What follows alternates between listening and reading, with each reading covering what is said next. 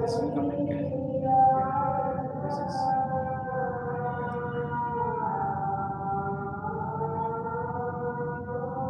so even discount will come in this,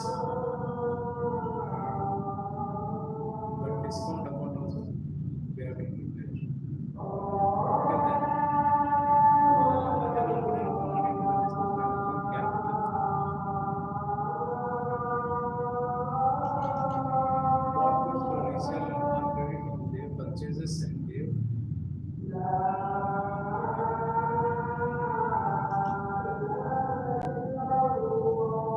paid rent by debit card rent account. Sales on credit to Yash, sales and Yash.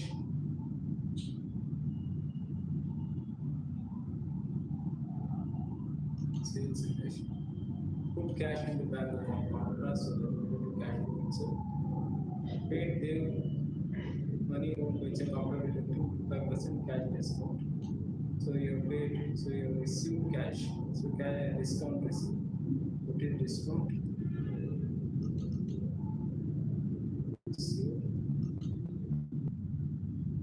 So how many accounts we need to prepare? 1, 2, 3, 4, 5, 6, 7, 8, and 1 cash book. So cash book, this is ledger account as well as book of prime entry. So this is. So first we'll prepare cash and bank account. So then we'll prepare all these accounts. Simultaneously we'll prepare everything. Okay. So this is a comprehensive problem. So if you are not attended any of the earlier classes, which is based on posting of ledger, preparing ledger, posting of ledger, and all those things. So you can focus on this, and you can get a clear picture of what has been done till now. So let us start.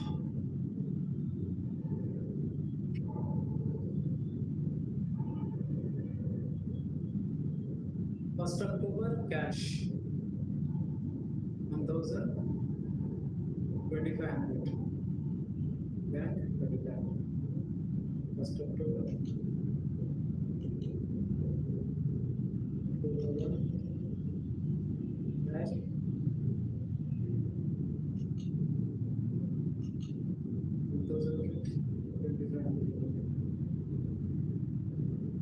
1,000 cash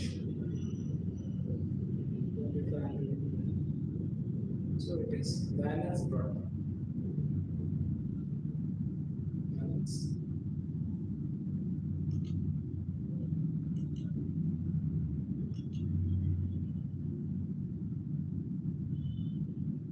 Then Jana put her own money into the business bank account. Own money. Okay, own money is nothing but capital. So Jana has put her own money into that. So money is coming in back. So money is coming in back. So I wanted this is first. So it is on first itself. First. So money is coming in back. Debit bank account. And who is the giver? Who is giving it? So it is capital. So complete the entry. We have right here.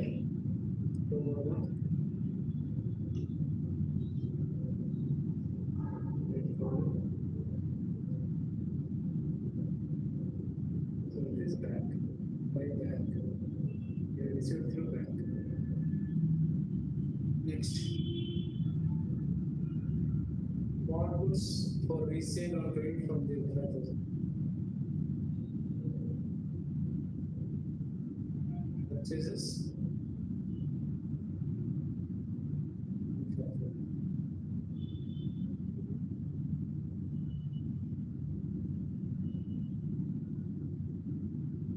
Purchase 5,000. date? Date is on second, 12 second. 12 second. So purchases account debit, they account credit, they account credit.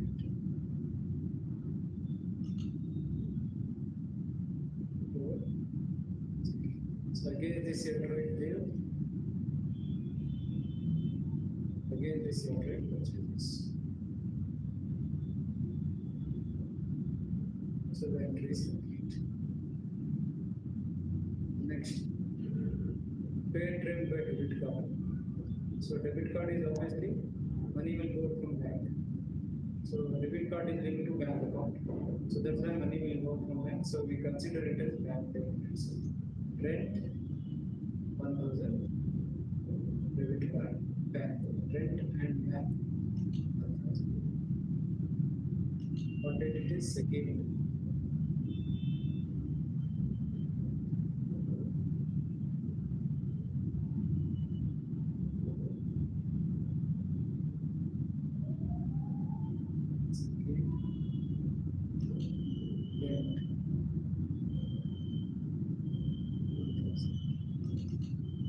Money has gone out from bank.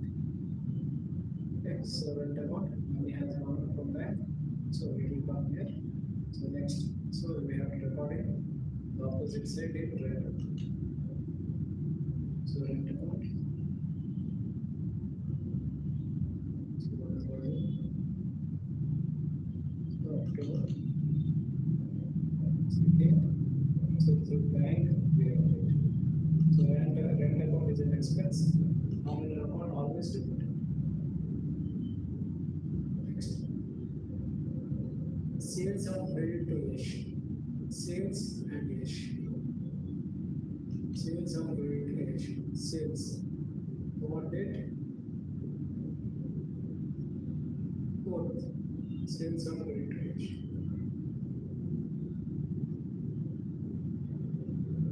Sales of credit to Yash. Total amount 3000. Credit. Sales is always credited.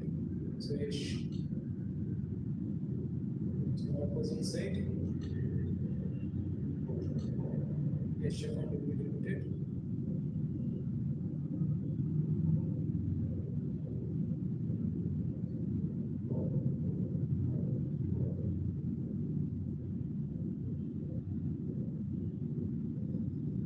Why are we debiting it? Because we have sold the goods to. Because Yash is the receiver, account that receives. Yash account receives. Debit the account that receives. Next. So cash sales. So what is happening? Sales is happening and cash is happening. What date? 4th. Cash sales. 4th and 6th.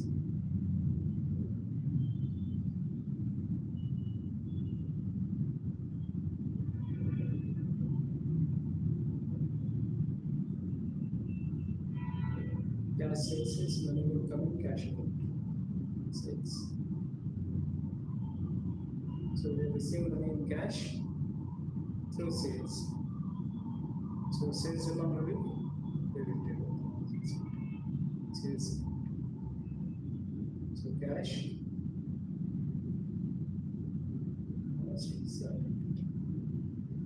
What date? 4th.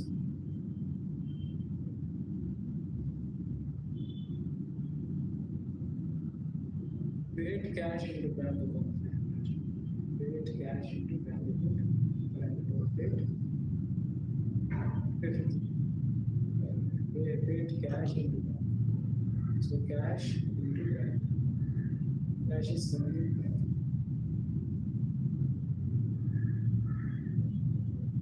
Paid cash into bank. So money is coming in bank. Okay.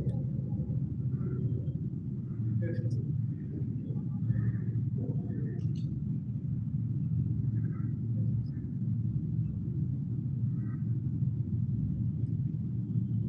Cash is coming. paid cash in the bank means money is coming in bank, but it will go from cash. So it is cash payment and bank receipt. So October 5th. Same date, same night. So against this, so money is going out from cash and coming in bank. So against this, your trade bank. So against this, your trade cash. Next. Paid the money owed by check after deducting 5% cash discount. So whatever money you have paid to them. So we have bought 5,000. Goods worth 5,000. And we have to pay after deducting a discount of 5%. On 6th, we have to pay. So how much we have to pay? 5,000, 5% is 250. 2,750 we have to pay on 6th. So we have paid 4,750. Discount is 250. We have received discount of 250 on 6th. On 6th, we have paid there 250. Discount received is 250 and money is going from bank 4,007. So to whom we have paid? We have paid to them. So to them when we have paid on October 6th. How we have paid? We have paid bank 4,750. Discount received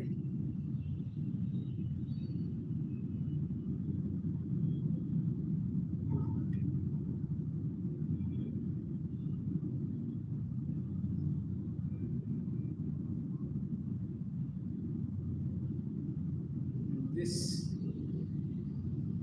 we have to transfer to discount received account.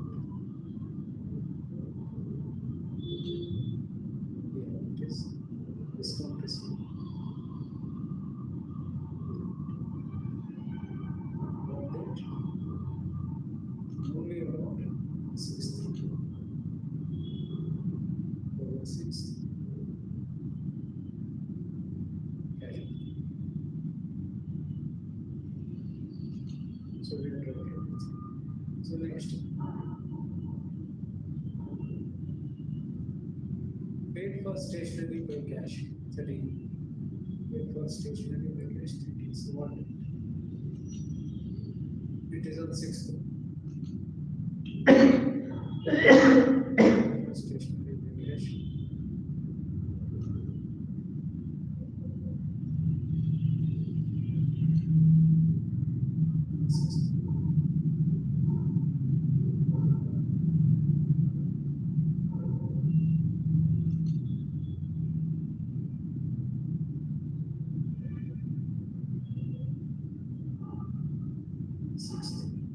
We have paid stationery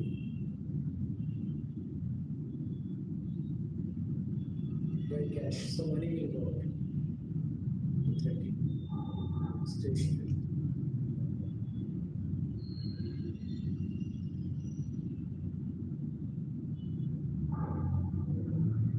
Stationery. Money will go out. So what we have to do? We have to write in stationery here. October 6th. So through cash, we have paid stationery. So stationery account is always debit, and we have to credit cash. So because cash is going out, debit stationery with 30, cash. Now we have to balance. What is the balance? So what is the most important account here is the cash.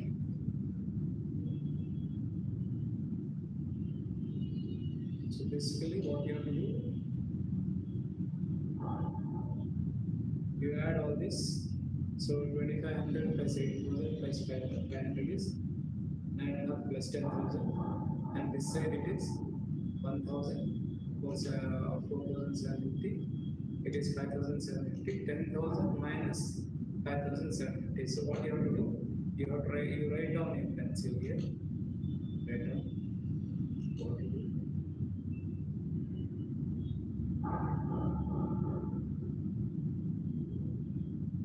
You write down in pencil here. You write down in pencil. Here also you write down in pencil. So if you write down, you will get 5,750. Here you will get 10,000. So 10,000 minus 5,750, you have to subtract 1 from that. So 10,000 minus 5,750 is 1,000 minus 5,750 is 4,250. So what you have to do? 4,250, you have to write here. 4,250, you have to write here. So that total on both the sides becomes same. So this side is also 10,000. This side is also 10,000.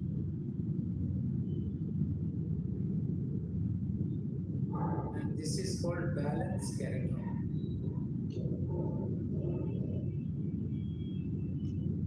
So balance carried on. So this side also it is 1,700. Here it is 530. So 1,700. This side is heavier. You write down here 1,700.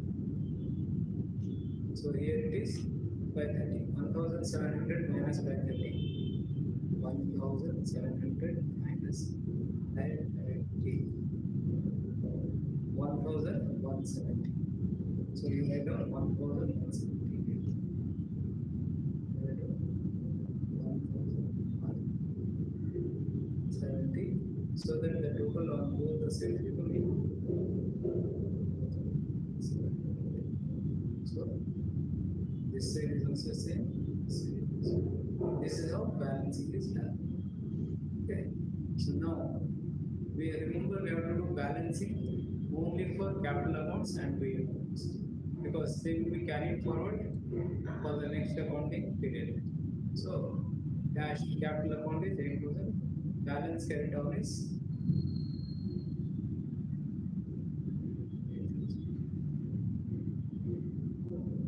so this will be carried down, two balance carried down.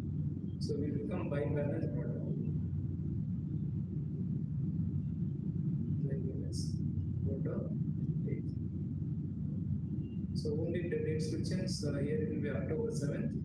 Here it will be October 8th. Or October 7th. So balance. So then. So purchases account 5,000. So there is no need to balance. This is 5,000. You have to just this will directly go to the trial balance. So there here also 5,000. Here also 5,000. So there is no question of balancing here because the total of both sides are same.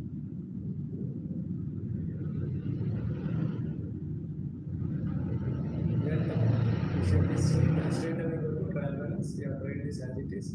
Sales 3,700. This will go to sales account directly to trial balance.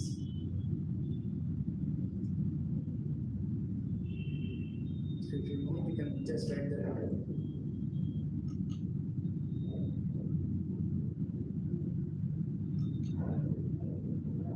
So this will go to trial balance. Yes, account. So balance carried. Balance carried down is 3,000. So this will be brought down again. Balance brought down 3,000. So discount received is 250. This will straight away go to trial balance. Stationery is 330.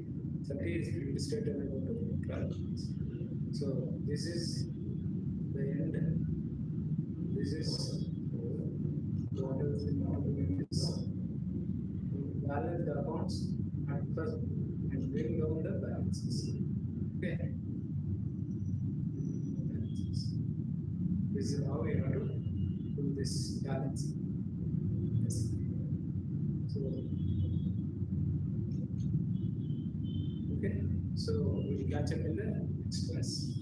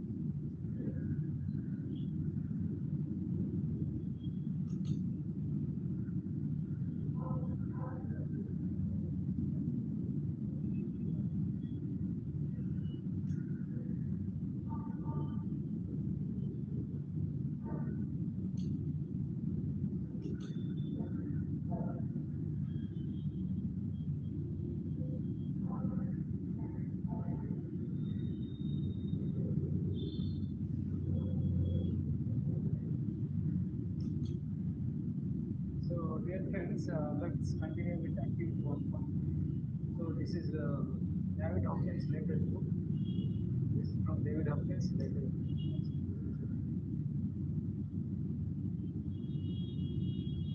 David Hopkins' latest book.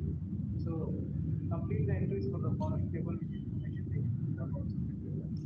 So name of accounts to debit, name of accounts to credit. So what you do basically, you start with your own. You see the question and answer yourself. Then you can compare with the answers. Okay, paid rent budget. So what is happening? Paid rent budget. Money is going out. So money is going out means credit what goes out. So credit what is given away. So it is bank. So money is given. So bank.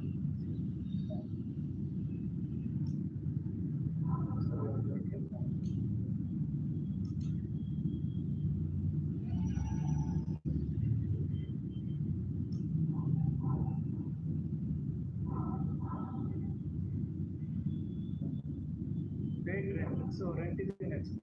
Right? So rent is a debit or expenses.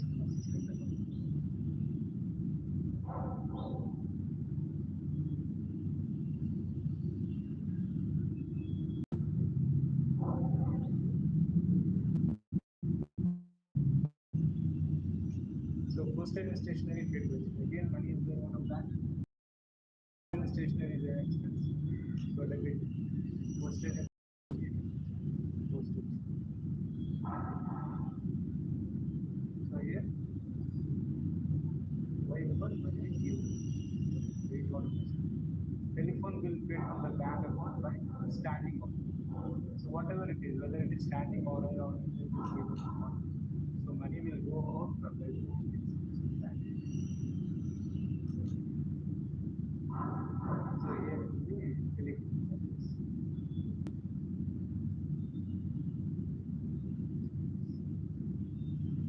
So heating and lighting will paid from the bank account by standing account. So heating and lighting, heating and lighting. So heating and lighting.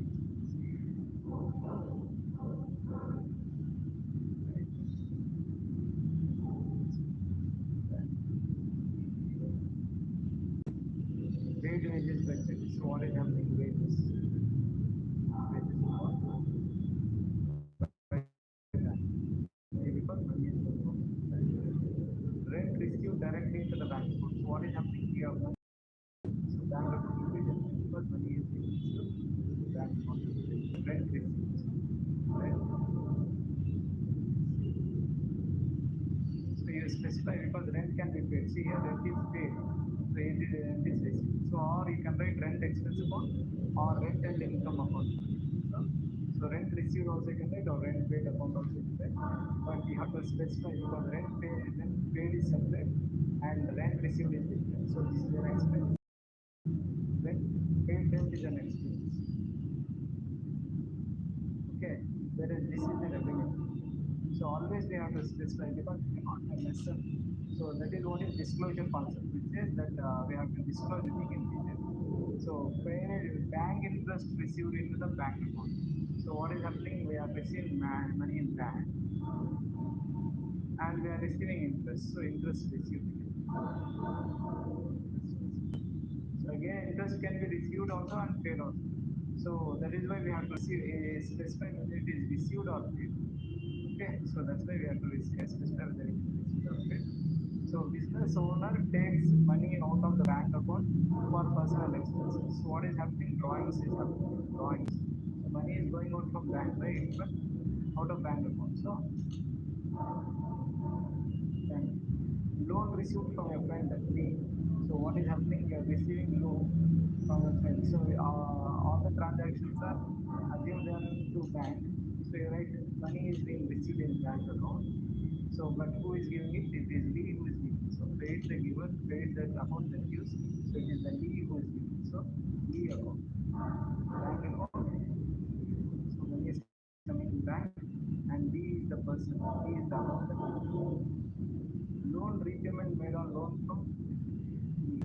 So what is happening? Lee, money is going out from bank, and who is receiving? Lee. Lee is receiving or giving. So Lee is receiving. When Lee pay the loan, Lee will receive. So Lee account. debited because debit the amount that is used. So be specific, be clear which account will be debited, which account will be credited. Those will be very clear. So then purchases paid by debit card. So whether it is debit card or a check or whatever, always it is money will go from bank. So purchases upon debit to bank.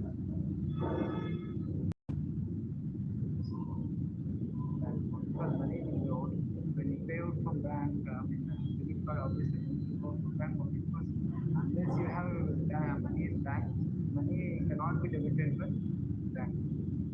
Sold goods and bank the day. So what is happening here? Money is coming in bank. And what is happening? Sales. Sales is the revenue. Sales is the revenue. Sales is the credit. So credit order comes in here. Revenue.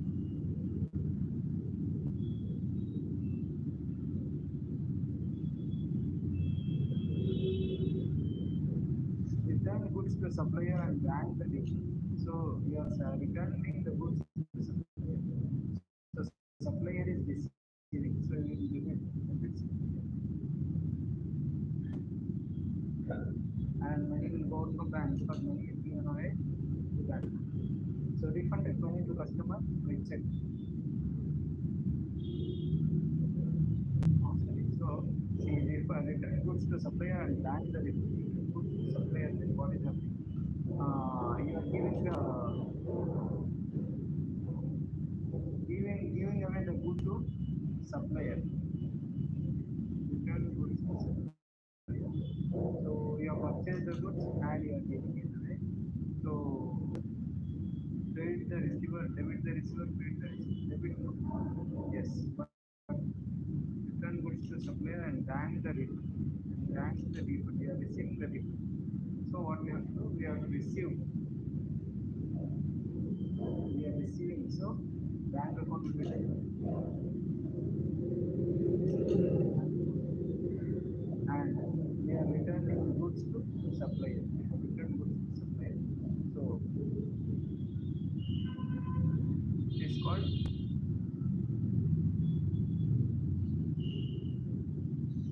purchase returns.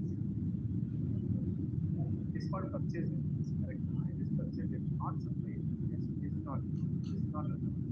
It is purchase returns. Purchase.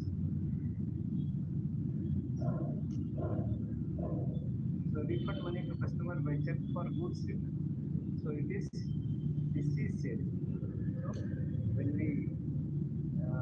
we have sold the goods, but we have received that. So it is exactly reverse of sales. Sales sales return and it will credit bank because money will go. So carriage inward paid by check, whether it is carriage inward or carriage inward, money always go to so carriage inward. We have to specify whether it is carriage inward or not. Carriage. So carriage outward. So carriage outward is also an expense. Whether it is carriage inward or outward, it is always an expense. So money will always go from that.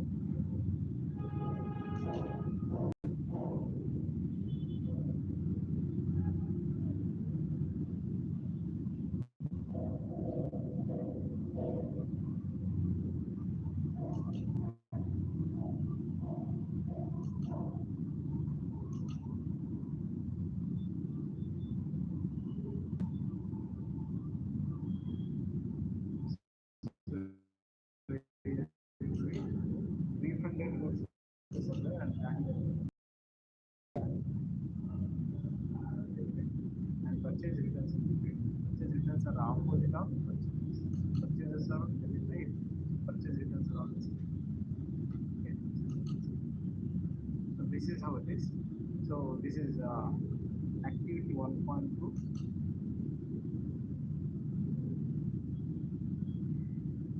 So we'll continue in the next class.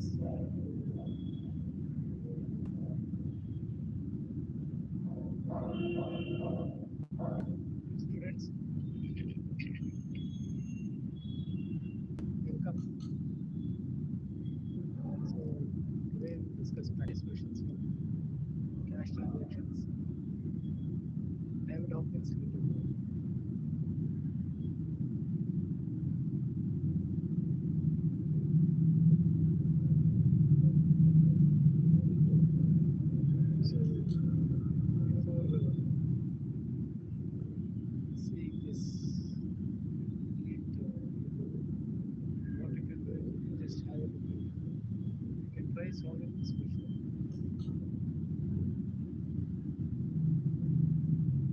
of the following financial transactions is most likely to require a debit entry?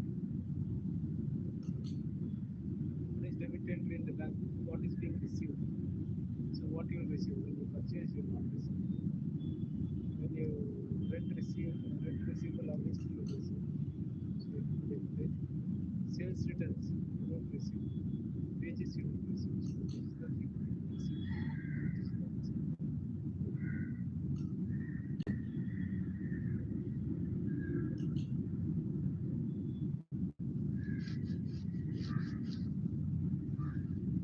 Have you bought goods for resale and paid for the goods to be delivered? Recent receivables are all the delivery cost. Have you bought goods for resale and paid for the goods to be delivered? Which entries in our business for the delivery cost? Money below obviously we have to pay to bank. They will not come to us. So then when you are selling, how about goods, what goods? When you buy, you pay carriage goods. So see, the trader takes money from the business bank account for personal use, which entries record this business.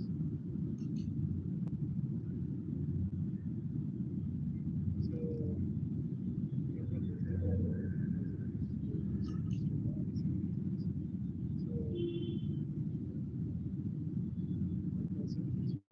so so we will go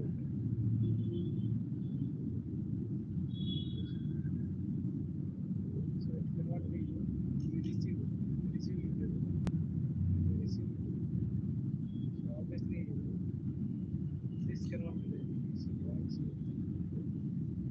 so these are practice questions I would have been so what you can do is you just have a look at next problem so below are the financial transactions so because we do this ledger amounts and both the financial transactions all transactions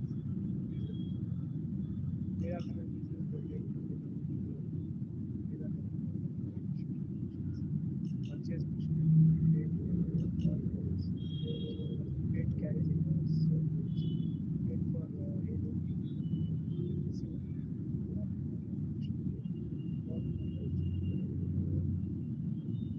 so what you can do is you can try your this question and suppose you have any doubt or if you are at home so you can leave a comment in the description or in the comment section of the video so I will just so I will go for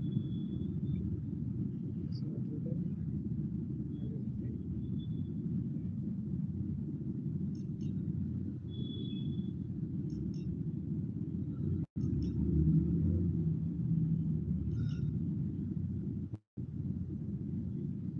Dear friends, welcome to Shacha's virtual class. So today we discuss activity 2.1. So this is David Hawkins' latest book, book. So we'll start. So below are the financial transactions from Max Business, personal transactions with ledger accounts. All goods are bought and sold on credit. Okay, so all goods are bought and sold on credit. So basically, so no bank account is involved here. So other than other than cash, I mean cash transactions, how to record credit transactions. This is credit transactions. So where no money is being received or paid. So it was easier there to find out. So if you would have found one part, the other part would have been easy. But here, it looks somewhat it is somewhat complicated. So, but it's easy if you understand the main concept here. What is the main concept? So, basically, we need to know the personal account.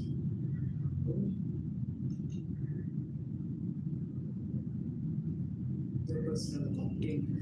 So whether this account is receiving or giving. So we need to know this. So purchase goods from Tina that cost 2000. So when we purchase goods from Tina, Tina is the account that gives, right? Tina is the account that gives. Tina is the account that gives. Tina gives. Okay, when we purchase, obviously Tina gives.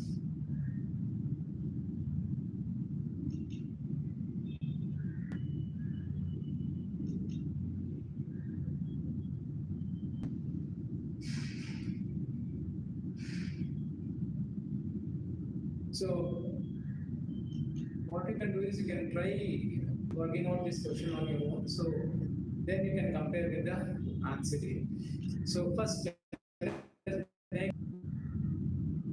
so then sold goods to Ali. So sales account, Ali account, return goods to Tina. So return goods to Tina means we return only those goods which we have purchased. So it is purchase returns. Purchase returns.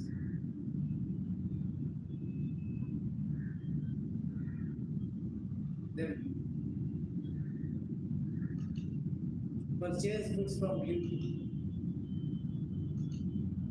So lim account. Purchase account is already there.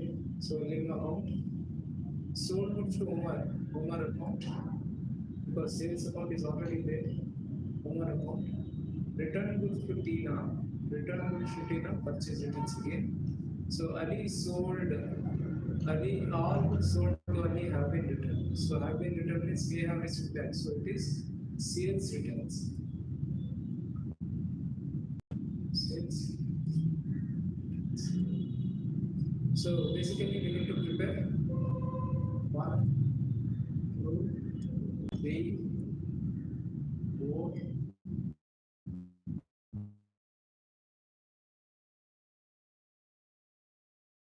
6 legends.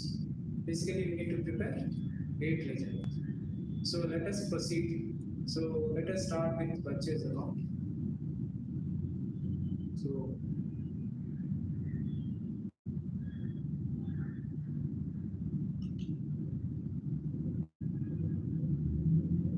purchase account. So always the ledger should be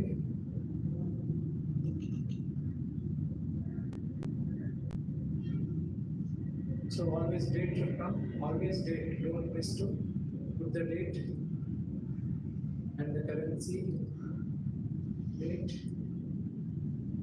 and currency. Always. Okay, write always the heading. So which account you are preparing. So purchase account. Purchase account is always an expense. So purchase account is always an expense. Always it will be debited. So see, this is how you have to remember, so that the logistics will be clear. So how much? What is the worth of goods you have purchased, and it is on October 1st, 2000. October 1st.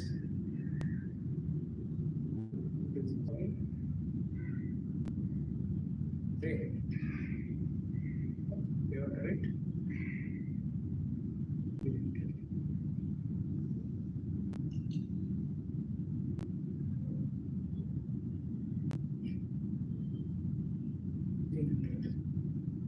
Ali 300, sales returns 300. So there is no more. So we have written everything.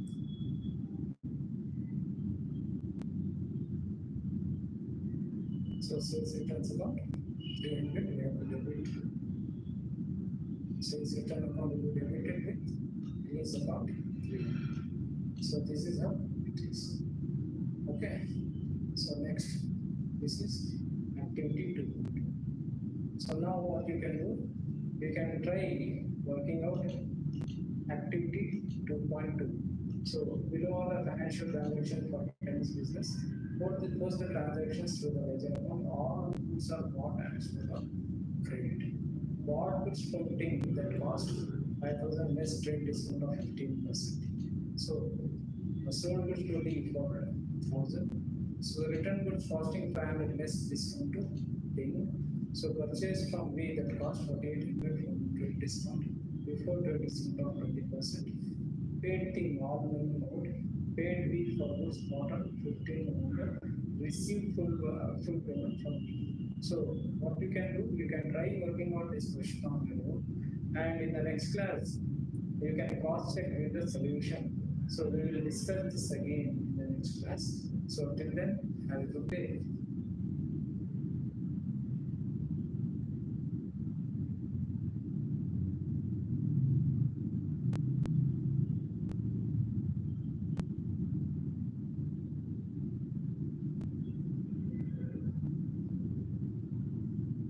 Dear students, welcome back to Shastra's virtual classroom.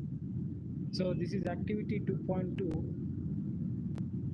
credit transactions, from credit transactions, and this is David Hopkins' latest book. So below are the financial transactions for Peng's business. So these are the books of Peng's business. Penge or Peng, whatever. So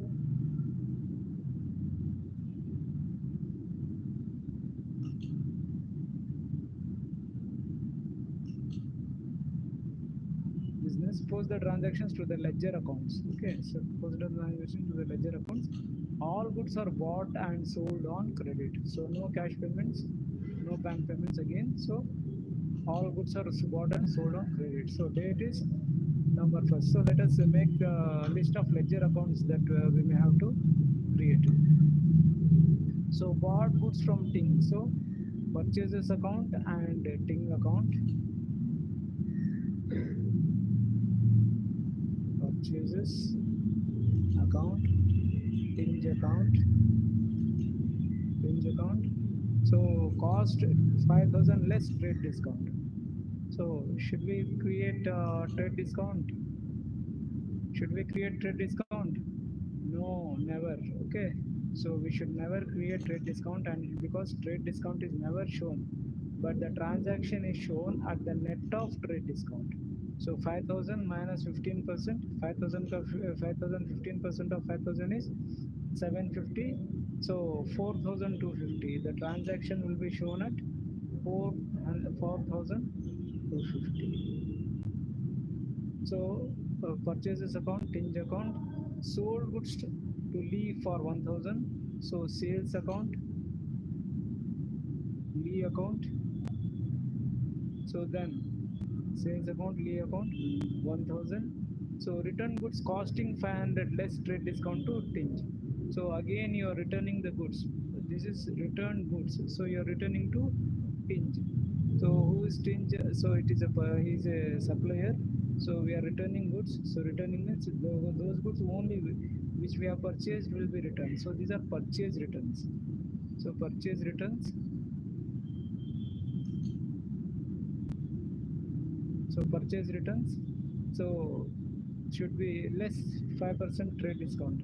So 515 is a 45. So 45. 515 is a 45 means 15% of this.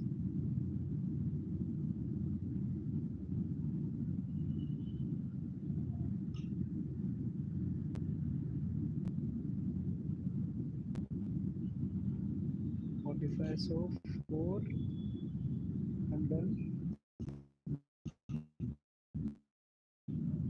65. 65 or 55? 55. Correct, no? Okay, 15 is a 45. So 55. 55. Okay. So purchase goods from V.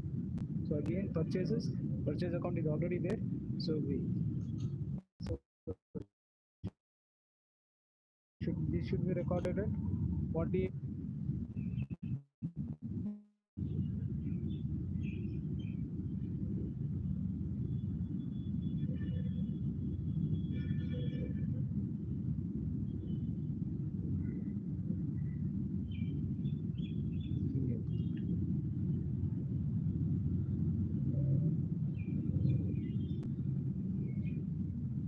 Sales account and leave account. So how much is sales sold goods to leave for 1,000 and November 5th. November 5th.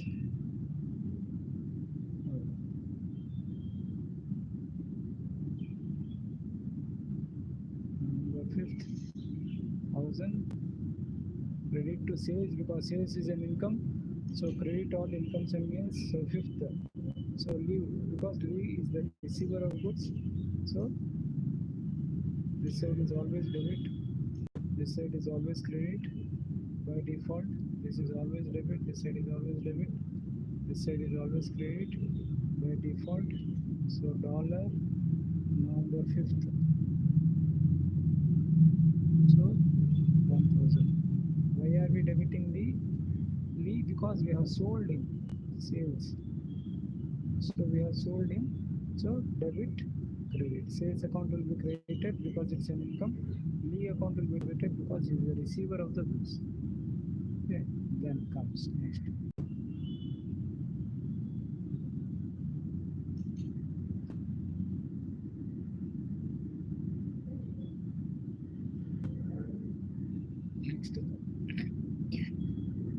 Return good costing 500 less discount to 10.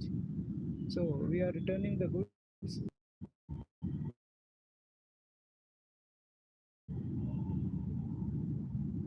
So purchase returns. Purchases is a debit. So it is always debit balance. Purchase returns is reverse of purchases. So it's a credit. So 455. So what date? When we have returned? We have returned on 10th. November 10th. November 10 we have returned. November 10. So why? To whom we have returned? We have returned to Tinge. We have returned to Tinge. Tinge. Now we have created purchase return. Now we have to debit Tinge. Tinge we have to debit. So purchase returns. So November 10. November 10. November 10. Purchase returns. We have to debit Tinge. 4 and 50. Always write the dollars. Don't forget. So purchase returns. So purchase goods from V that cost 4,800. So 3,840. So purchase and V, and it is on 15th. 15th. 15th. Number 15th. Purchases account will be debited 3,840. 3,840. So purchase account will be debited 3,840. We have purchased from way. Okay. So that's why we have to write V. So we have purchased from V. So purchases account will be debited. Now we have to write it to V account. We have to open, if it is not there, we have to open V account. So when we purchase, we would have given us the goods. So November 15th. Number 15th. So 3,840. So why we are creating V?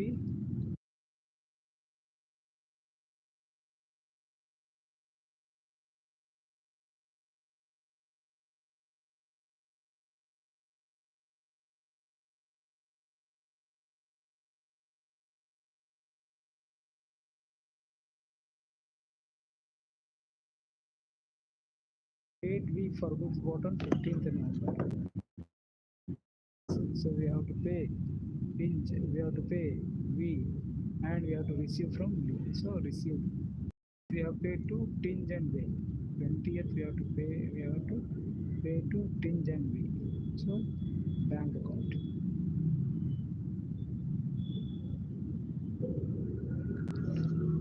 Assume that all entries are made in bank, or you can write cash account also. So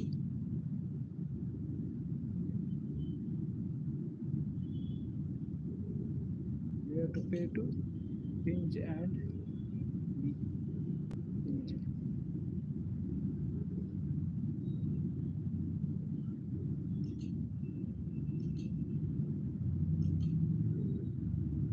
How much we have to pay to pinch. Obviously the balance when we have paid on November 20. November 20. So November 20 we have paid. So bank. So we have paid how much? 4250 minus 455. 4250 minus 455. So it is 3795. So we have to pay 3795 to Tinge. So we have paid 3795 to Tinge. Complete the entry. Complete the entry. How we complete the entry? So we have to write in bank account. Bank account. So number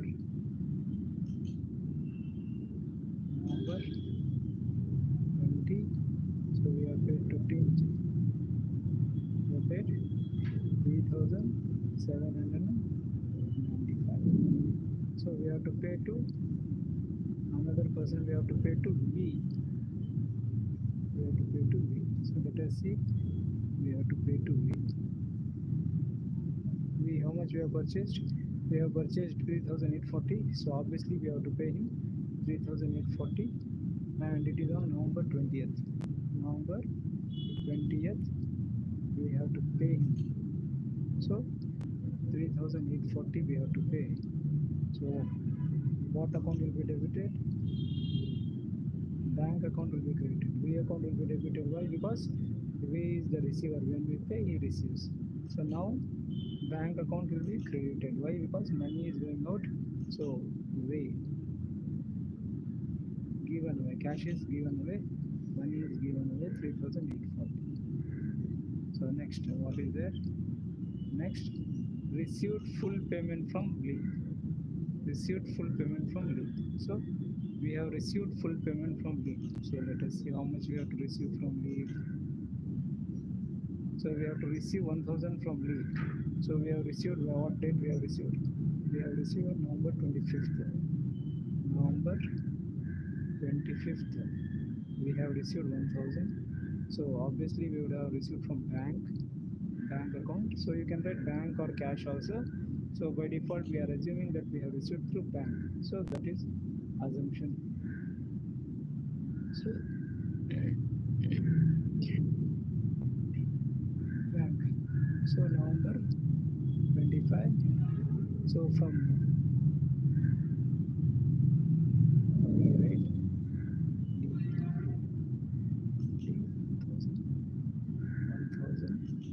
1020. Over. That's all. So we are finished. What else is required? Below are the financial transactions for Pen's business. Post the transactions to the ledger accounts. All goods are bought and sold on credit. So we are finished. So this is the answer. So you can, so basically what you can do is you can try answering yourself. Then you can compare, checking with the answer here, so that you are confident that everything is right. So purchases account will be debited. So these are the amount of purchases. So Tinge account we have paid everything. So there is no amount left over. Sales account is created. So then Lee account is debited and credited because we have sold and we have received also. Next, purchase returns 455. Way account we have purchased, we have paid.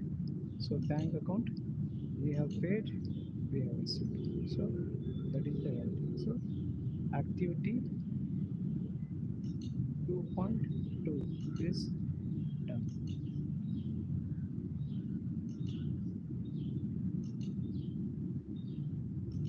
So dear friends, welcome back to Shasha's virtual classroom. So this is activity 2.3.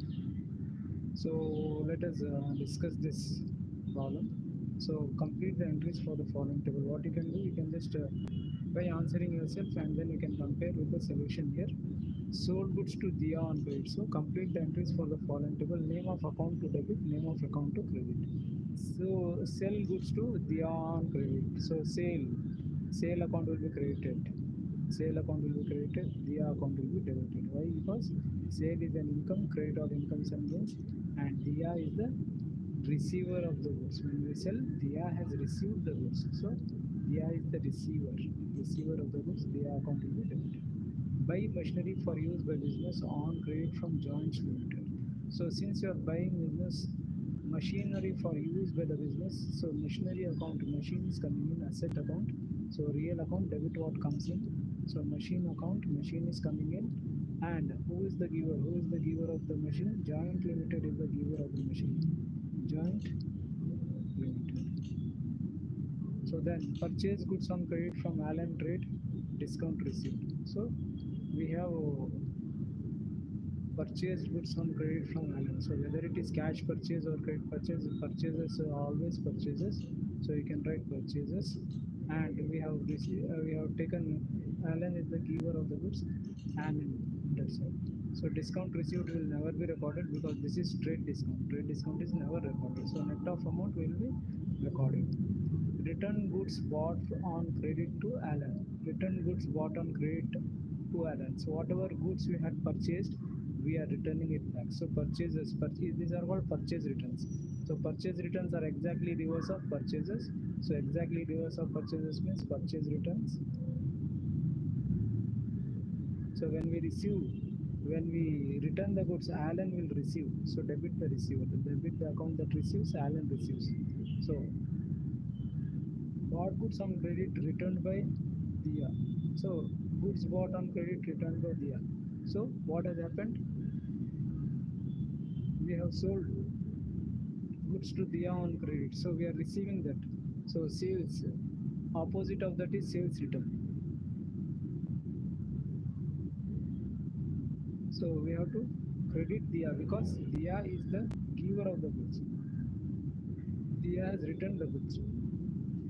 Return goods to a supplier and bank refund. So what has happened? We have returned the goods and we have received the money. So bank money will come in bank account. So bank account. So return goods to supplier. So some supplier, so they have not mentioned the name. So we can just write return goods to a supplier. So it is purchase returns. Exactly reverse of purchases. So purchase returns.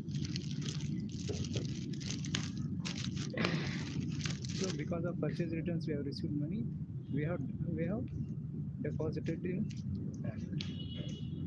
So refund money to customer by check for goods return. So now we have to give the money back.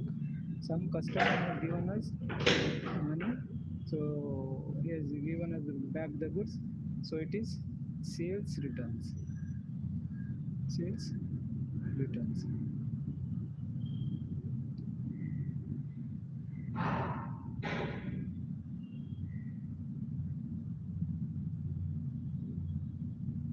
So now pay joint limited for goods bought. So money will go out, bank account. Money will go out. So we will receive joint limited will receive. Receive full payment from DER less cash discount. So we have received payment from DER. Receive full payment from DER. So we have received money in bank, and we have given discount also. Discount allowed also will come because we have allowed discount. Discount allowed is a loss. So even that. So and we have to credit DER because she is the giver of money. So pay Allen for goods bought less cash discount. So here we have to pay Allen. Allen is the receiver of money, so Allen account will be debited.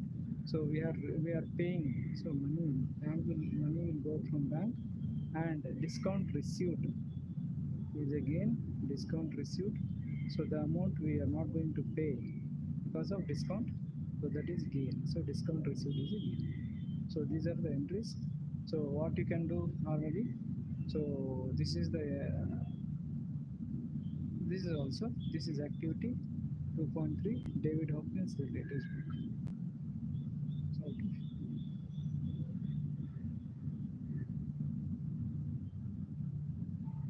Dear friends, welcome back to Shasha's virtual classroom. This is practical practice questions from David Hawkins lesson number 2, credit transactions.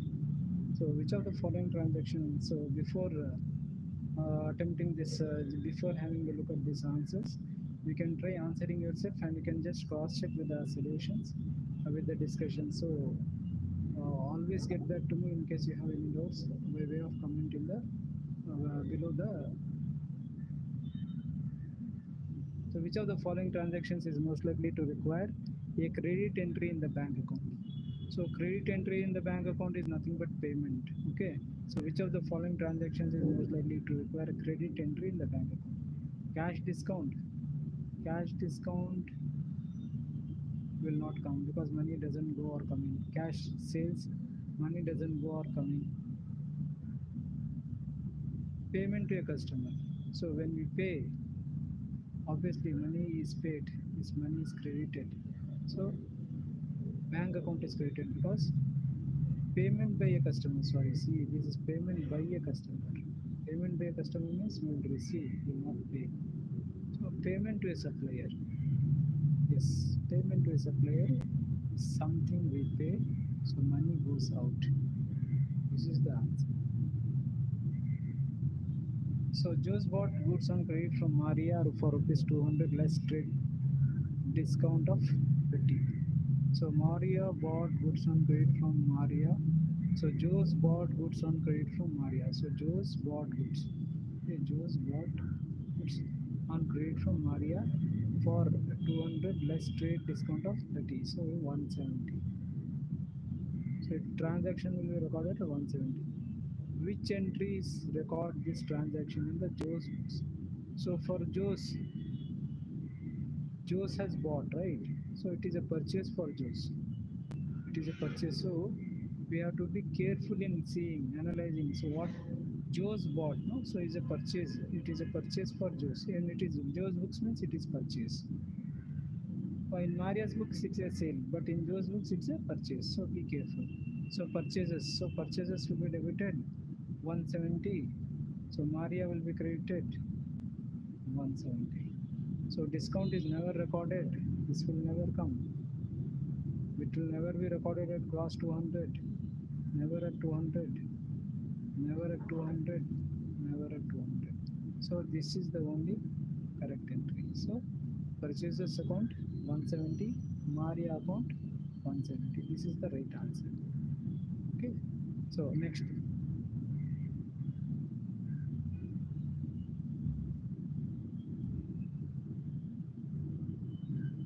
So next, Myra sold goods on credit to Zara on 1st July. Myra sold goods. Okay, Myra sold goods to Zara on credit to Zara on 1st July.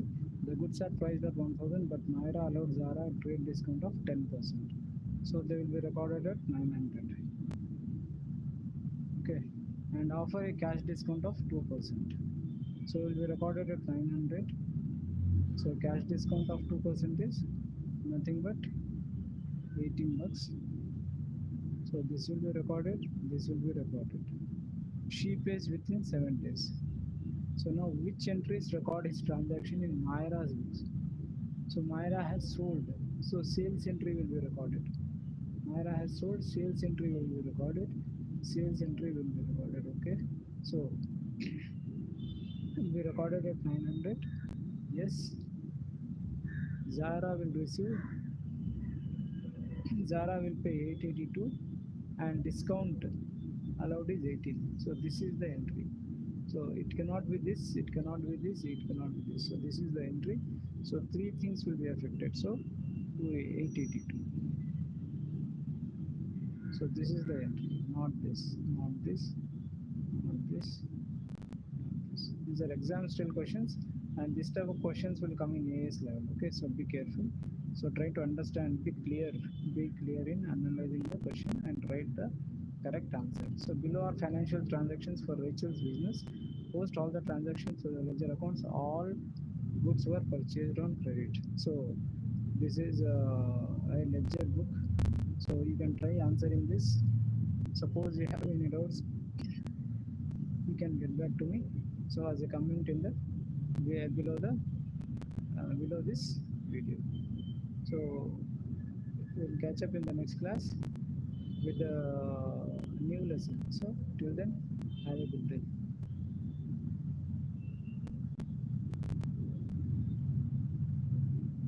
Dear friends, welcome back to Shasha's virtual classroom. This is activity 3.1 from subsidiary books.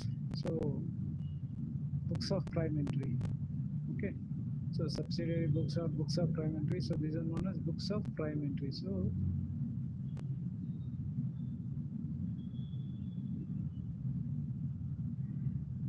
books of prime entry.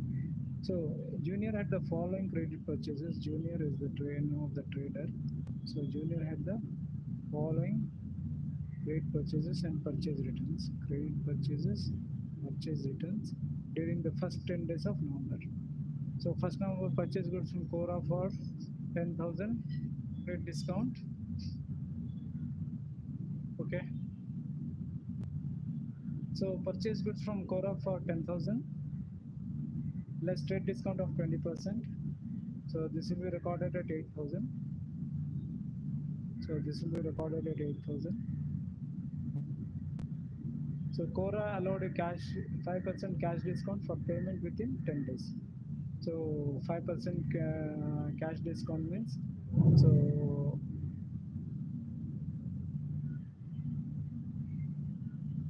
5% of this is 400. So then purchase goods from Prem 14,000 allowed 2% cash discount. So there is no trade discount, only cash discount is there. So it will be recorded at 14,000. And cash discount will be allowed at the time of making payment. So 2% of this is 280.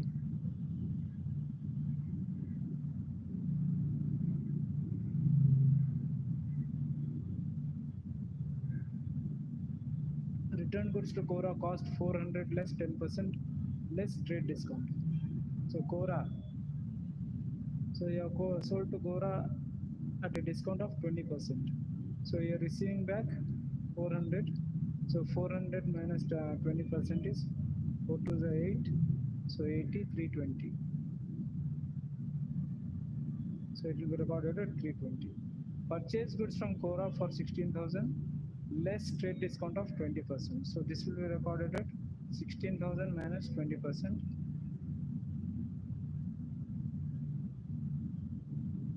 12,800. It will be recorded to 12,800. So cash discount is 5%. 640. Send checks in full settlement of their accounts to Cora and Prem. So payment has been made. So enter the transactions of for November in Junior's books of prime entry. So what are the books of prime entry in this instant case? The books of prime entry are purchase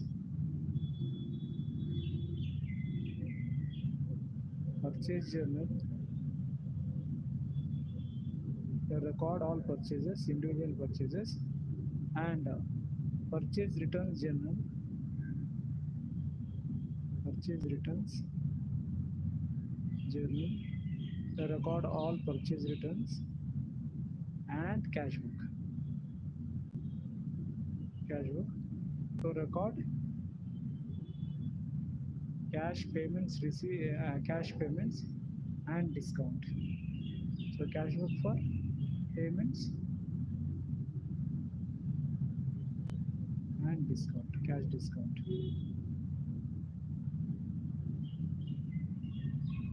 So 3 books we have to write: purchase journal, purchase returns journal, cash book. So these are the books of prime entry, 3 books of prime entry, and post them to the ledger accounts. So how many ledger accounts are there? So purchase account. Remember, purchase account is different, purchase journal is different. So purchase return journal, purchase returns account. So then Cora account, Prem account,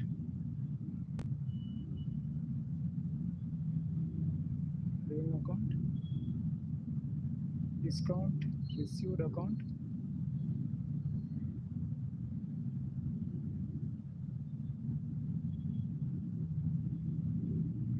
So these are the ledger accounts we need to prepare. 1, 2, 3, 4, 5, 6. So we have to prepare 6 ledger accounts.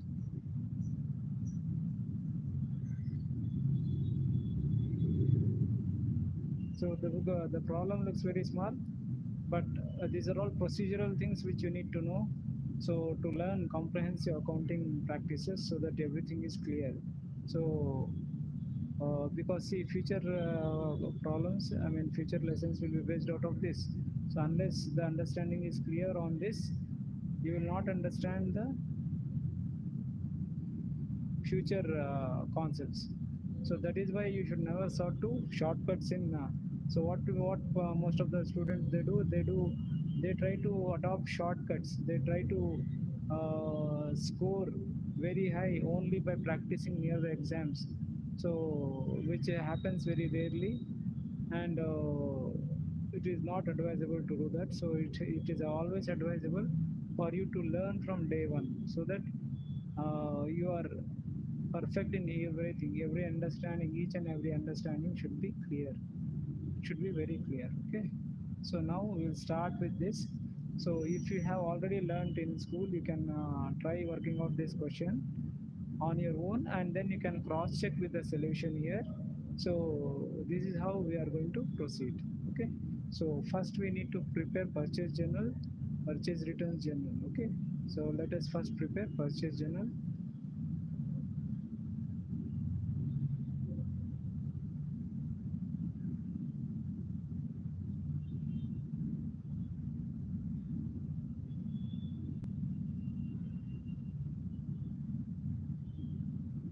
Purchase journal. So what all will come? Date will come.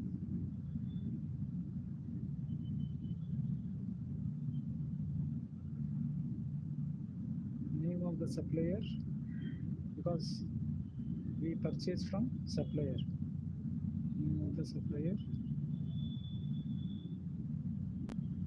Invoice number.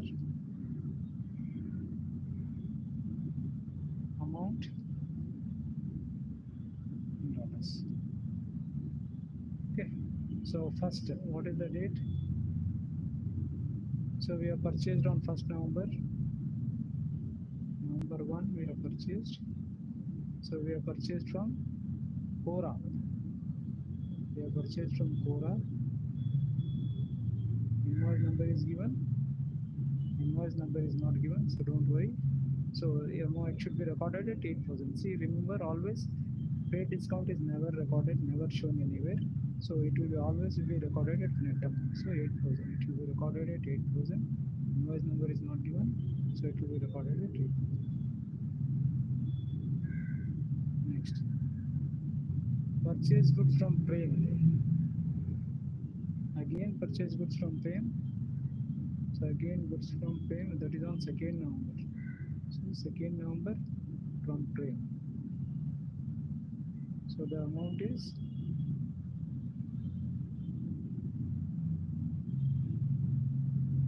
14,000. Amount is 14,000.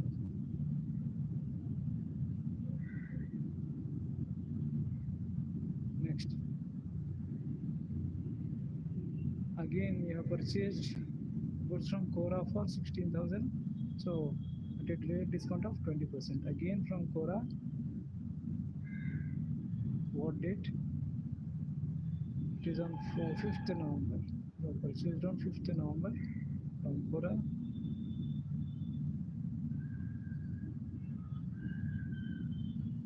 So how much? What is the amount?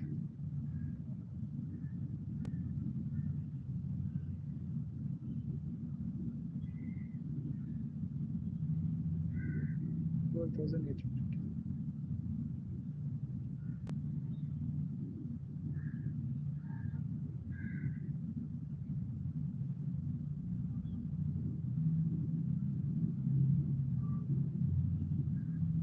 So what is the total purchases?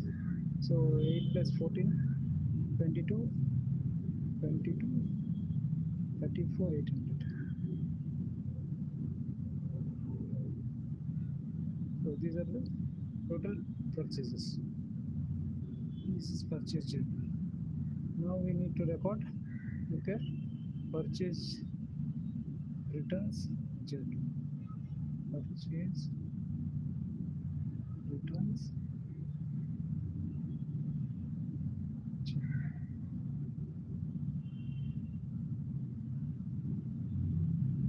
So what is the date again here? We have to write the date. We have to write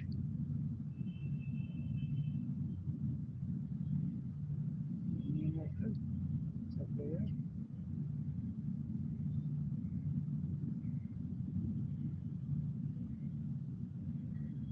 So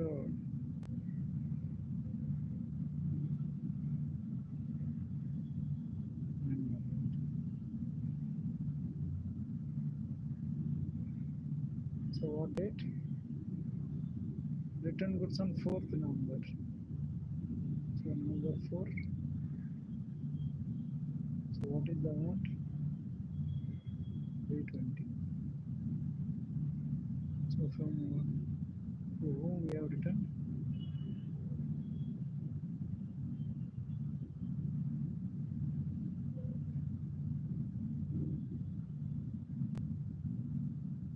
Cora.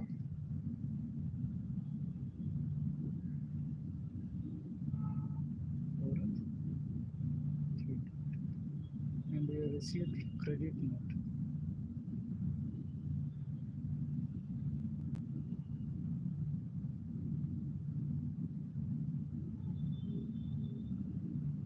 See, remember one thing. So when we are writing the purchase journal, we are recording individual. Okay, so we are recording individual entries.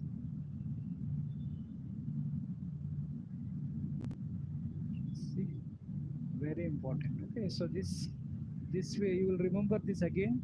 When you will remember when you are preparing control accounts, when you are reconciling control accounts, at that time you may need this knowledge. So at that time you may need this knowledge because this is the logistics you have to understand. This is the logistics you have to understand, and this thing you have to keep in mind when you are doing control accounts, lesson of control accounts. So these are all interrelated. Okay, so this is how it is. Then next, what is the next prime entry? Book of prime entry, cash book. So cash book. So we have to prepare cash book. So cash book what all will come? Discount column will come.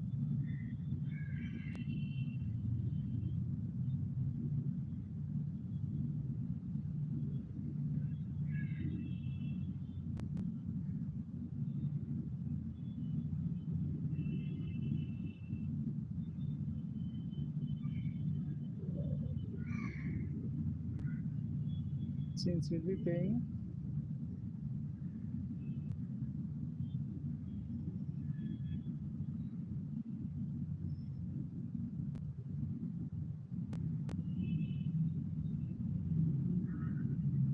so this side is always credit, this side is always debit. Yeah, so this is discount column. This is discount. This is cash. Cash column. So it is in dollars. So this is also in dollars. So here next first what is happening here? So we have purchased no cash transaction, no cash transaction, no cash transaction, no cash transaction. Check send checks in full settlement of their account to Cora and Prime. So we have paid to Cora and Prime. So we have paid to Cora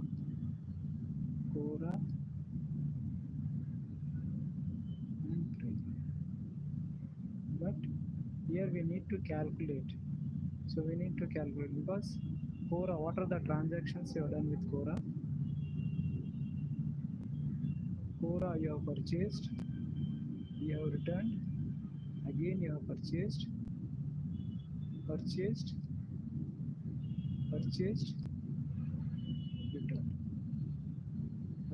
Purchased, returned. So 8,000, plus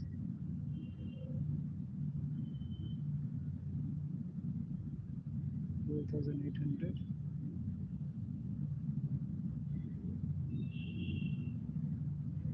minus how much you have returned? You have returned 320 worth 320. So this gives 2,000 plus 4,800 minus 320. You have to pay 20,480. You have to pay 20,480. But what is the discount? So discount.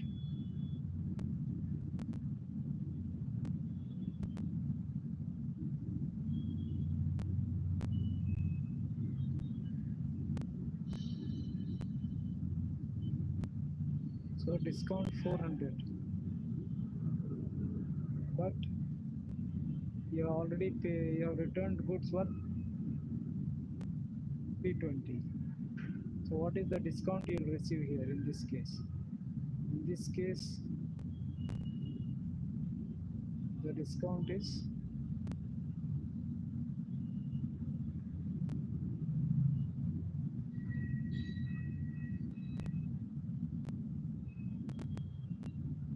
the discount is cash discount is on the net purchases. So 8,000 is the purchase.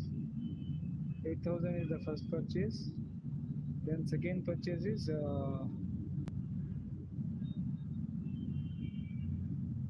4,800 and there is a return of 320. So purchase, return. So net purchase is 20,480 and discount is 5%. So be careful, you have to see sometimes the rate of trade cash discount will be different. So in this case, here also it's 5% cash discount, here also it's 5% cash discount. So there is no variance and it is the same. That's why you can take 5% cash discount on this. So you will have to pay 20,480. On that 5% will be 1024. 1024. So how much you have to pay? You have to pay 19,456. 19,456. So to frame, how much you have to pay? Frame, so the entire amount you have to pay. So frame is 14,000. Discount is 280. Discount is 280. 14,000. Frame 14,000.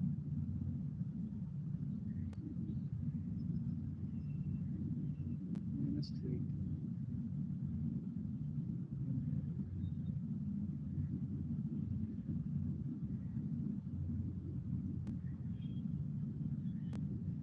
13,720.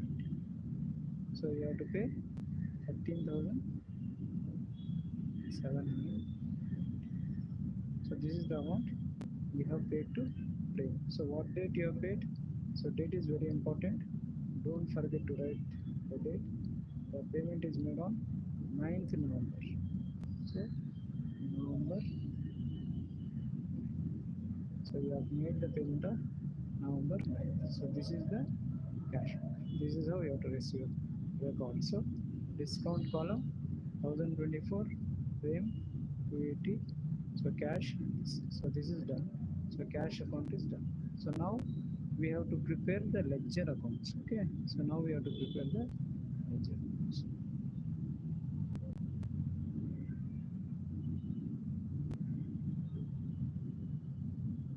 So what are the various ledger accounts we need to prepare?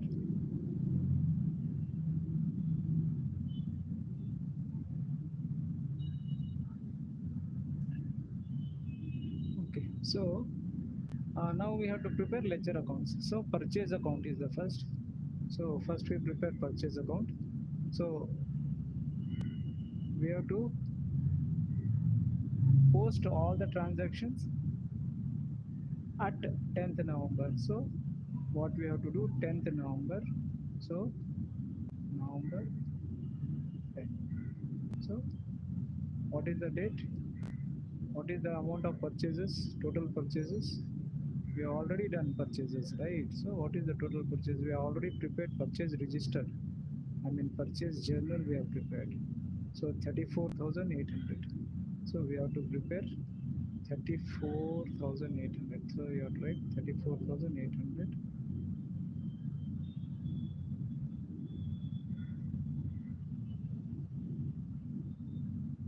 34,800. So purchase journal. See, this logistics is very important. So when you're doing control accounts at this time, you will come to know. So you have to reconcile so many. It's a very important topic, often asked in the exam. So you have to be very careful. You have to be 100% clear on this concept. So when we prepare purchase journal, we record individual entries, but we enter it in purchases account. We record the total of that. Okay. Similarly, purchase returns. Purchase returns is exactly reverse of that. So November 10,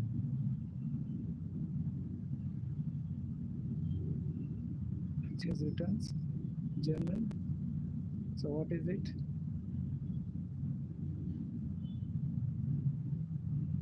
320.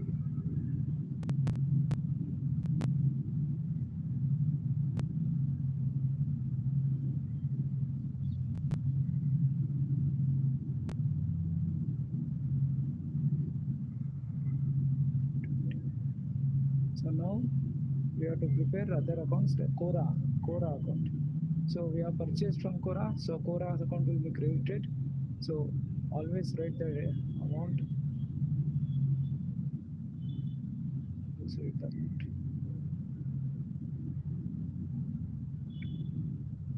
Cora account. So Cora account will be credited.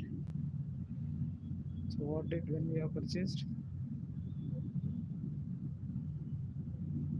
So you can see from here itself.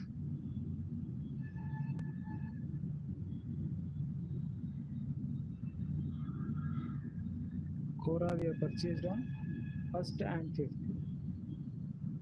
1st and 5th.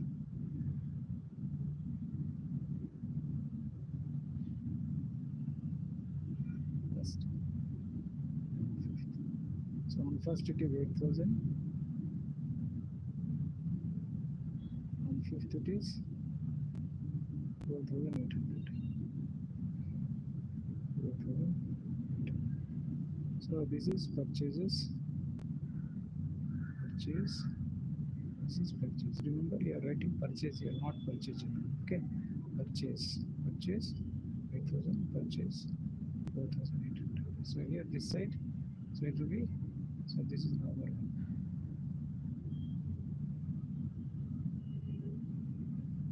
Because purchase journal, it is a journal.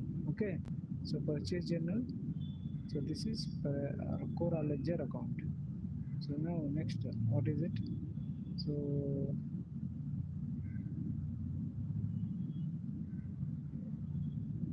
what did you return? You return on 4th November.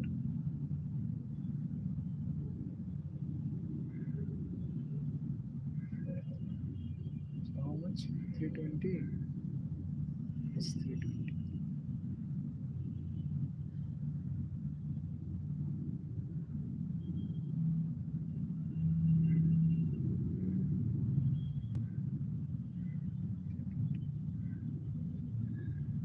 So next, frame account.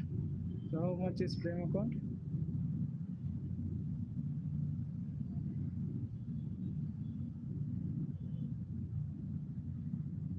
So frame account is 14,000. So frame account is 14,000. So this is on what date? This is on 2nd November.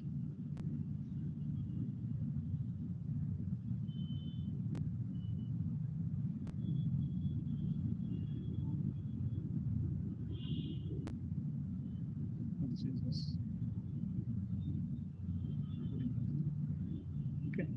So now come to discount received. So again discount received is again, so discount received is again, so it will be credited. So individually you have to write,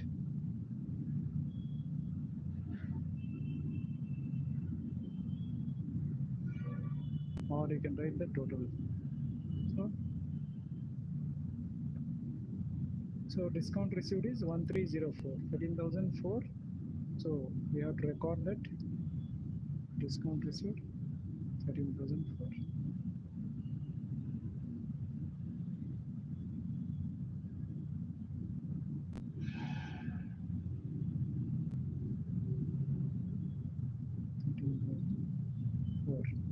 So November 10th.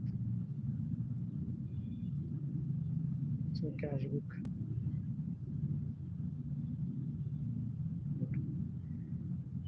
So we have to write here, that's all. So 13,304, not 13,004, 1,304.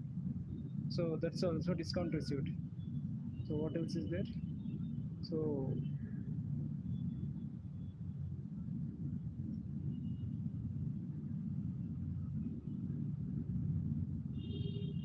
I told 6 ledger accounts. So the last ledger account is cash book. So remember, cash book is book of both the book of prime entry and the book ledger also. So cash book is both book of prime entry and ledger. So no more, it is not required since we have already prepared. So that's all. So that's the end of this particular question. See, such a small question, but it took considerable amount of time for you to understand. So prepare, post it to the ledger, understand the various concepts. So understanding various concepts is very, very important prerequisite for you to score good marks.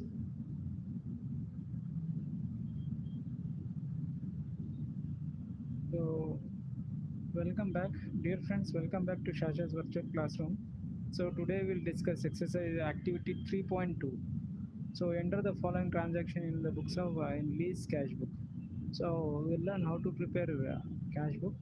So I think you might have understood this. This is very easy topic, but some students may be confused, a bit confused. So let us discuss. So what you can do is before trying having a look at my looking at this particular session, you can just try working out the a problem on your own so that your understanding is clear. So always try to work out on your own and then compare the answers so that the understanding is clear. Okay. So basically, I would like to let you know that this is a format. Particular, you have to write this in a particular format or particular what do you say in a particular style. So you cannot write it as however you want. So that style is this. So you have to write it in this way. So cash book. So this side is debit and this side is credit. So this side you have to write date, whatever the details are there. Then discount. This is one column. So this is one column. So this is another column, and this is another column, and between, so there should be one line. So again, similarly, this side also there is one column, another column, date, one column. So this is date, one column, date. So details, particulars, then discount received, one column, cash, one column, bank, one column, and the currency, of course, whether dollars or pounds or whatever. So we have to write here. Okay. So this is how it is. So we have to write this in this particular format. First you write the format. So this side cash book. So this side is debit. This side is credit. So the date, whatever your particulars.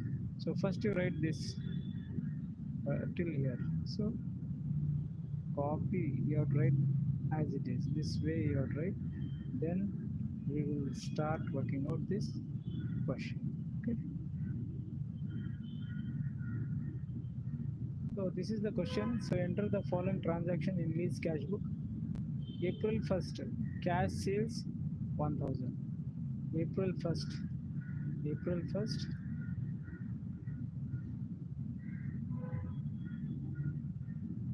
Okay, so one more thing. So whatever we receive, we have to write here. So all that is received,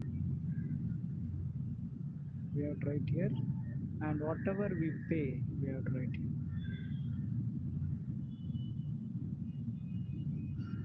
Okay, so in other words, if it is debit, so cash book is a real account, cash account is a real account, debit what comes in. So when we sell, cash comes in.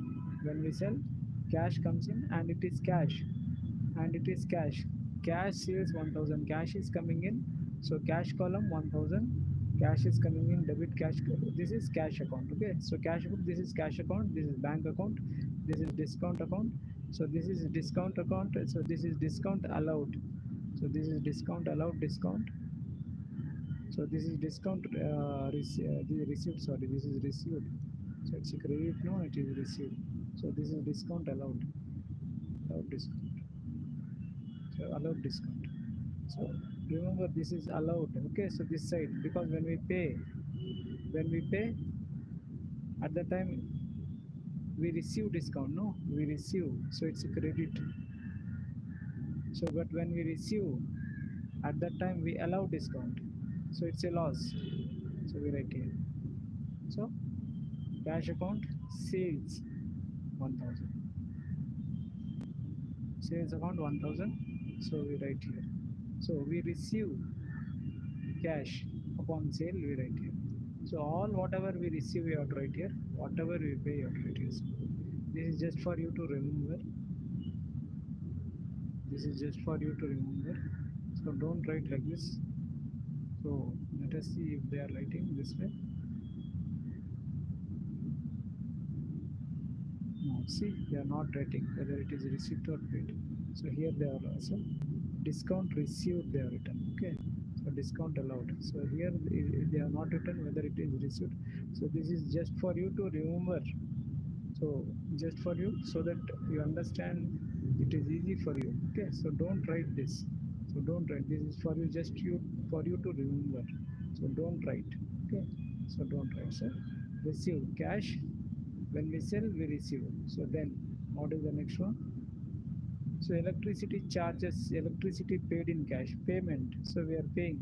So credit what goes out. So credit what goes out. Cash account is a, so cash account credit. Credit what goes out. So what date? So it is on second, April 2nd. So second. So credit what goes out. Electricity. How much?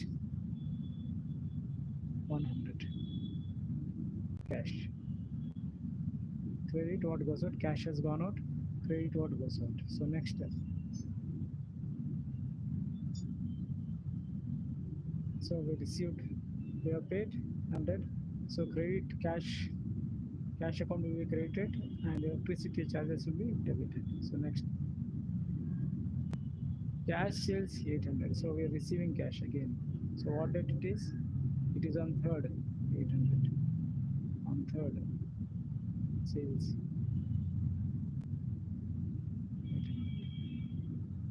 We are receiving. When we sell, we receive, no? So receive. So 800. Next, banked cash. So what do you mean by banked cash? We are taking out cash and putting into bank. So what is the entry when we bank cash? So very important. Okay, so this students often get confused with this entry. Students often get confused with this entry. For that, what you do, you just remember the entry first. Okay, so this is the easy way. Bank cash. Banked cash means you are depositing money in bank. So bank account will be debited. Bank account will be debited. Cash account will be credited. Cash account will be credited. So banked cash means we are depositing cash into bank. Cash is going out. Cash is going out, and money is coming in bank. Banked cash. So money is coming in bank. Banked. Okay. So money is coming in bank. Money is coming in bank. So this is bank. So money is coming in here. So how much? 1400. 1400. So money is coming in bank. Banked cash. So but cash is going out. Cash will go out. So cash will go out. What date? 4th. 4th. Banked cash. So remember, always you have to write like this. Okay. So my banked cash. So remember, don't get confused. So bank account will be debited. Bank account will be debited. Banked cash and cash account will be credited because cash is going out, money is coming in bank. So against this, what you have to do here, you have to write bank. Against this, you have to write bank, and against this, you have to write cash. And this is called contra. So you have to write it as C here, contra. Contra means it is affecting both the cash account and bank account on the opposite sides. So this entry will go where nowhere, but only affected in the cash book and bank book. So the cash account and bank account, that's why it's called contra entry. Contra entry means money is going out from cash and coming into bank. So remember, when you're writing in bank column, here it should be cash. So see here, bank column, here it is cash. So similarly here also, here it is cash column, but here it is bank. So be careful. Okay, so a lot of students, they commit mistake, they get confused with this. So the concept should be clear. So understand this. So what is happening? So cash is going out and money is coming in bank. Simple, that's all. Okay, so then stationery paid in cash. So stationery paid in cash means you are making the payment stationery. What date? It is on 5th. 5th. Stationery.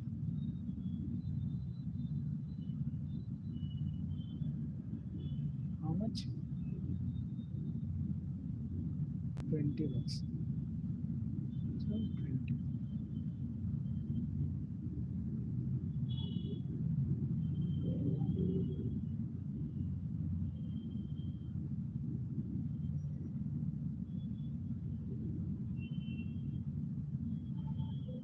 So withdrew 900 from bank for cash float. So we are taking out money from bank. Okay, withdrew 900 from bank. Be careful.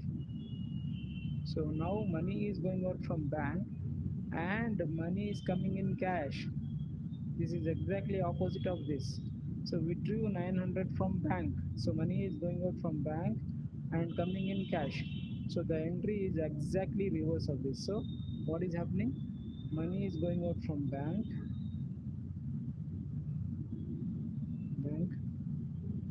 and coming in cash.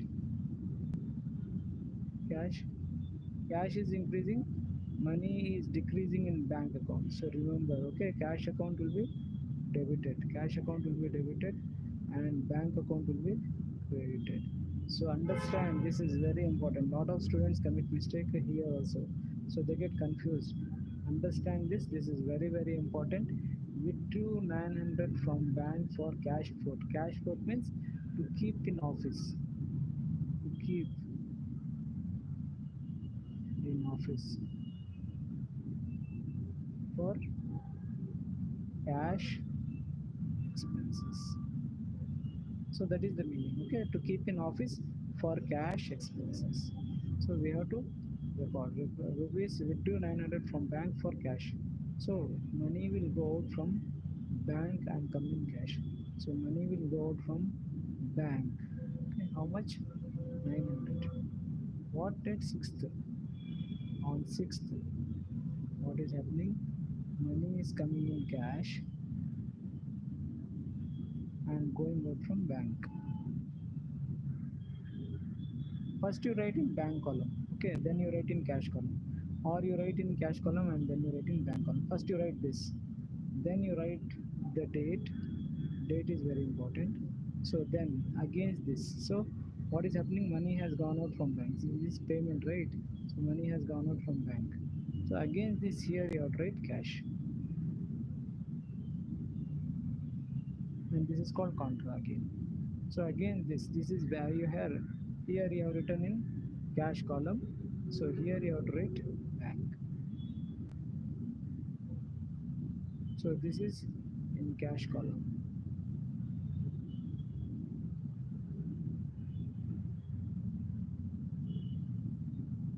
In cash column. But you are here again this you have to write bank. So be careful. So again this you have to write again contra. Why? Because it is hitting cash on one account and bank on the on another account, same. So very careful. Okay, so a lot of students commit mistake here, so this is very important. So this is very important. This is very important. Contra entries are very important because students, lot of students commit mistake here. And cash book problem is very important in AS 11. So because it's very important, often asked. Okay, so very important.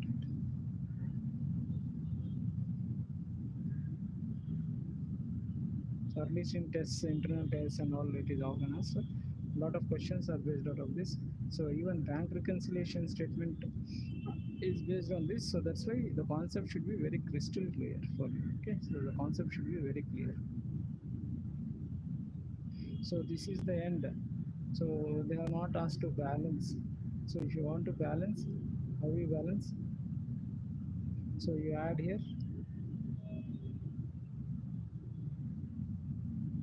So we are total here. So we total here. So whatever balance is there, balance carried on. So this side here cash. Yeah. So balance carried on. So what is the balance? So here this side 1400. Here it is 900. So 1400 minus 900 is 500. So we write here 500. So here 1800. 1800 plus 900. So 19 plus 8, 27. 27 minus 27 minus 1520. 2700 minus 1500. Okay, so this will be 1800. So it will be 1180. So here it will be 1180. So now the total on this side, total this side, total this side, total this side, total this side should be same. So here it is 1400. So here it is 2700. This is 1180. 2700. So here it is 1400. So here it is 2700. So crystal clear. Okay. So this is what it is.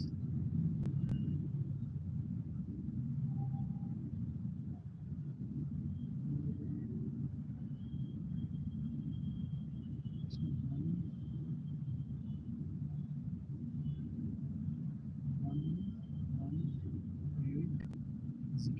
If you add all this should be 2700. So in other words, when you are balancing, so both the sides should be same. Okay, so here balance brought down. So balance brought down. Whatever is carried down here will be brought down here. So 1180. So this will be 500. So this is how it is. So end. So this is the end of this activity 3.2. Okay, so let's catch up in the next class. Till then, have a good day. So dear friends, welcome back to Shasha's virtual classroom, activity 3.3. So let's discuss activity 3.3. Prepare journal entries for each of the following items. Okay. So what you can do is you can before having a look at this solution, you can just try working out the question on your own, and then you can compare with the solution. So If you have any doubts, if you have any concerns, you can just leave a message in the comment section. So I will be glad to help you. Okay, so prepare journal entries for each of the following items. So first one, purchase motor vehicle for use in the business from Paul, which cost 14,000. This is very simple journal entry. So what is there in this? So first one, so we will just write here. So first one.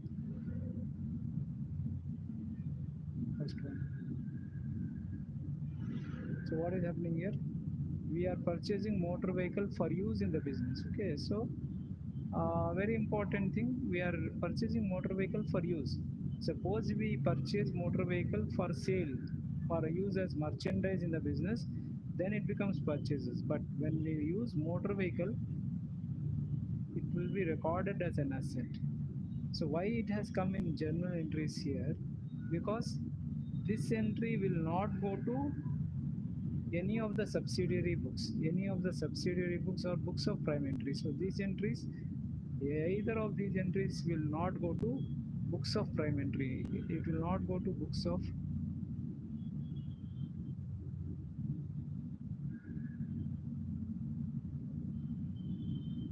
prime entry. So they will not go to books of prime entry. Why? Purchase motor vehicle for use in the business. Suppose if it was purchased motor vehicle for as a merchandise, as a merchandise means for sale, then this would have gone to purchase book. It would have gone to purchase register or purchase journal. Okay, it would have gone to purchase journal. But since it is motor vehicle for use in the business, okay, for use in the business, it will be recorded in general journal. So it will be recorded in general journal.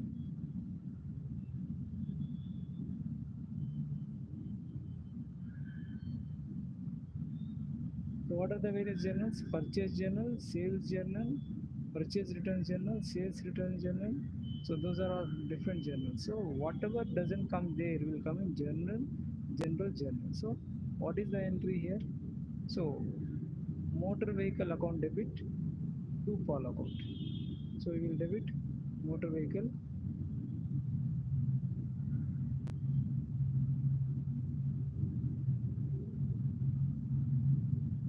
and credit Paul.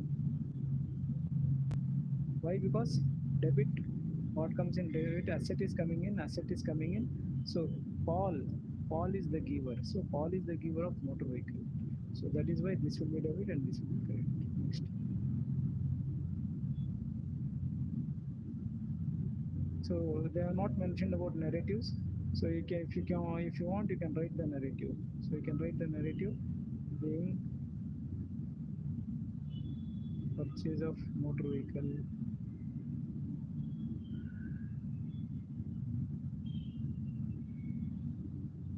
for use in the business. Okay. Next. Purchase of office furniture for business costing. Purchase of office furniture for the business.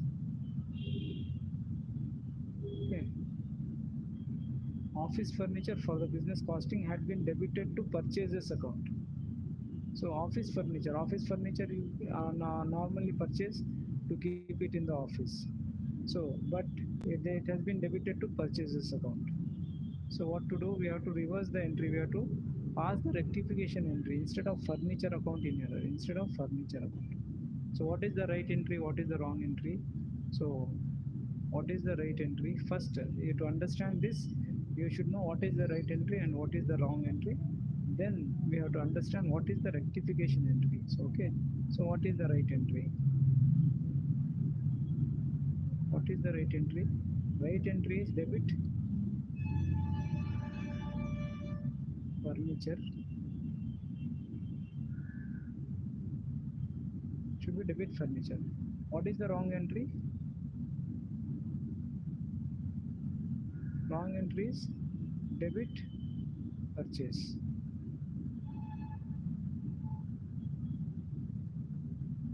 purchase.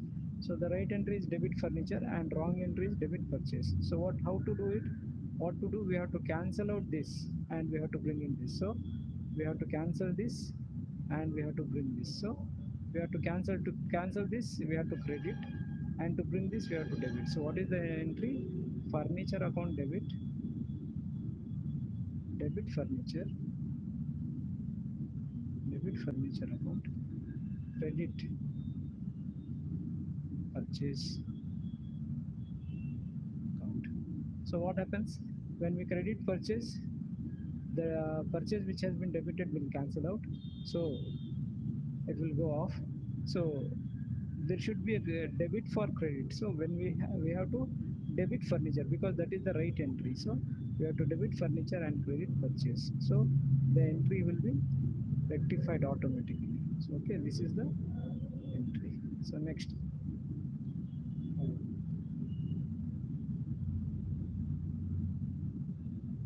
A new business opens with 6,000 of equipment, 3,000 of furniture, 1,000 of stationery. It is paid for with 10,000 capital. So 6,000 equipment, 3,000 furniture, stationery. Equipment, furniture, stationery. Debit. Equipment. Debit. Furniture. Debit. Stationery. How much? So this is 6,000, 3,000, 1,000. 6,000, 3,000, 1,000. So we have to credit what? Credit capital.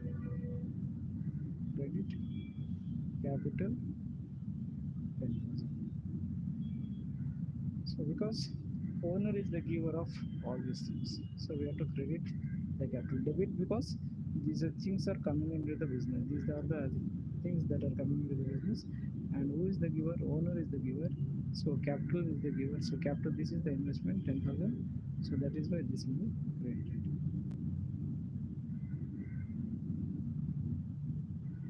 Next.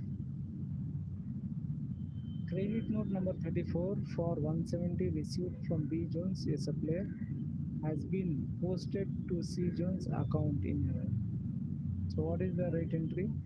Received from B Jones. So we have received credit note. So we have to debit B Jones, a supplier. Okay. So we have to debit B Jones. So what is the right entry? We have to debit B Jones. So to understand this again, we have to analyze the transaction properly. What is the wrong entry? What is the right entry? Then what is the rectification entry? So what is the wrong entry? Wrong entry is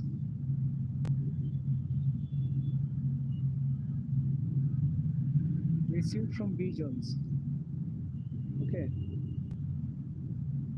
Received from B Jones. So we have to credit B Jones. Credit note. We have to credit B Jones or debit B Jones. We have received, no. So we have received means we have to debit B Jones. We have to debit B Jones.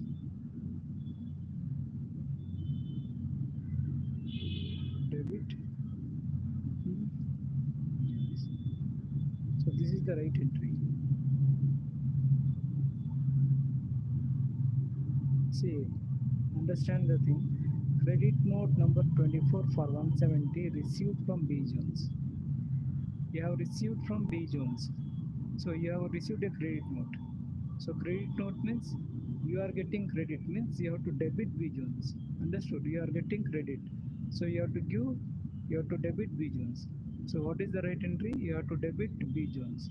So that is the right entry. So what is the wrong entry? What you have done? Instead of debiting B Jones, you have debited C Jones. You have debited C Jones.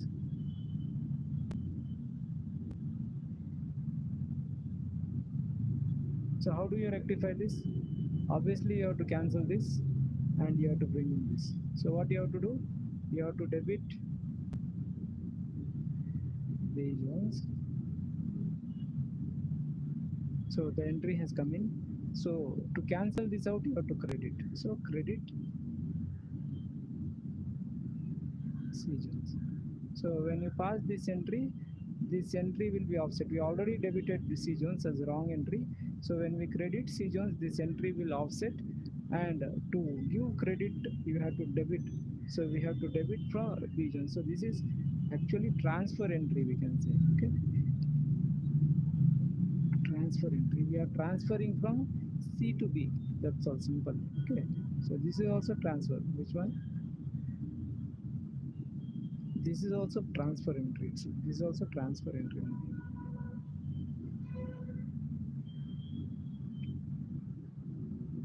Because we are transferring from furniture purchases to furniture. Okay. Excellent. So this is first one is error of principal. Second one is also error of principal.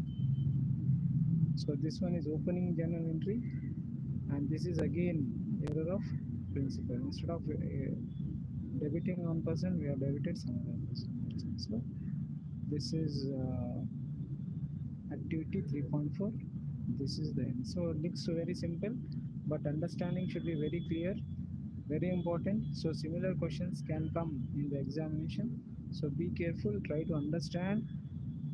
So you need to take a lot of time to understand the concepts. Then only your concept will be clear. Then only you can score better marks. Okay. So don't adopt for shortcut.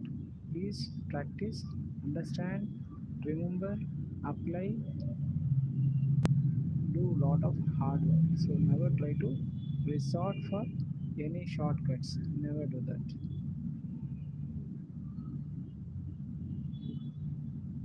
So dear friends, welcome back. So this is practice questions from books of prime entry. So the books of prime entry. Okay. So books of prime entry practice questions. So this is David Hawkins' latest book. So then we can just discuss this. So practice questions. So before having a look at this, you can try working out the problems, questions on your own, and then you can just cross-check with this, and you can compare, you can confirm yourself whether you understood the concept or not. If you have any doubts, you can please let me know as a comment in the comment section. So if you have any doubts, please let me know. We can discuss it. So and we can try to sort it out. Okay. So practice questions. Gina sold goods on credit for 950 less 20% trade discount. So we know we have to record always at the net of. So 950 minus 20% trade discount is 760. So this is the amount we have to record. She allowed a cash discount of 2%. That will be recorded only upon the payment, not within the time of sales. So what amount should be entered in her sales journal? So our sales journal will not be recording this. We will be recording net of trade discount 950 minus 20%. So 950 minus 20%. So 950 minus 20% is 760. So this is the answer. Okay. Yeah. Sai received an invoice from Jaya for 2000 less 10% trade discount. So we have to record this transaction at 1800. So what will be debited? Sai received an invoice means Sai has purchased. So Sai has purchased. Okay. So Sai has purchased goods from Jaya. So Sai has forgotten to enter the invoice in her purchase journal. See, purchase journal. So what effect will it have on Sai's accounts? So what is the entry? What is the entry for purchase? Purchase account debit to Sai account. Purchase account debit. Purchase account debit to Jaya's account. Purchase account debit to Jaya's account. So you have to debit purchase and credit Jaya. Why? Because purchases is an expense. So Jaya is creditor, so supplier, so it should be credited. So we have not done this. We have not done this. So it is under added. It is under added. So this is the correct answer. So simple it is. So if you understood the concept, it's very simple. Otherwise, it's complicated. So don't try to mess up. Take some time to understand the question. So then the concept is very clear. Then let us have a look. What is this? Deepak's transactions for me were as follows: bought goods, sold goods, bought goods, purchase, return goods, purchase. So basically, this is a books of question on books of prime entry. So you have to write various books of prime entry like purchase journal, sales journal, purchase return journal, sales return journal, and you have to write cash book also. Then you have to do the posting. So it will take considerable amount of time. So you can try working out this problem on your own. So if you have any doubts, you please let me know in the comment section. So I will definitely uh, discuss this question once you let me know. Okay. So till then, have a good day. Good night.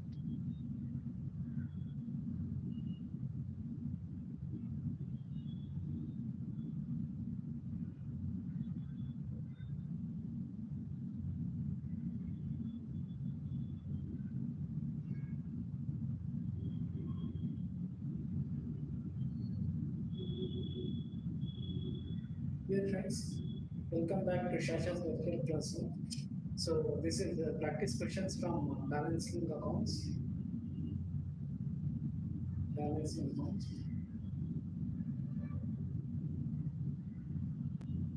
So we will discuss this. So before this, you can just try answering yourself and you can cross check with answer. Which of the following is account is most likely to have a credit balance? So a capital account will have credit balance, obviously it is capital. Discount allowed is always a debit balance because it is an expense. Office equipment is an asset, so it is a debit balance. Rent is also an expense.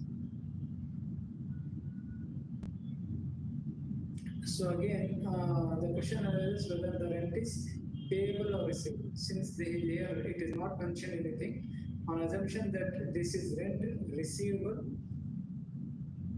if it is assumed that rent receivable, then it is a credit balance. If it is assumed as payable, if it is assumed as payable, then it is debit balance. So since it is not clear, we will assume. So we have to choose between these two, capital and rent. So mostly it will be capital, which is always normally likely to be a credit balance. So when must the balance of each account be known? Each day, each week, when a bookkeeper is available, when a trial balance is prepared. So obviously when a trial balance is prepared.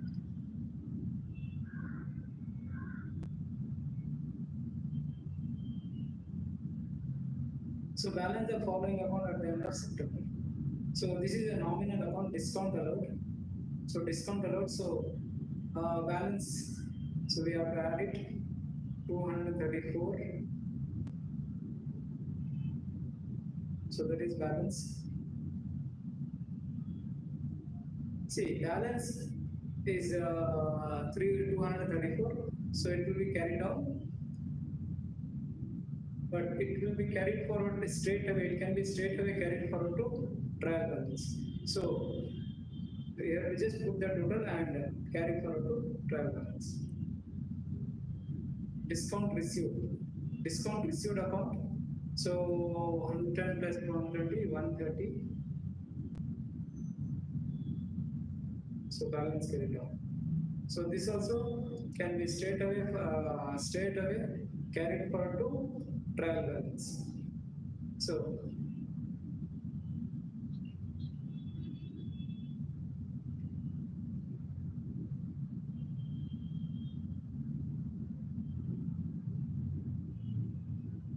next one, JNP limited accounts. JNP limited account, purchase returns, bank. So this side there is total of 1340, and this side there is total of 740. So what we have to do? So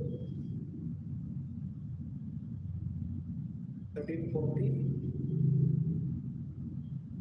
So this side, to make it 1340, so it is 740. So 700. So if you put 700 here, so that will be balance carried on. Balance carried on. So 700. So the both the sides, the always total should match. So 1340. So if we write 700 here, so this will match. So it will become 700. So it will be 1340. Next, A and B limited. A and B limited account sales. So total sales. So we have sold to A and B limited, and we have not received any money from them. So just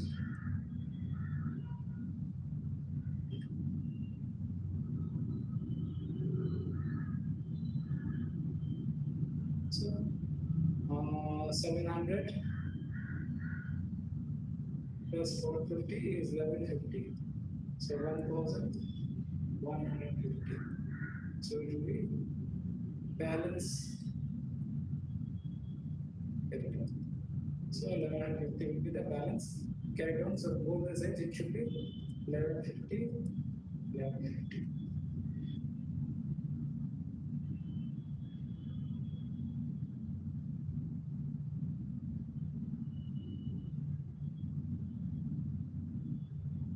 So then this one, George account.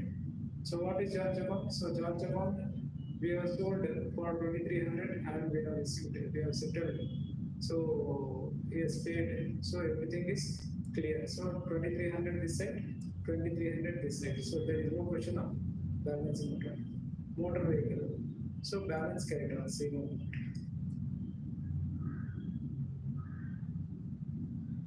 So that both the sides it is the same.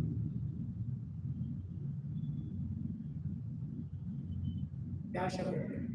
So normally it will have debit balance.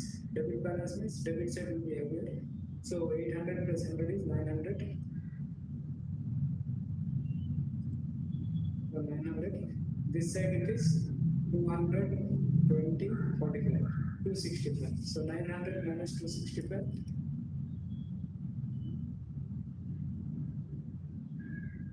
630.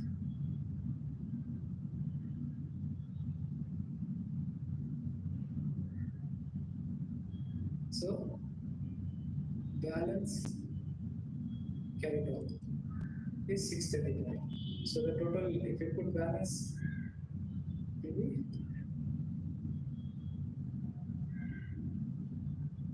so to actually practically do the problem how to balance, you can see cash book problem. So the previous question 4.1, activity 4.1, there we have I have clearly discussed how to balance, how to write the total, everything I have discussed. So here bank account again. So here credit balance is here. Since credit balance is here, see 5,300 and this side it is 3,500. So since it is credit balance is here, so it will be here this side balance carried on will be this side. So 5,300 minus 3,500. So 1,800. So balance carried on will be 1,800. So this side total it is 5,300. So this side also it becomes 5,300.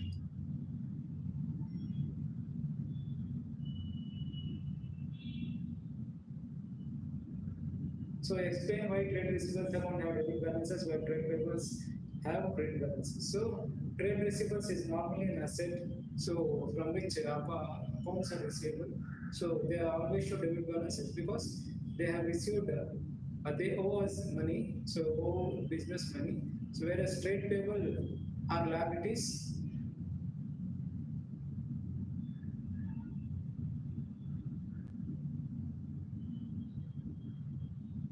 Dear friends, Welcome back to Shatter's Virtual Classroom. Today we'll discuss activity 5.1.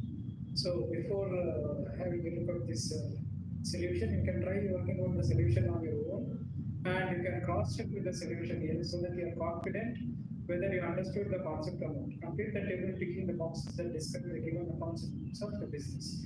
The first one is completed for you. Deliverables is an asset. So what is before this? Let us discuss what is the what is the revenue, what is revenue, or what is expense. So asset is something you have. So it is a resource controlled by an enterprise from which future benefits are expected to. Something you own and you something that is owed to you is an asset. Okay. So what is liability? Liability is something you owe to some other person. So you have to pay to some other person. So that is known as liability. Revenue or the income is that part of those items which you keep getting and which you can use for your business, running a business operation. So it is income for you. So you can it is generated regularly, or it is the main source of your operations. So expenses, the expenses which you incur like salary, rent, all those things. Okay. So rent is normally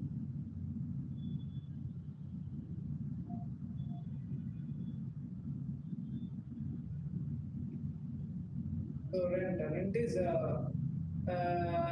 let's assume it's an expense because since they are not specified. So if you see other line item here, rent receivable. Here rent receivable is there, so this is income. So let us assume one presume things. So this is the rent paid or paid. So this is an expense.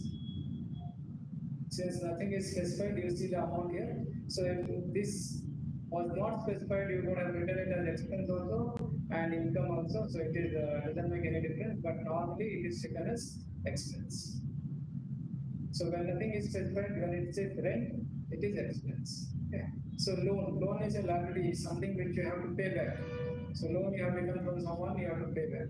So interest received is something which you get on your deposits. So you have kept some money in bank, so you have earned interest on that, so that you can use it for your purpose. It is interest received.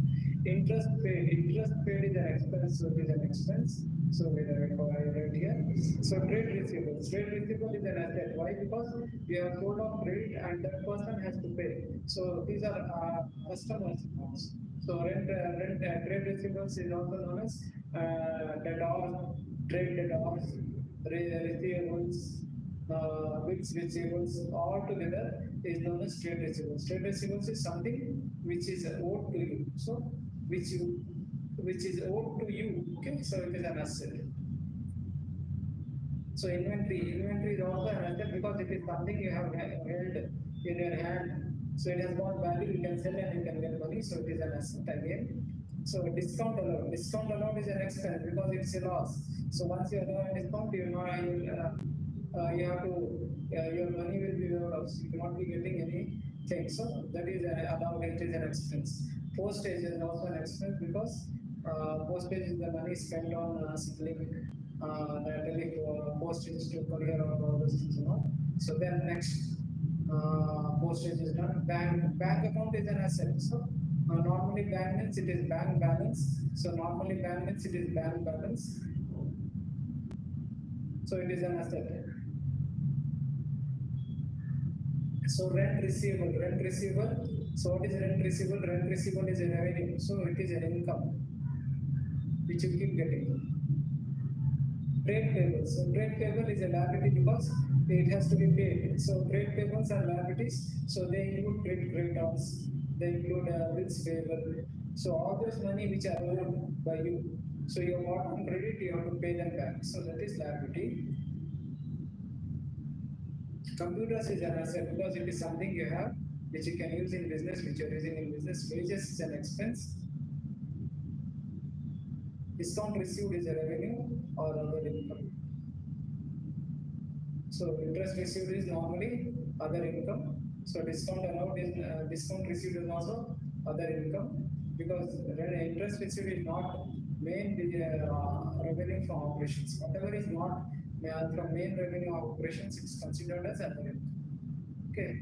So rent receivable also can be considered as other income. So all these are the revenue. So what are revenue, main revenue? So if it is a finance company, then interest is a revenue. So if it is a trading company, then sales, whatever sales you are making. So that is all revenue. So you have to be very careful with the revenue or other income. So that is the end of this is the exercise 5.1, activity 5.1. I hope we have understood the concepts. So we can proceed further.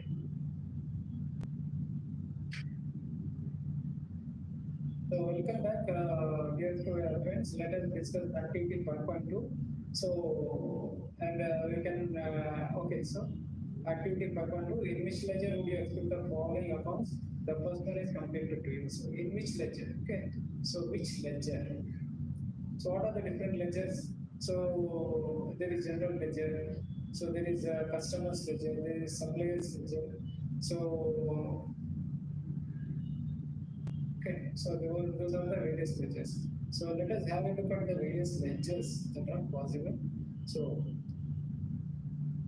see here, these are the list of ledgers, division of the ledgers. Ledgers can be divided into sales ledger, purchase ledger, general for nominal ledger, private ledger for confidential amounts which are personal in nature alone or recorded there, and cash book for the bank and cash accounts. We use cash book. So sales ledger to record sales, purchase ledger to record purchases, general, other items other than cash and bank. So private ledger, so other than which is not recorded normally, which is a confidential nature, and cash book. Cash book is for the bank and cash accounts, that is whatever is received, whatever is paid, all those are bank accounts. Okay,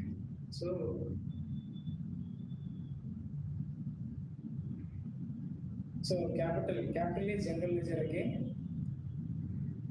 So customer who buys goods on credit, customer who buys goods on credit. So it is we are selling and who is buying. So customer who buys goods on credit. So when you are selling, the other person is buying. So these are credit sales ledger.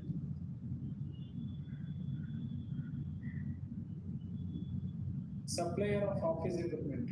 So whatever it is, whether he is a supplier of goods or supplier of office equipment, whatever it is purchase ledger. So but since it is not merchandise, okay, so it is office equipment, it is asset. So we have to be careful. You have to ask yourself whether it is asset or merchandise. So what is merchandise? Merchandise is those things which you buy to resell. So when you are purchasing office equipment, you are not, it is not a merchandise. It is not a merchandise. You are buying it as an asset. So it will be recorded in general ledger itself. So it will not be recorded in purchases ledger because it is not purchase of merchandise. Be careful. Okay. So bank account will be recorded in bank ledger itself. Bank or cash book we will say. Okay. So bank or cash book. So wages is in general ledger because it is an expense. Sales will be recorded in nominal ledger. So guys,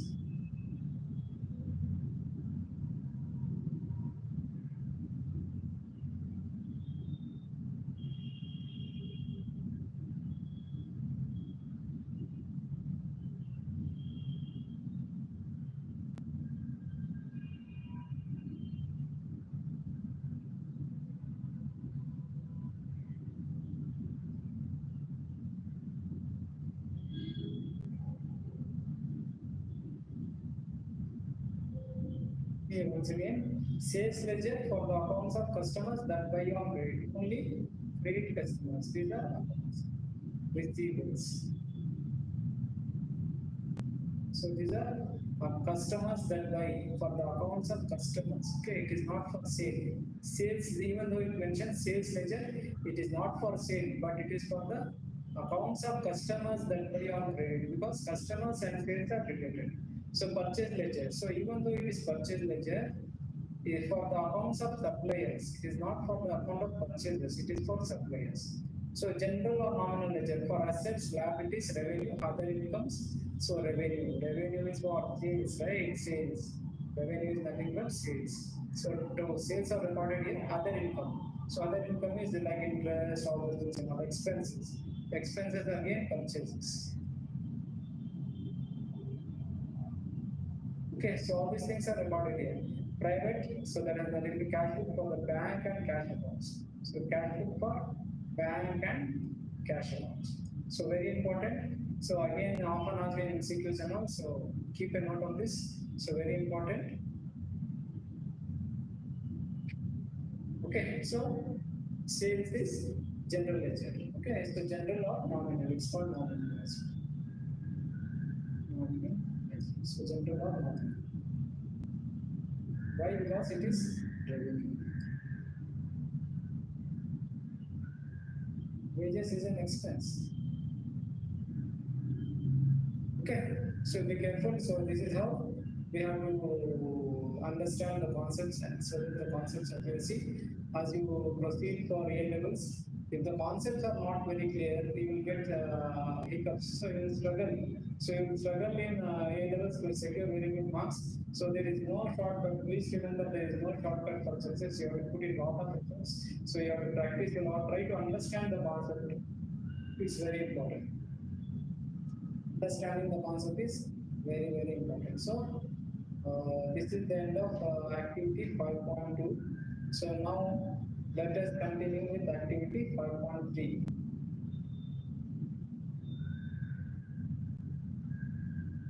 So, activity 5.3. So, activity 5.3, complete the following sentences by inserting the correct word from the following list. So, simple it is. So, dash ledger contains the accounts of suppliers from whom the business buys on credit. So, dash ledger contains the accounts of suppliers. Suppliers. Okay.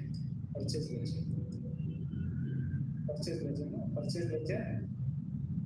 Purchase is related to suppliers. Suppliers means those who supply material to you. Suppliers means those who supply material or goods or merchandise. Those who supply, okay, those who give on credit, okay, so on credit. So very important. So don't get confused with suppliers. Suppliers means whom you purchase, from whom you purchase, from whom you purchase.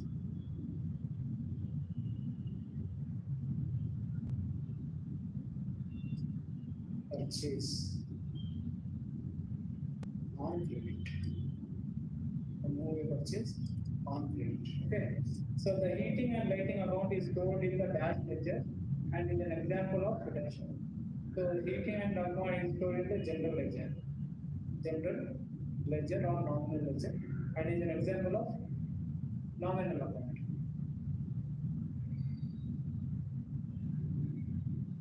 Expense account. Okay. So expense account is it? So expense. So goods bought on credit are recorded in the goods bought on credit. Goods bought on credit are recorded in the again.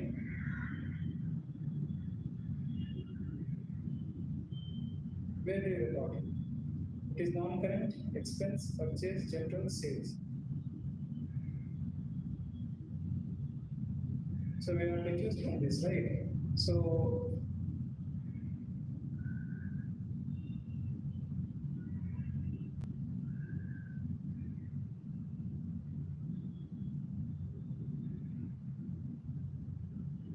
purchases ledger contain the advance of suppliers from whom the purchase device is correct.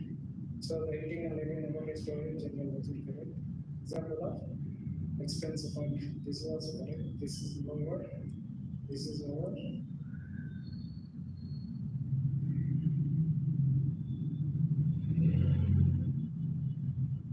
Then again here, what else is there?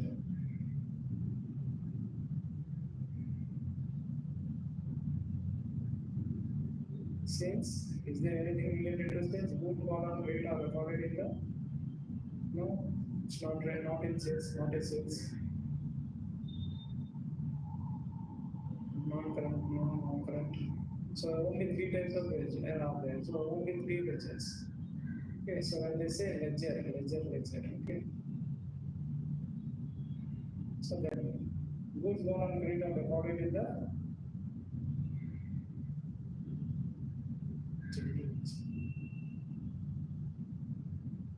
so then a dash is a set what we use in the business for a long period, so non-current.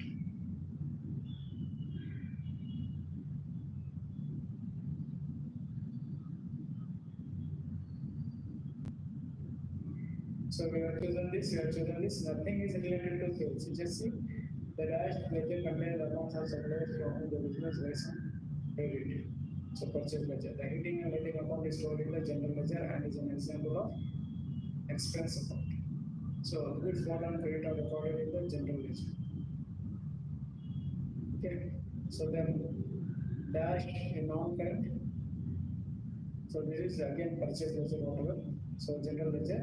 So a non-current asset is bought for use in the business for a long period of time. So it is non-current asset.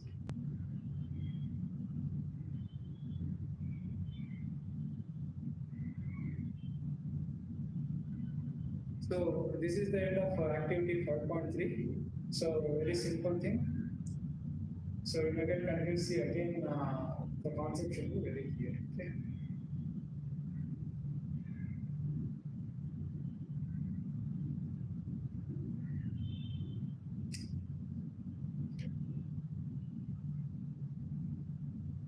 So dear friends, welcome back to Shasha's virtual class. So classification and division of ledger. So let us have a look at the practice questions today. So which account is most likely to be kept in private ledger? So drawings, interest received, drawings, it's what is very private. So obviously drawings is very private. So how should the cash discounts be classified? So how should cash discount be classified?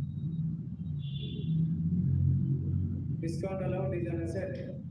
No, it is not an asset, it is an expense. So it is income, no, it is liability, no. Discount received is a liability, no. Discount received is an income, yes. Expense, no, asset, no. So B. Explain why it can be useful to group accounts into different categories for the purpose of classification and presentation, and the account becomes easier. So discuss why a business may use more than one ledger. So again, for specialization, so we can have a group of people maintaining a specialized in particular group, and it will become easier also to verify and cross check and to keep mathematical accuracy. So this is the end of practical questions. So let us continue with the next.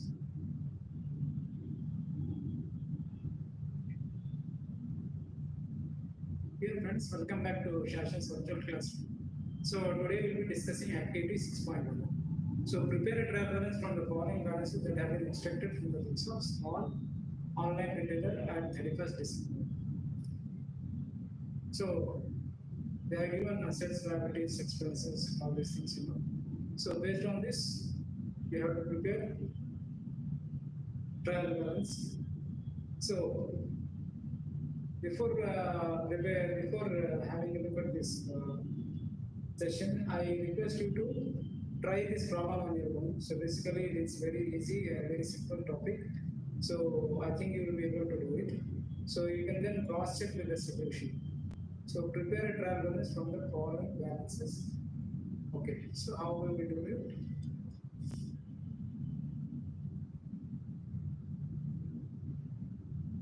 Trial balance,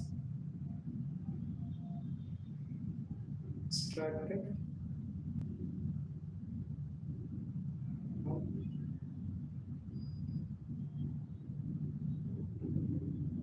small, online, retailer, as on 31st December. small amount of data 31st December. I don't know that. 31st December. So we have to write it in a specific format. So basically, we will have to write particulars or names of accounts.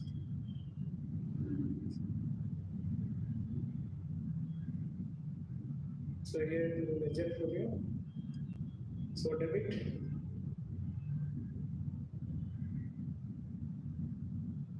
Credit.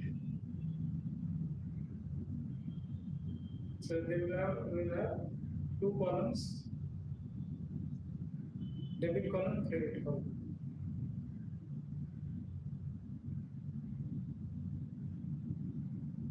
So let us start. So before starting, so property, what is property? Property is an asset. Asset always show debit balance. Property always show debit balance. Motor vehicles. Motor vehicles is an asset. Always it shows debit balance. So office furniture. So remember one thing. What is that? So when you are learning trial balance at that time, you have to remember assets and expenses have debit balances. Normally have debit balances. Assets and expenses normally have debit balances. Similarly, liabilities and income or revenue have credit balances. By default, okay, by default, they are always assets and expenses. Assets and expenses are always debit balances. Liabilities and incomes are always credit balance by default. Okay. So office furniture is an asset debit balance. So computer is an asset debit balance. Sales is a revenue income credit balance. Sales written exactly reverse of sales, it is debit balance. Purchases is an expense debit balance. Purchase returns is entirely reverse of purchase returns, it is credit balance. Motor vehicle expense is debit balance because it is an expense. Advertising is an expense debit balance. Office expenses is an expense debit balance. Stationery is an expense debit balance. Cash is an asset debit balance. Bank credit. So it means it's a liability. So credit balance. So capital always a credit balance because it's a liability to the business. So drawings always debit balance because it is exactly reverse of capital. So now we can prepare the trial balance.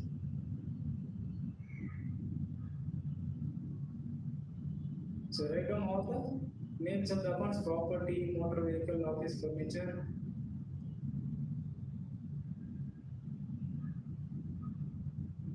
Property, motor vehicle, office furniture.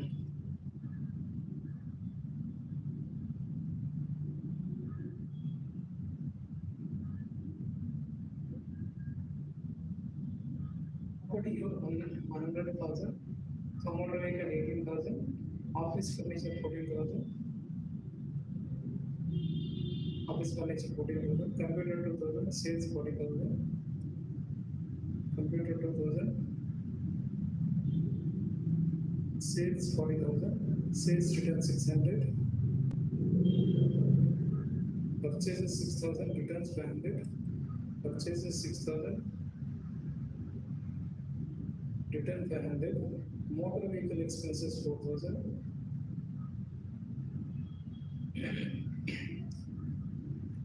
advertising 1,600, advertising 1,600, office expenses 1,000, office expenses 1,000, stationery 400, stationery 400, cash 200, cash 200, bank 300 credit,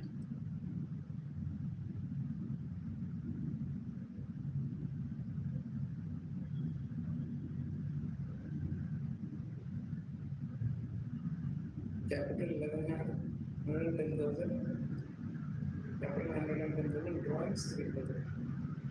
Drawings 3. So the total is, if you add both the sides, it is 150,800, 150,800. So it will match. So this is activity 6 point. So this is done. Okay, so this is over. So let's catch up in the next class. Till then, have a good day. Dear friends, welcome back to Shasha's virtual classroom. So let us discuss activity 6.2 today.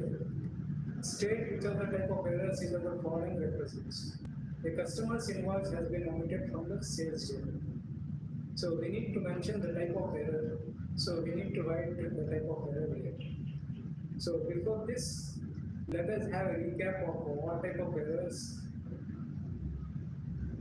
and what are the different types of errors. So basically there are 6 types of errors that can occur when debit and credit totals in the trial balance agree. They are as follows. So type of error, error of omission. What is error of omission? A financial transaction omitted completely from the books of omission. Okay, omission is nothing but omit. Omission is nothing but omit.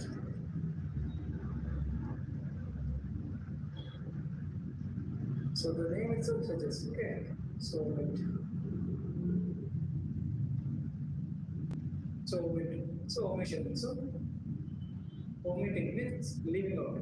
So financial transaction omitted completely from the books results in there being neither a debit nor a credit entry for the transaction. This could happen if a transaction is not entered, not at all entered. Okay? So not entered in the book of trial entry. So the entry itself is not recorded. You have purchased, but you are not recorded. You have sold, you are not recorded. So expense is entered, we are not recorded. So that is what example is $100 of equipment is bought for cash. The transaction is forgotten and not entered in the equipment or the cash. It is not recorded at all. Then there is no debit and there is no credit. Okay. So the next one.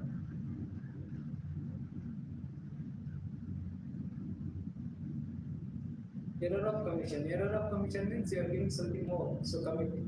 Okay, you are giving something extra. So here it is omit. You are leaving out.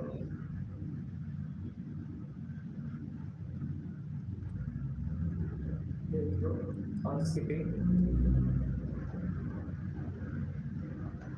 So here it is. You are giving some extra. A financial transaction is posted with the correct amount to the correct side or the wrong account.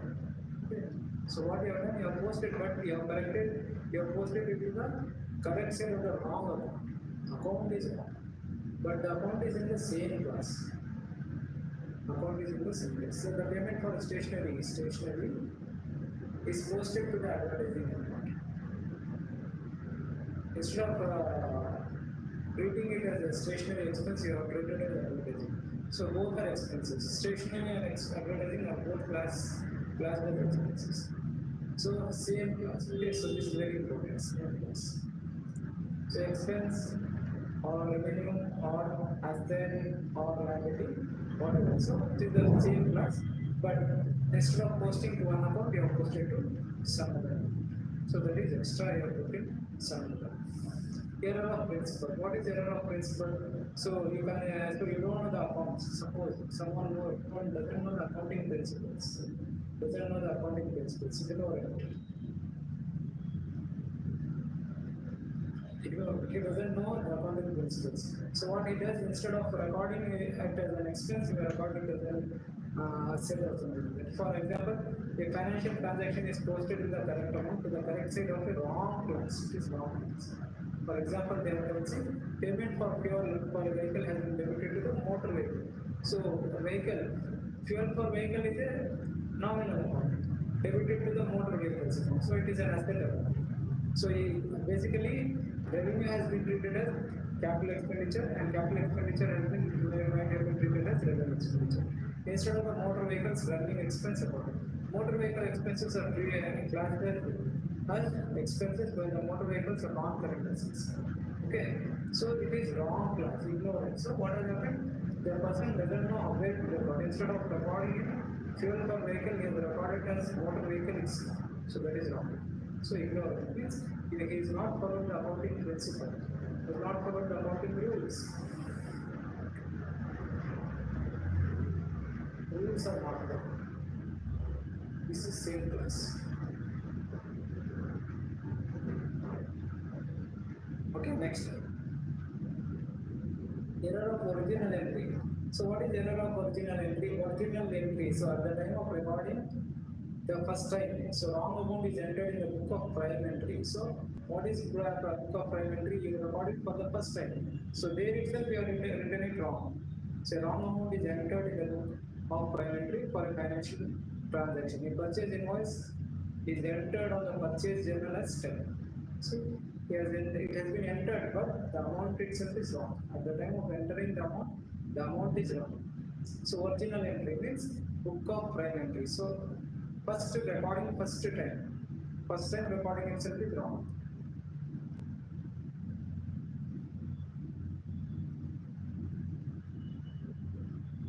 So next, complete reversal of entries. Complete reversal means instead of debiting, they are created. Instead of crediting, they are debited. Okay. An account that should have been debited has been created, and the account that should have been credited has been debited. So a payment made to Sam is debited to the bank account and credited to Samsung. So a payment made to Sam is debited. Actually, it should be credited to the bank account and credited to Samsung. It should be debited to Samsung because it is paid. See here the accounting principle. So whatever we have learned in first lesson. So cash transactions and credit transactions we have to apply here. So if you are not understood there, here also you are not you will not understand. So be careful. Okay, so your concept should be logical flow of concepts. It should be logical flow of concepts. So if you understood everything before this, then even this you will understand. Otherwise, you will not understand this. So please don't try to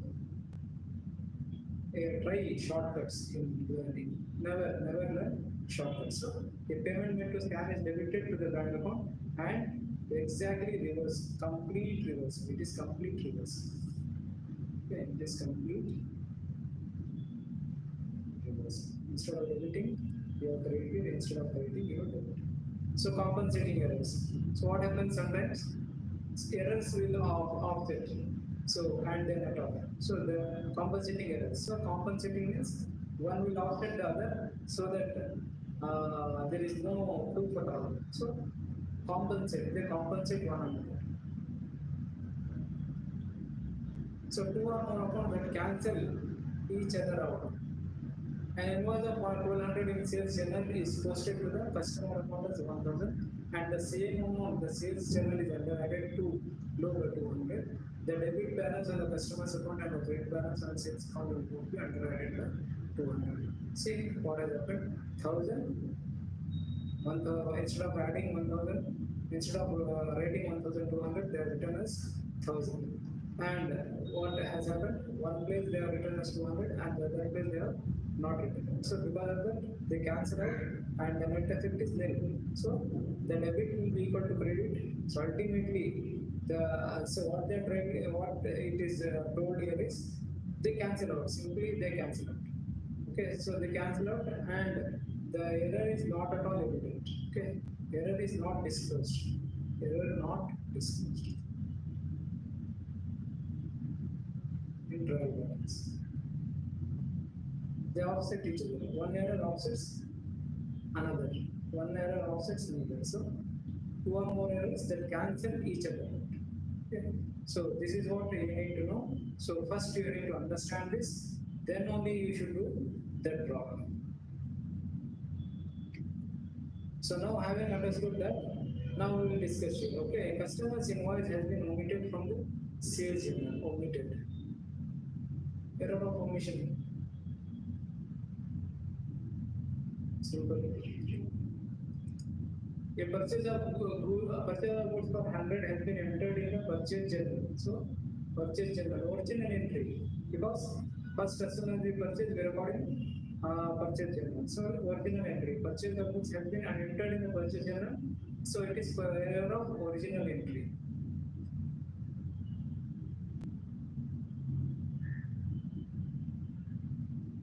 Next, discount received from Mari has been debited to Maya's account.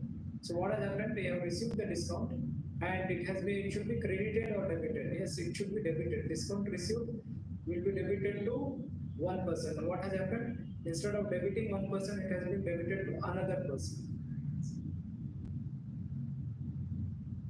So it is error of commission.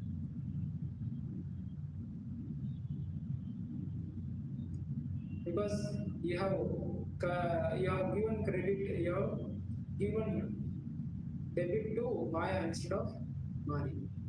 So you are debited. So it is correct. You have debited to, instead of one person, you are debited to another person. You have just given more, whatever, whether it is debit or credit, you have credited to one person instead of the other person. So it is error of commission. Payment or advertising added to the bank account and credited to the advertising account.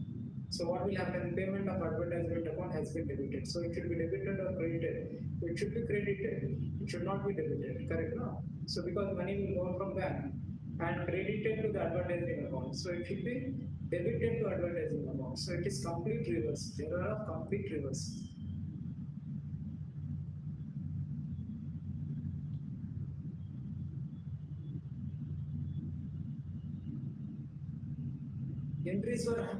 Entries were 100 too high overall on both the heating and lighting and the sales account. Okay, see, heating and lighting is expense. So expense has increased. Expense overall means expense has increased. So sales account, income also sales account. So income also has increased overall. Okay, both are over. So expense is debit, sales is credit. So what will happen in this case? This is overadded, this is also, so debit is also increased, credit is also increased. So it will offset. So it is compensating error. Compensating error. So next, entries 250 were too high. Overadded on the heating and lighting. So expense. So overadded to the heating and lighting, so expense has increased debit. And 52 low under added. So expense, again it is expense. It has been under added. So it has under added and it is credit. That is also debit.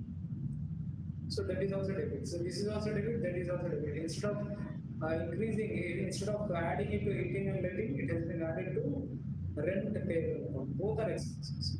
So instead of adding one to another, it has happened. So it is compensating because both are compensating. The net effect is nil.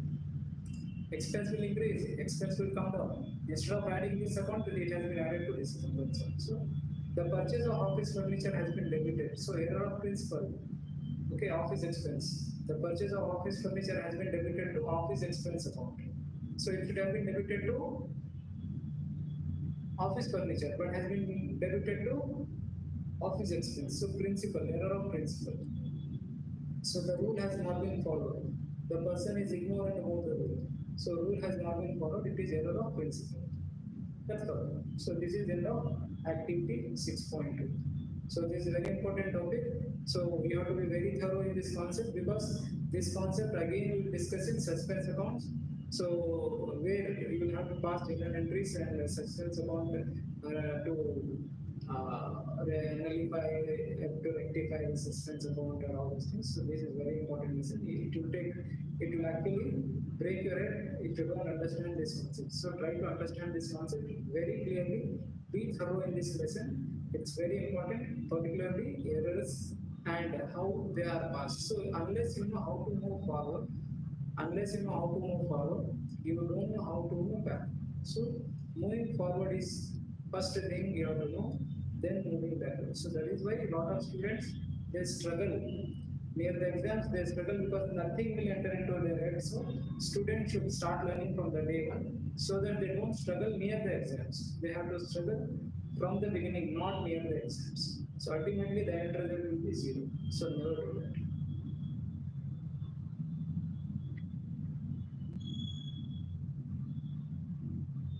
Dear friends, let's continue with activity 6.3. See, an inexperienced bookkeeper has extracted the trial balance of 31st December 2021. If there is not balance, rewrite the trial balance, rewrite the correct trial balance, and correct the errors. So basically, we need to rewrite the trial balance. If anything, if there is any mistake, we have to do it. So you know, all expenses, all assets, and expenses are debits. All incomes, all liabilities, and revenue or incomes are credits. So the credit balances. Okay, remember. So this is the basic rule for trial balance. Remember this. All expenses and again all assets and expenses are debits by default. All liabilities and revenue incomes are credit by default. Okay, by default. Normally by default. Very important rule. So before we learn this, I had this whatever. So before starting this question, so try to answer yourself and then we can have it. So plant and machinery is a debit balance, so this is correct. Loan from debit. Loan from debit is a liability, so it is a liability. It should not come here. It should come here.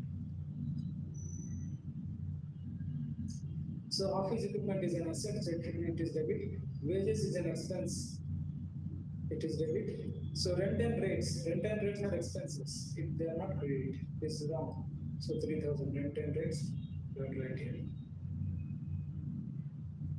So cash is normally a debit balance. It is an asset, so it is normally debit balance. It is never a credit balance because cash can never be overdraft.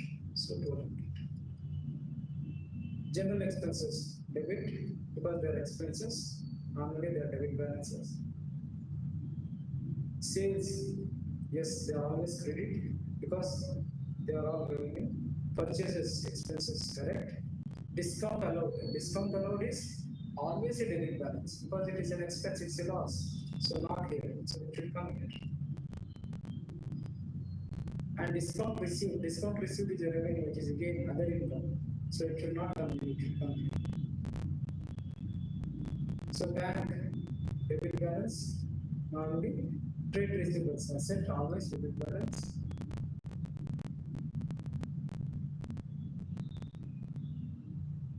Trade payables, yes, credit balance is a liability. Purchase returns are exactly reverse of purchases. So purchases are debit, so purchase returns are always credits. So sales is always a credit, sales returns is exactly reverse of that, it is always a debit. So rent receivable is an income, it is revenue, it's a gain, so it is always credit, it is not a debit. Capital is always a liability, always it is correct. And drawings is exactly reverse of capital.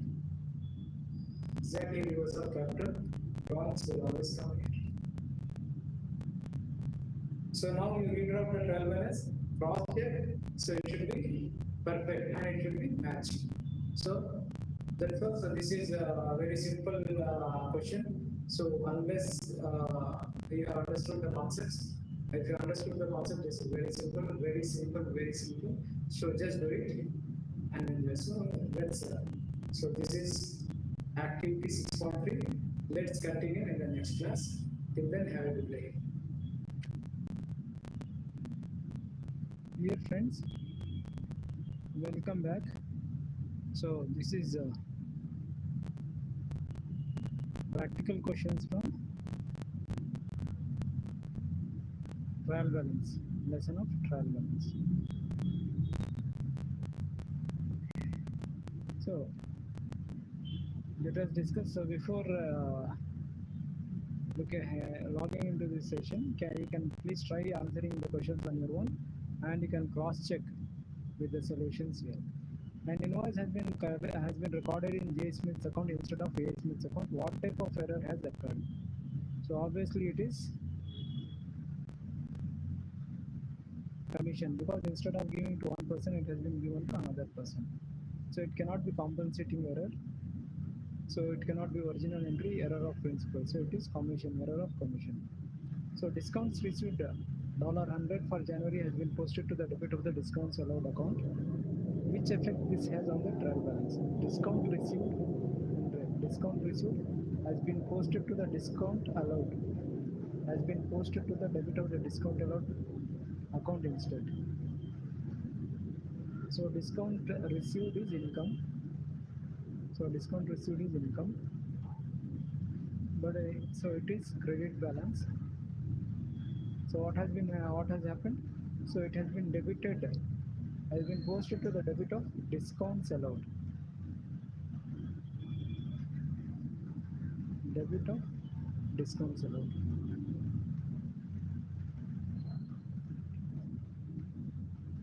Discount allowed.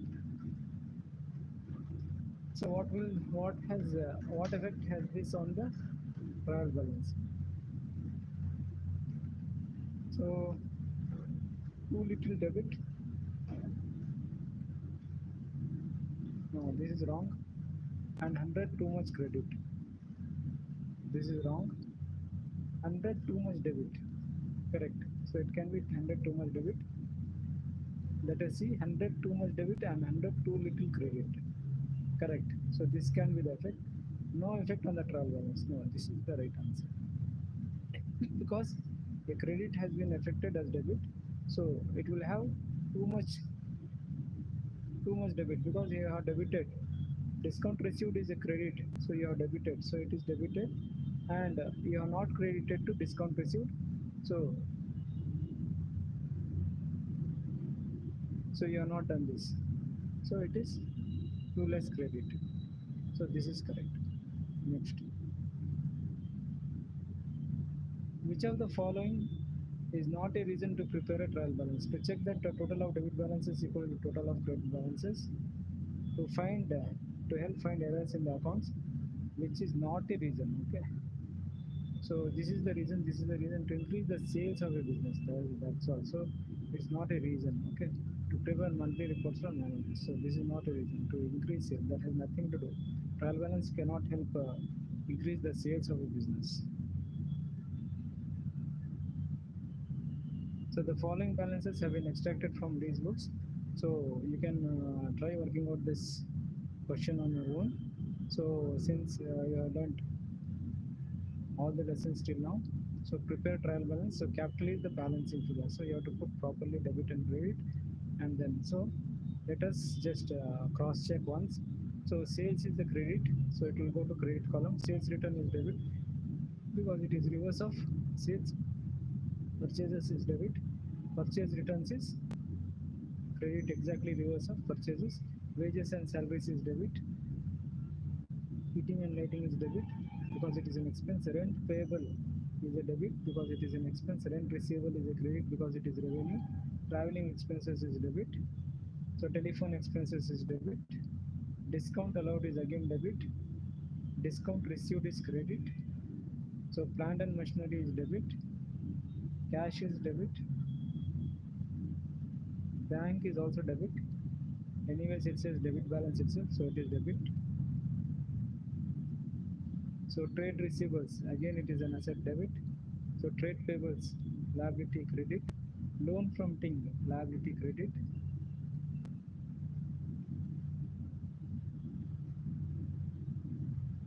Drawings is a debit. So balancing figure is, so capital, so basically it should be credit, but it it can be debit also. So cross check, just check and put the balancing figure. It should be the balancing figure or difference. Okay, so difference between debit and credit. So that's all. This is the end of accounting system itself. So we have to continue from the next lesson. From the next session, we have to continue with final accounts, financial accounting. Okay. Have a good day. Till then, bye.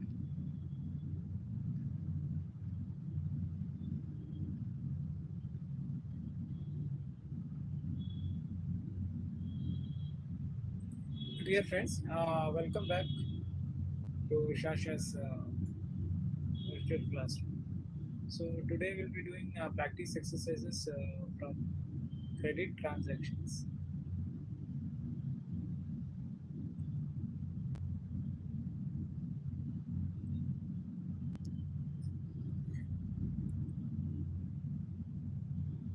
This is from David Hopkins. Uh, Suppose the following transactions in the books of Gerard. Okay, so if it helps, write down the names of accounts. So if it helps, write down the names. These are tips. Okay, so these are the tips. So write down the names of accounts you should debit or credit before you start posting the transactions to them. Work out the amounts of trade and cash discounts before you post them to their correct accounts. So first, let us calculate the amounts. So trade discount, purchase goods from car which cost $3,000 less trade discount of 10%. So 3,000 minus 10% is $2,700. So then sold goods to lie $600, it will be like that only. So return goods which had cost around 200 less discount to call. So 200 less discount. So it was you had sold here, right? So you had sold here. Now, so it is being returned. So 20,000 less, 200 less 10% is 80. 200 minus 10% is 180. So purchase goods on which cost 200 before trade discount of 10%. So before trade discount of 10% is so again it will be dollar 2,800 minus 10%.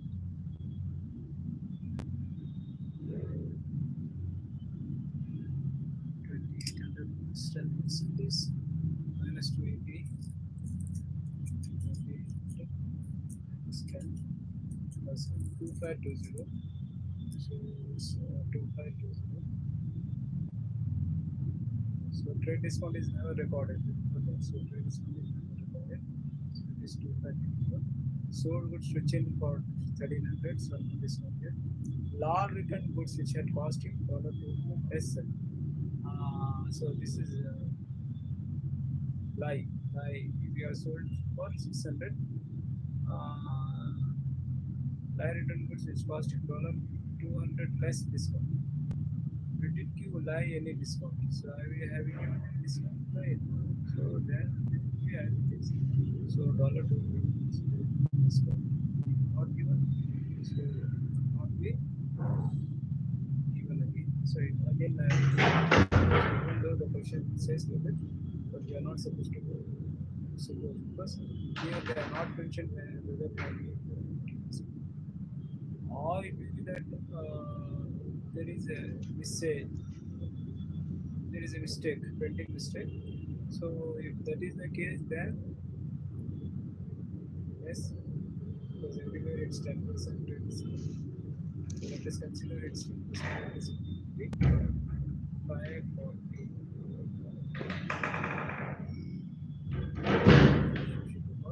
So here will be lie return which it costs 200. So minus 10% will be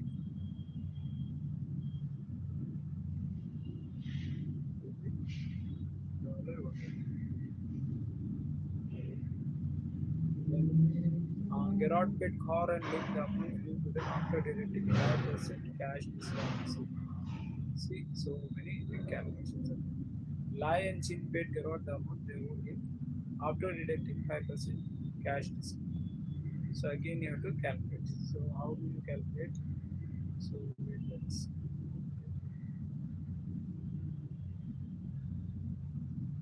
so this question so together. So Gerard. Okay, so Gerard. Gerard. These are the books of Gerard only, right? These are the books of Gerard. Gerard paid Thor. So we are paying to Thor. So remember whose books? Gerard books. Gerard will pay Thor. So Thor and him. Okay, Thor how much we have to pay? Thor we have sold 2700 minus we have returned he has returned 27180 so 2700 minus 180 is equal to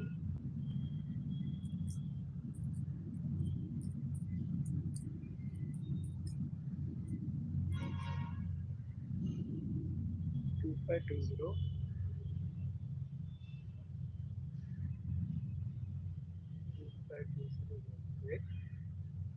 minus 5% cash discount. So this will be recorded.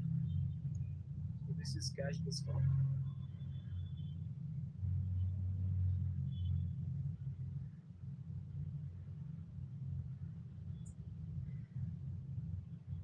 We recorded. So that will be how much? 5, 2394. This cash discount. Cash discount is 2520 plus 1 this 6.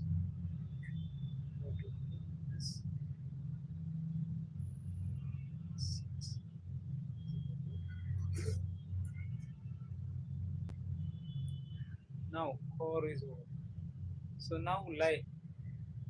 Sold goods to lie 600.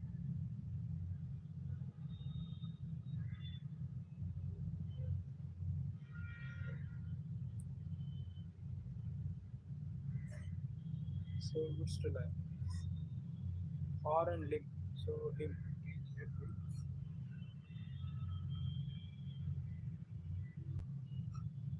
Or and limb you are paying. So limb you right here. Lie you right here.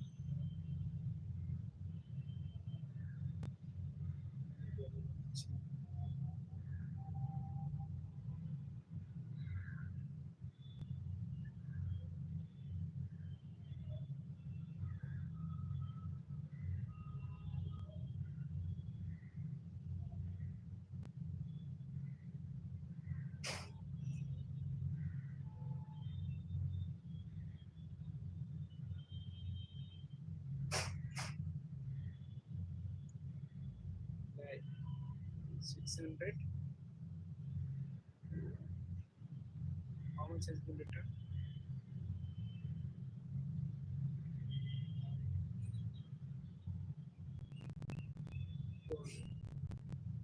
So 540 minus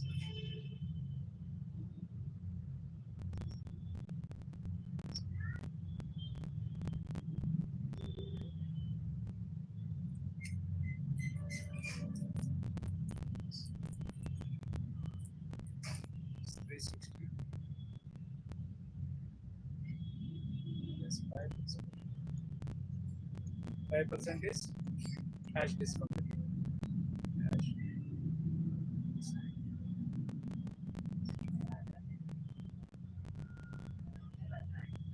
So that is equal to 360 minus 18. 18 is cash discount. So the net amount payable will be 340.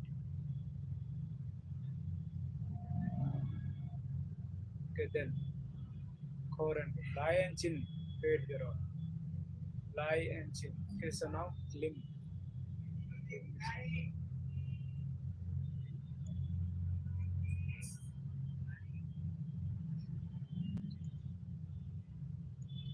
So limb. Where is limb?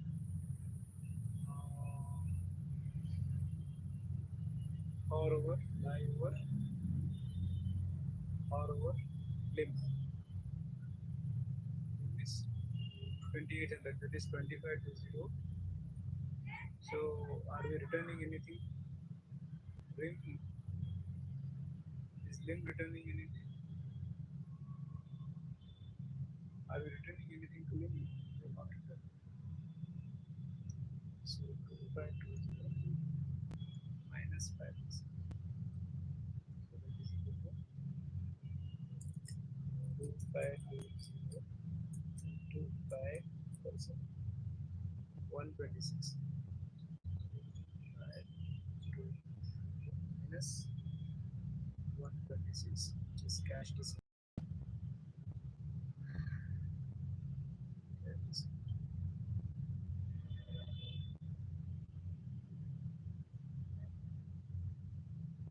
So that is equal to 339.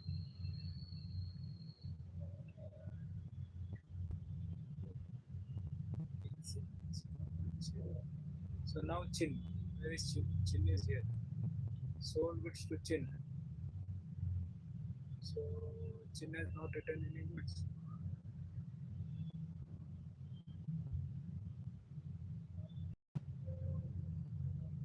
Okay. Chin has not returned any goods. Only lie return.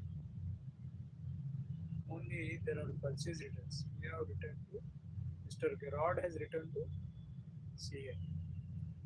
Returned goods. Okay, so you can see. Return goods which had cost Gerard rupees, Gerard dollar 200. Lie return goods which had cost 200. Lie. We are purchasing. Okay, so there is one sales return and one purchase. Chin. There is no return by chin. Sold goods to chin. There is no return by chin. So 1300 minus 5%. So that is nothing but 1300 minus 5%.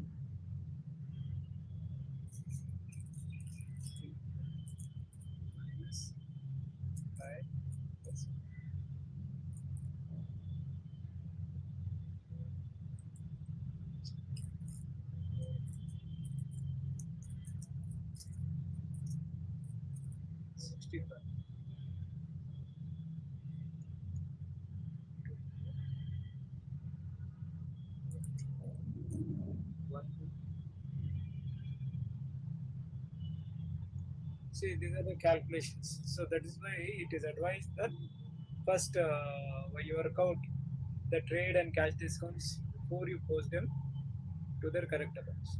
So first, these are so many calculations. See, so many different calculations were there. Though this looks simple, some students make mistakes even in calculating this. So be careful.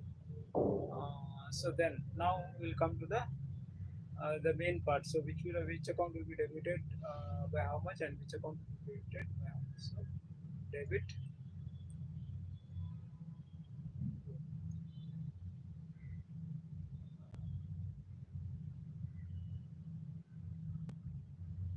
okay. So purchase goods from car which cost 300 less trade discount. So we are purchasing from car. So Gerard is purchasing from car. So purchased. So purchases account will be debited.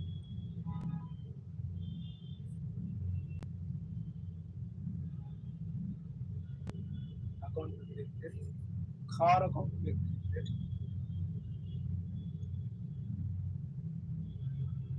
Car account. So why car account will be debited? Because car is giving the goods. He is the person who is giving. Okay. So when we purchase When Gerard purchased, Khar gave the goods. He is the person who is giving. This is the account that is giving the goods. Okay, so that's why his account will be credited. So amount will be 27. Amount will be 27. Same. Same. So now, sold goods to lie for $600 less 10% trade discount.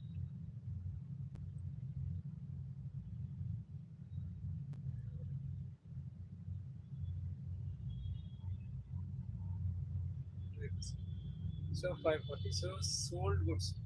So sales account. Sales is an income always. And who is receiving the goods? Lie is receiving the goods.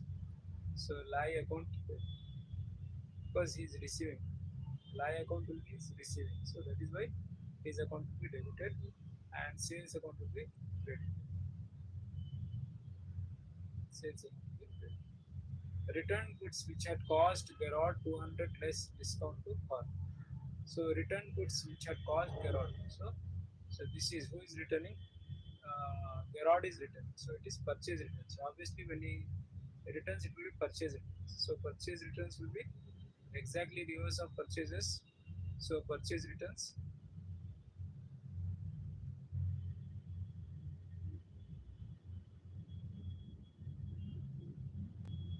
Purchase returns. So how much? It is returned to Khar. So Khar is receiving the goods. When you are returning back the goods, Khar is receiving the goods. So he is receiving Khar account. Khar account should be debited. So then purchase goods from Lim which had cost 2800 before trade discount of 10%. So purchase goods from Lim. So purchase goods from Lim means purchase again. Purchases always purchases. Purchases. Purchases are always purchases. So purchase account. Goods from Lim. So who is giving the goods? So Lim is giving the goods. So Lim account. Because Lim is giving the goods. Okay. Sold goods to Chin for $39. Sold goods to Chin for $39. Sold Chin. So Chin is receiving the goods. Chin is receiving the goods. Chin account debited. Sales account credit. So Lai returned goods which had cost him $200 less discount. Lai returned means this is you have sold to Lai. Just see we have sold to Lai and is returning the goods. Maybe they are detective. That's why Lai is returning. So Lai is giving. So you have to give, you have to credit whoever gives, right? So Lai account will be credit. And it is sales return. Sales return is reverse of sales, so it is debit. Sales return account. So then this is also done. Then now, so this is also over. So this Gerard paid Khar and Lim the amount due to them after deducting 5% cash discount. So when you are making when Gerard is making the payment, who will receive? Khar will receive. So Khar will receive Khar account and Lim also will receive Lim account, Khar account, debit and credit to bank account. Bank. But one more thing is there. What is that? Discount account is also there. Gerard paid Khar. So when Gerard is paying Khar, he is not paying certain amount. So which is cash discount. So it is discount received. So it's an income.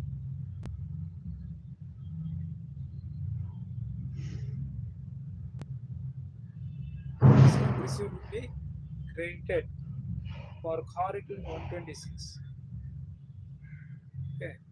For it will be 126 and Lim it will be Again here also discount will come, discount received.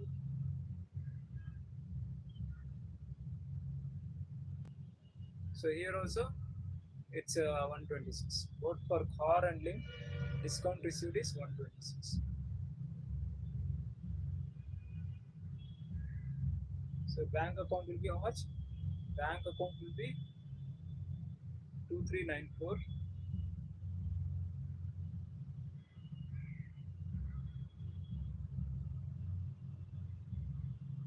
What will be the amount? 2520. 25 0 here also. 25 0 here also. R and or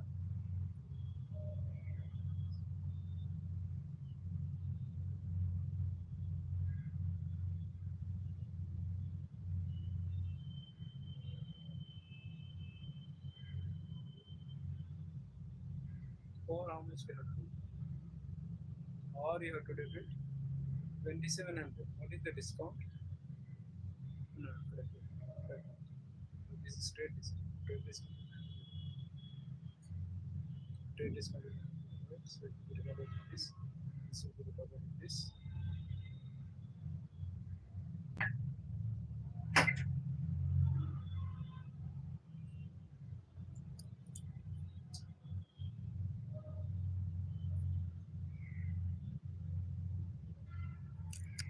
Then lie and chin paid. So lie and chin paid means obviously money will come into bank. Bank account. So lie pays how much? Lie pays 342. Lie pays 342. We receive 342. So lie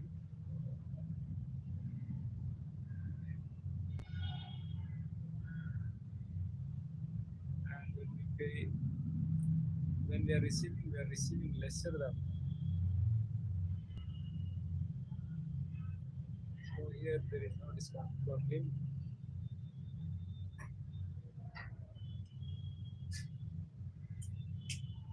Limb.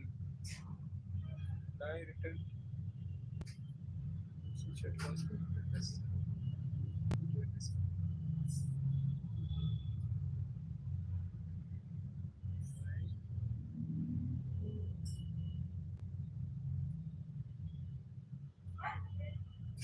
342 we are receiving. So lie and discount is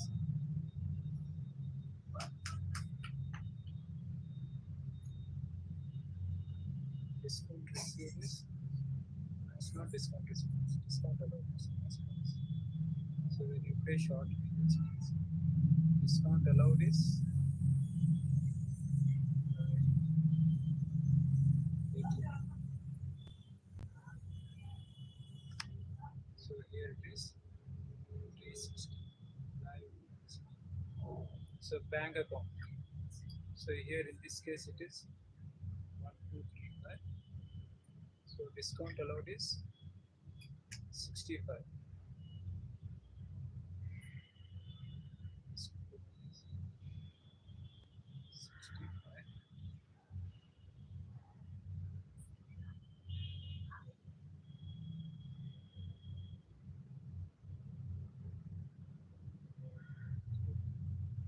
So chill will be created with this plus this. So that is 30. So now you have to prepare ledger accounts and close the accounts. Prepare ledger account and close the accounts. So start doing this. So it's very simple. So we already done this. So you can do the rest of the part. So if required, you can do it in the next class. So dear friends, last class I had given an assignment to you. This is assignment from David Hawkins. So this is very challenging because in this your concept of books of accounts of particular person is very much so accounts of one particular person. Suppose the following transaction in the books of both Brian and Ken. See what is if Brian for Brian the transactions will be different. For Ken the transactions will be different. Because if he is buyer, he is the seller, and if he is a seller, he is the buyer. So here it has been asked name of accounts to be debited, name of accounts to be credited. So you should not get confused. You should not get get it wrong. So you are not so see if you write so but here the question is you have both the transactions in the books of both Brian and Ken. But here they have asked you to write name of account to be debited, name of account to be credited. But whose books? Is this are, whatever you are writing here are these related to Brian or are these related to Ken? So what is the best remedy? Let us for the time being we will consider this as the books of Brian.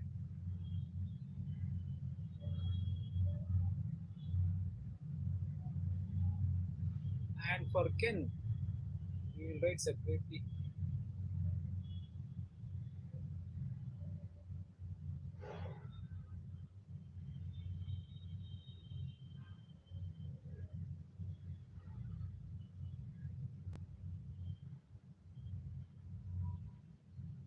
Okay, books of Brian.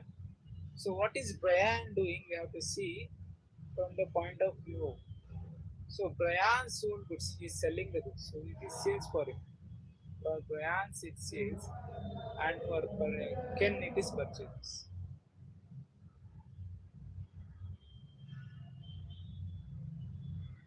So when Brian sells, who will receive? Who is receiving? Ken is receiving. Ken is receiving.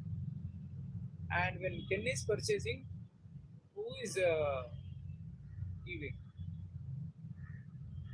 Brian is giving. So this concept should be very clear.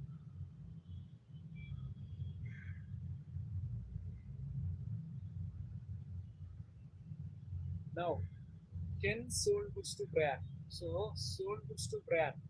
So sold goods to Brian means what is Brian doing? Brian is purchasing. Brian is purchasing. So it is purchases because these are the books of Brian, right? So you have to write it in the books of Brian. So it is purchases for him. So if Brian is purchasing, who is giving the goods? Ken is giving. If for Brian if it is purchases, then for Ken it is sales, and the other side is Brian. So the understanding should be very clear, crystal clear. So don't get confused. Don't get confused. Brian sold goods to Ken. Again, sales. Sales. So again it is Ken who is receiving. So if it is sales for him, it will purchases for this.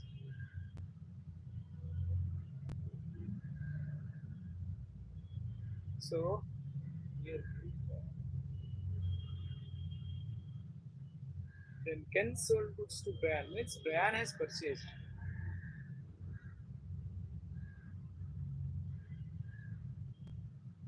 So then Ken. So if it is purchases for him it will be sales. So if it is sales this side, then who is receiving Brian?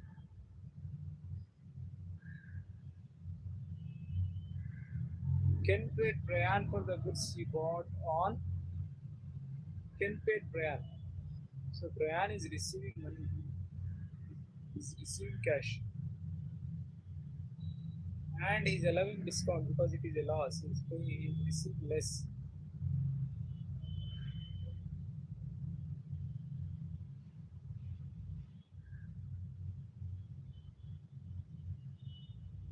Then who is giving?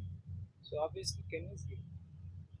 Well, Ryan is receiving, Ken is giving. So now Ken paid, no? So cash. Cash is good.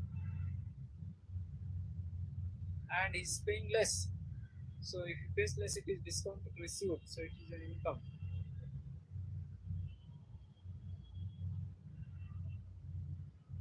And to whom? To Graham.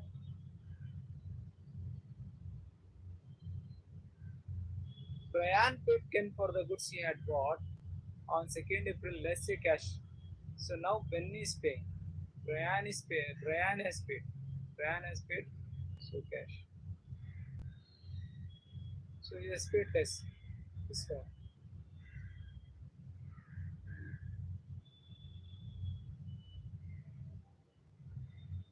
So it is less. So here if it is here if it is discount received for it, here cash and discount. And here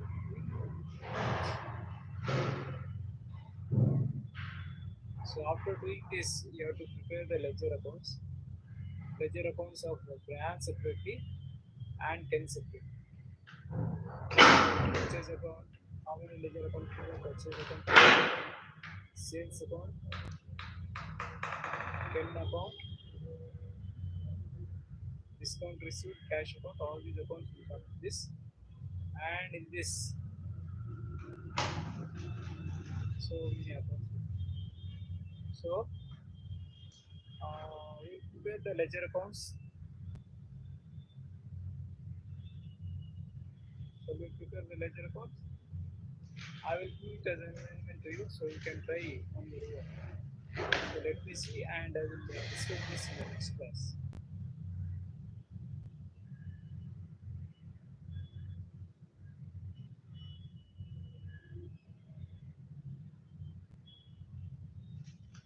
Dear friends, last class we had discussed this. So you can see so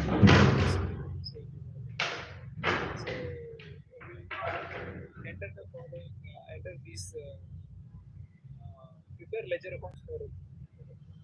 Dispose the following transactions of Brand. So we close the these two ledger accounts of Brand. So how to do? So proceed. So books of Brand. Okay, so books of Brand. So first we'll complete books of Brand. So Ken will be debited with sales. First entry, Ken will be debited with sales. Ken will be debited with sales. Ken will be debited with sales.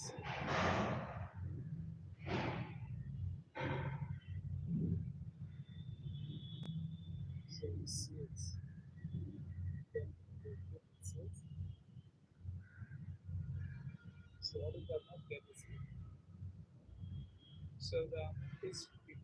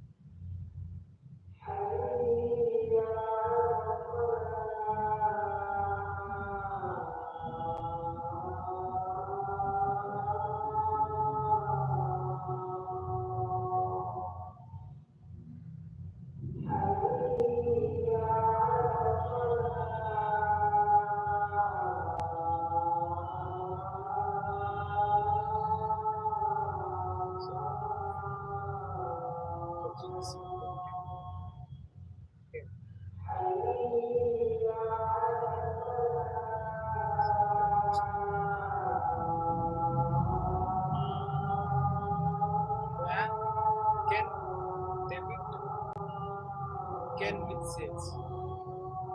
So 800 less per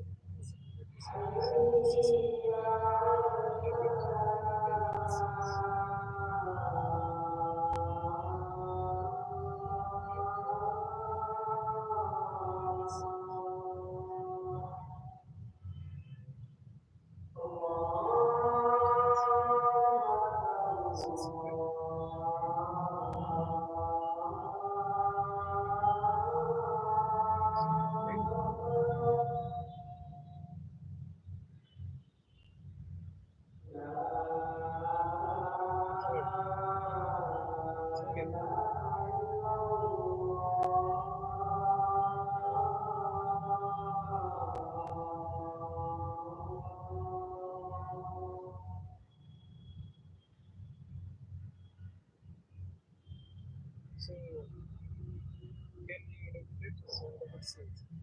Sales also according to the sales.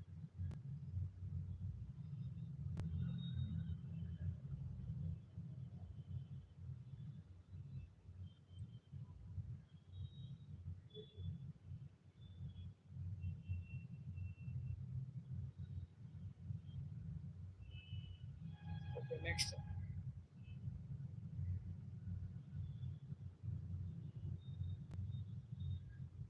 Again, credit can be purchases.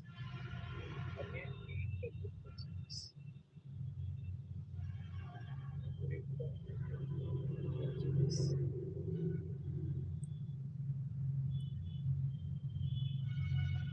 So what is the date? 920%. 60.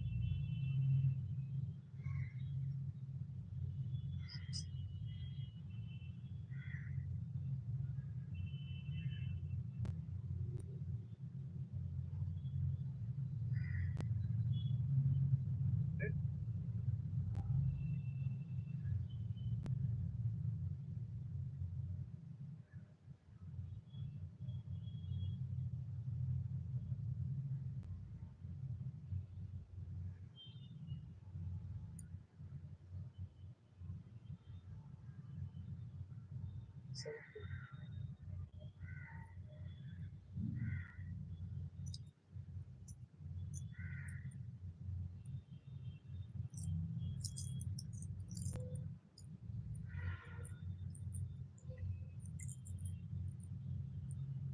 so,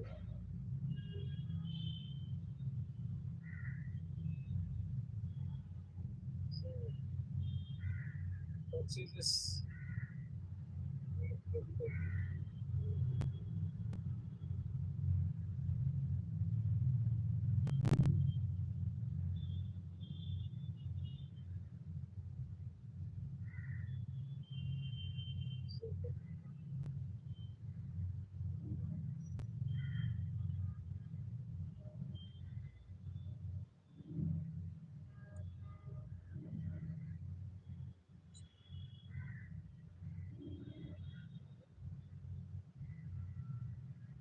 Get paid trial for the goods bought on first April less cash discount.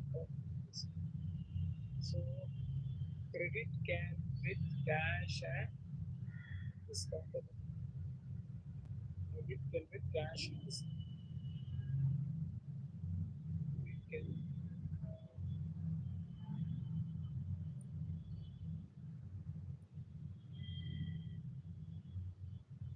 cash.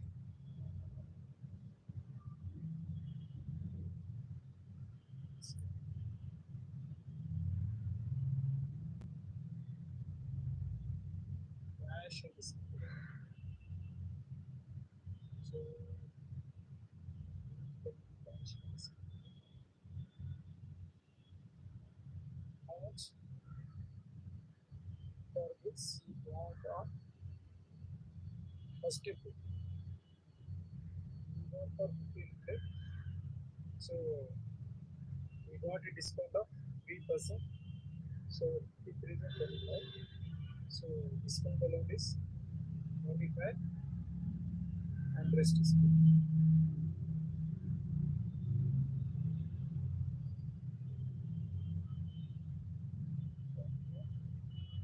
This is good. This is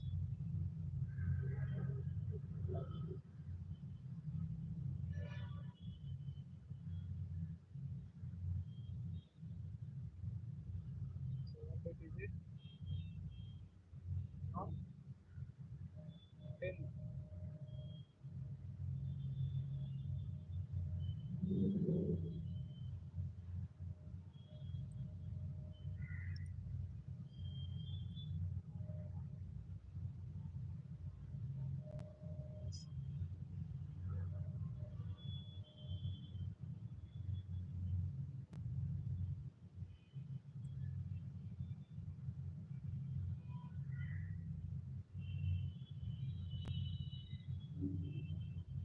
So cash is to come. Cash color is to come. So that's great. Okay.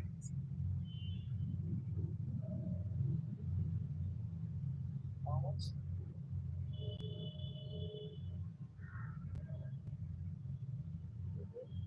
Discount. Discount. Yes. So,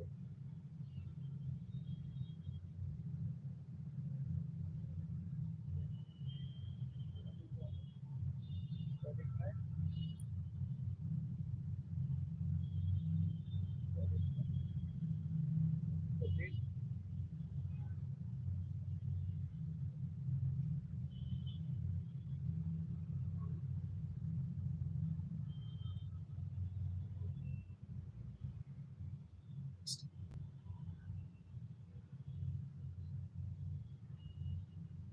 Brian Pitkin for the Palpursi have not on second level. So debit can be cash and discount is debit can cash and discount.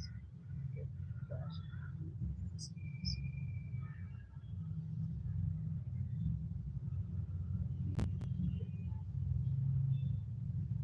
Cash.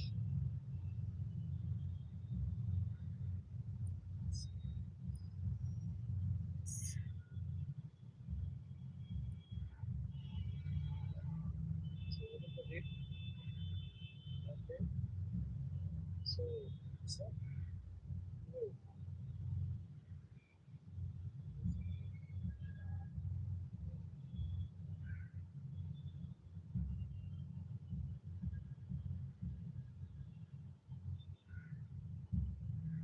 So now we go on this the levels are not let's say cash discount. Second level. Second level minus that is discount is this system.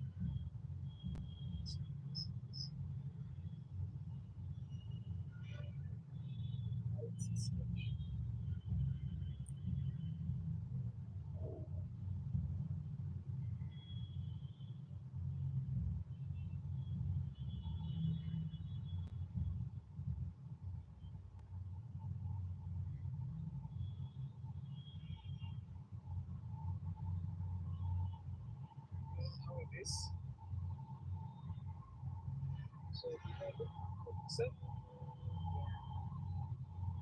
now you have to remember. Similarly, so now you can see how it looks. So we just how we can just level. So this one is C. This one is C. This one is C. Dash. Dash and C. So here we have to so it will be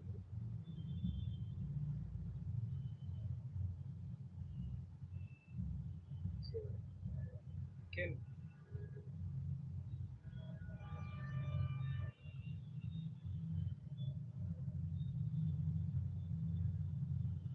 completed all these things. So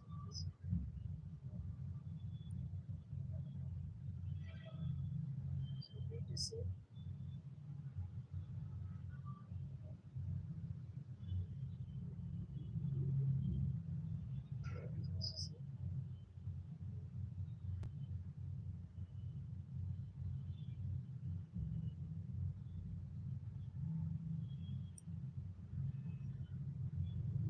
okay. So I would like to mention that all these things are very simple, but very basic and very important. Unless these concepts are clear, going ahead you will get confused in a lot of other concepts. Lot of students they ignore these topics. They take it for granted, like it will just be economy, this is afterwards they will get some concepts from. So teachers are not used to teach you unnecessary things, redundant things. They are teaching with a purpose. The books are not written just to fill up the pages, but with a purpose. So please follow it strictly, do it sincerely, study sincerely. So now, books of Ken, I will leave it to you. If you want me to do even that part, please make a comment in the comment section of the video. I will do it. Otherwise, I am not going to do that. It assume that you have understood it. So till then, bye bye. I will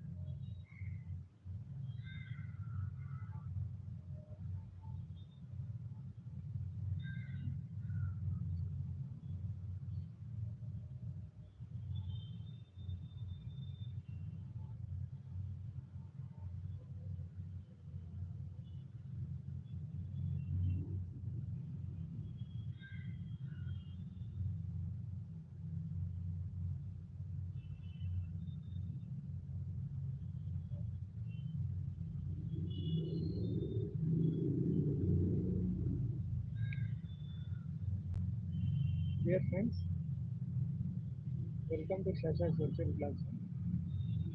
So today we will look at problems from books of fragmentary. So in this lesson we will learn how we record books of fragmentary, how to prepare books of fragmentary. So this is a problem from David Hopkins. So Mrugatite has the following transactions all on trade. So purchase goods from Piccolo for $10,000 plus trade discount of 20%. Sold goods from Simon for $1200 plus trade discount of 10%. We allowed Simon 4% cash discount.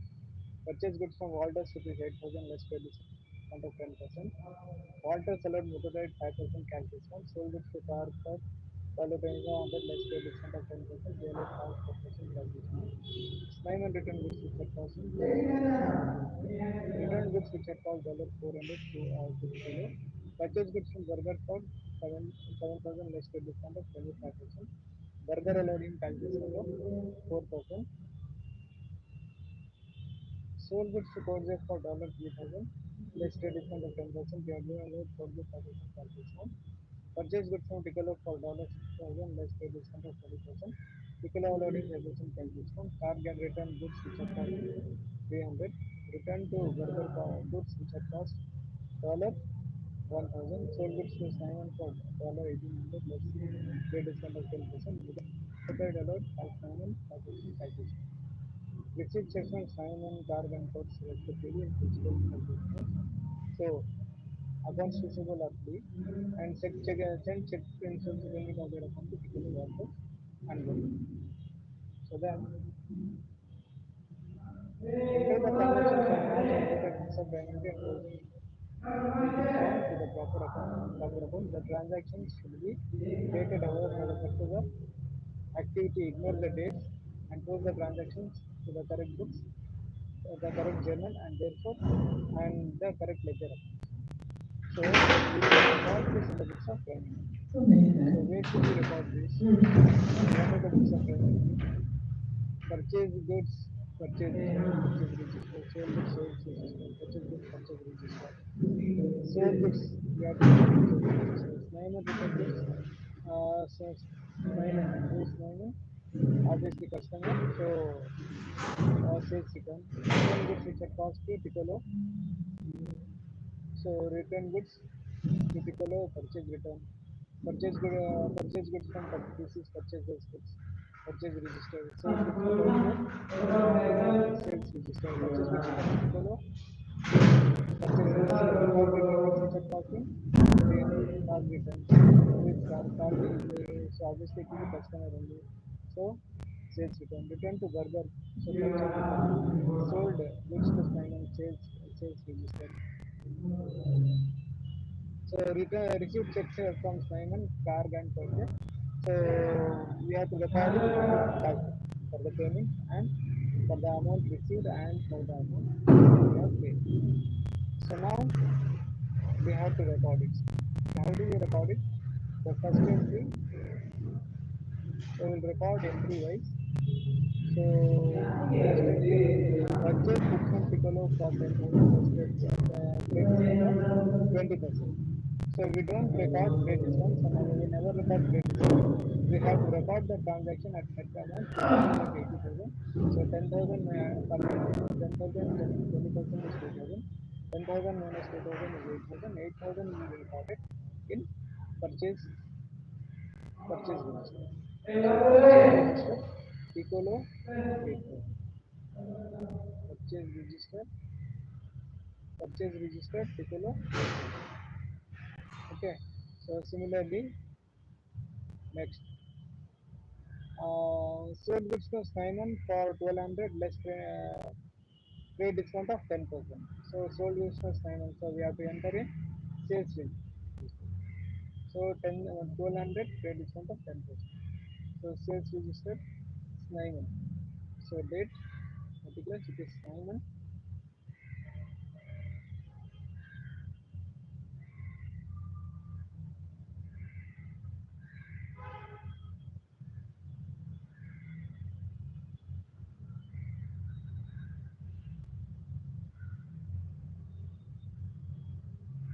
Snaiman, sold this for Snaiman for 1200 less than trade discount of 10%.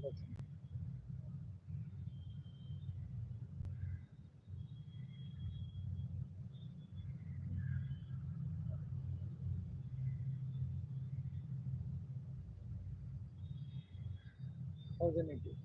So we have to record like this. So everything we have to record in each and every group respectively. So sales register will look like this. So Snaiman 1080, car 2250, or the 2700, Snaiman 1620. So you can see.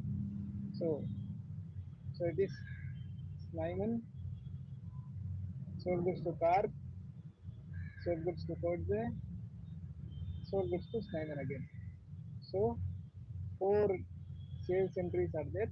So we have to record it in this particular style we have to record. So this is known as format or whatever. So we have to record in this particular way. So the transaction should be recorded in this particular format. So format is important. So then the next one we have to record in purchases. So we have done purchase. So then purchases will look like this. So we have purchased from Piccolo, Walters, Burger, and again from Piccolo 4800. So we have to enter in purchase journal like this. So take some time to write it down. Then we have to enter in sales return register also. So sales return register, what do we write? So whatever sales we have returned, all those entries. So what is it? Let us see what is the sales return. So Snyman return. Snyman, we had sold to Simon. So Snyman return, which had cost him 200. No, 200. So Snyman 200.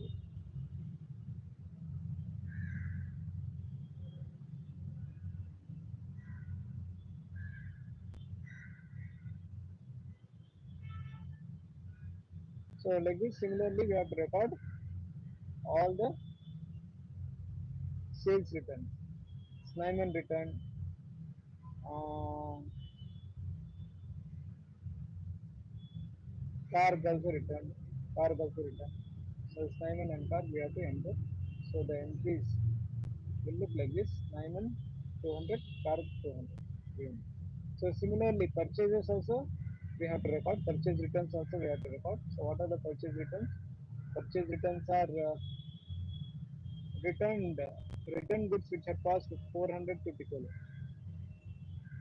400 to Piccolo means obviously Piccolo has given 20% trade discount. So which had cost him 400 means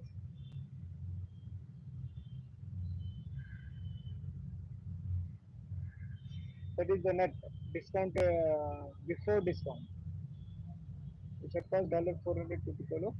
So that is before discount.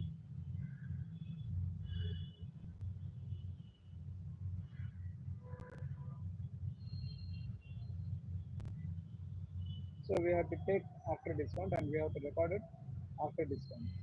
So returns, purchase returns we have to record after discount. So it's not 400. So it is $320 and burger is 1000.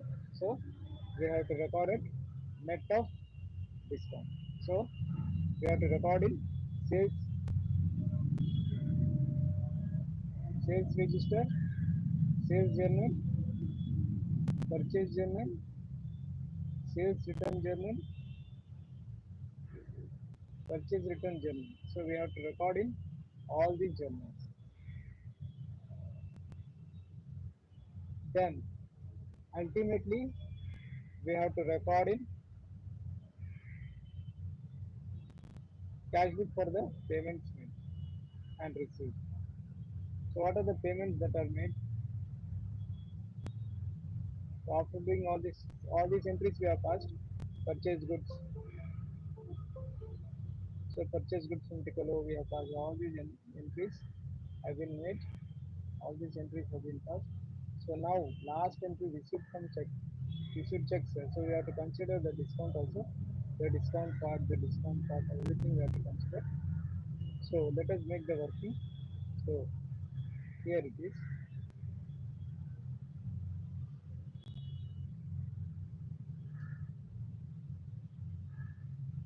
So Snyman, we have sold to Snyman worth this one. These are the returns. Total.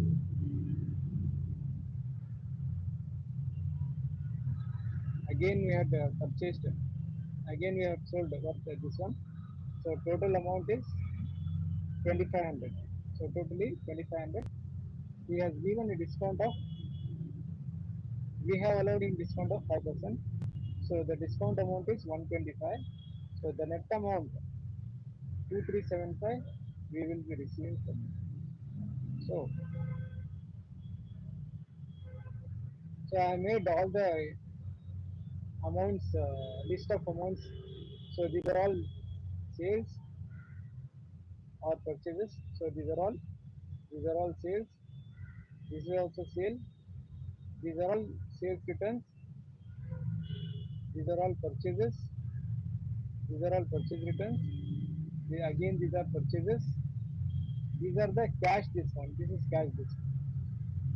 This is cash discount. So this is percentage of cash discount and this is amount of cash discount. So the net amount ultimately received or paid is coming here. So we have to do like this. So first we calculate.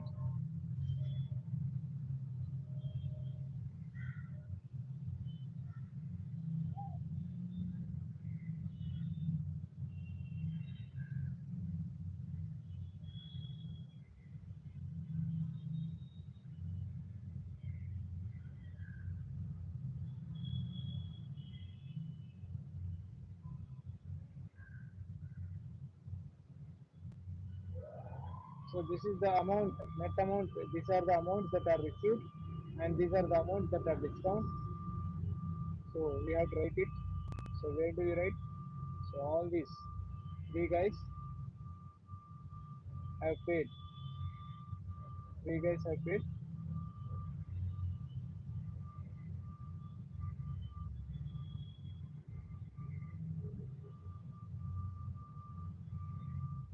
So how much they have paid and what is the discount?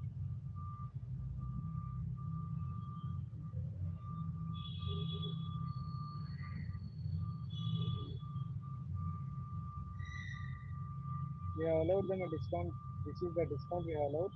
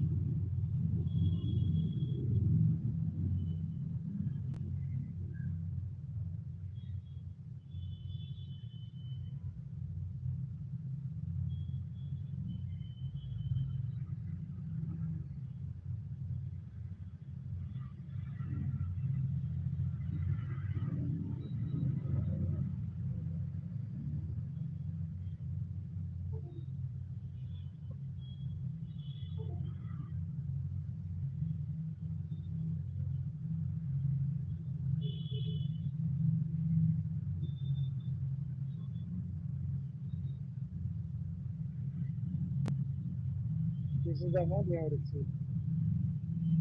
So all these amounts we have received.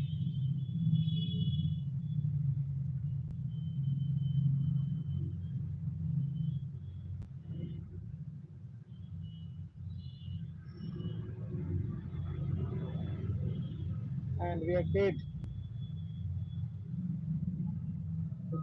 these three people. These three people we have paid.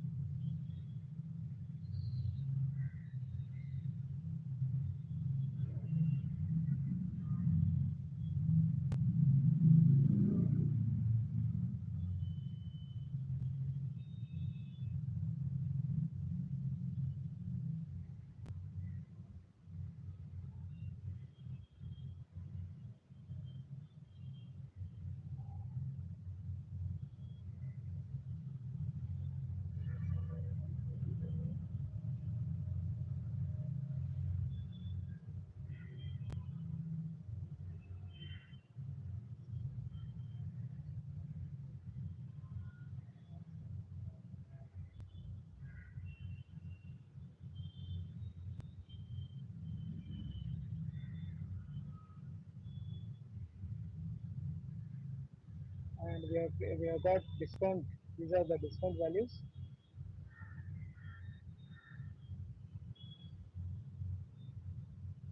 If we calculate,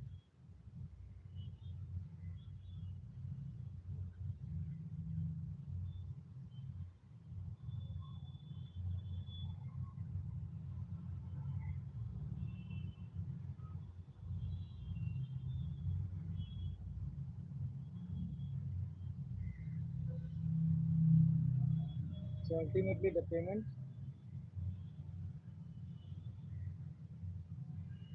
the amount we have paid.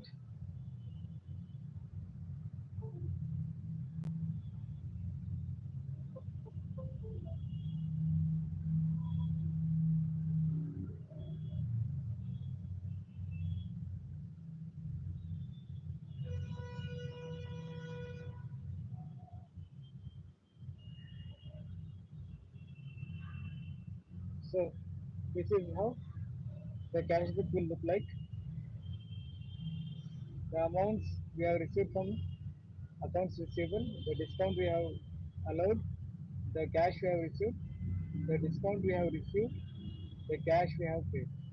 So this is what is cash book, and cash book will look like this. So this we have to record, and that is also done. So now what all we did? So we entered, we recorded, we prepared sales register, we prepared sales register, we prepared purchase journal, we prepared sales journal or sales register, sales journal we prepared, we prepared purchase journal, we prepared sales return journal, we prepared purchase return journal, and we have prepared cash book also. We have prepared cash book. So now what is left? So now we have to prepare ledger accounts. So what are the ledger accounts?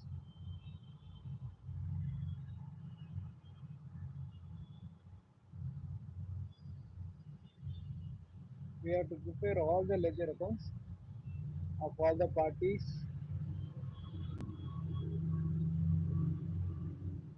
So sales account. Sales account is always a credit balance. So we are not supposed to record each and every entry. We have to record the total. We have to record the total in sales account. So sales account we have to record the total. So so first let us do the total.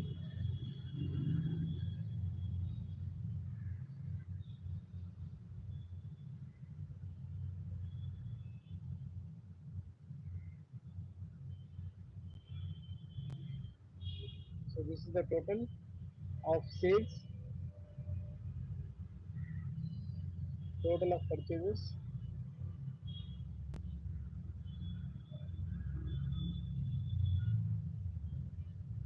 total of purchases, sales returns,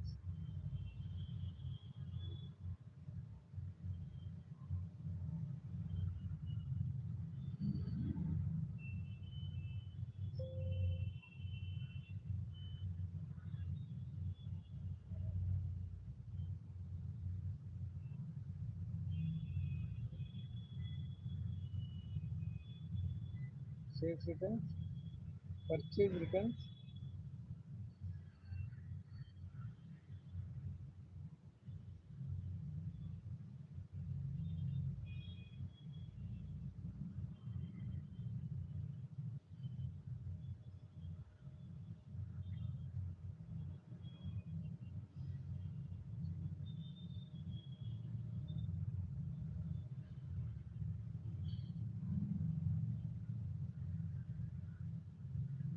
sales. So how do we record? So come to ledger. So sales always is a trade balance by sales journal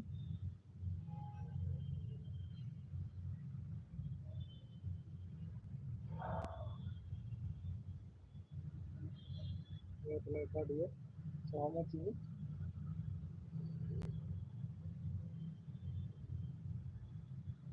have to record this here.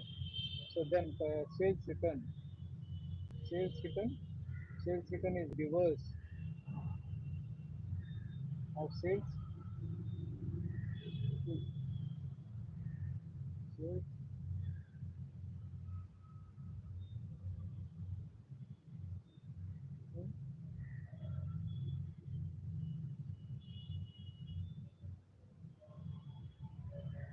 journal. The sales return journal.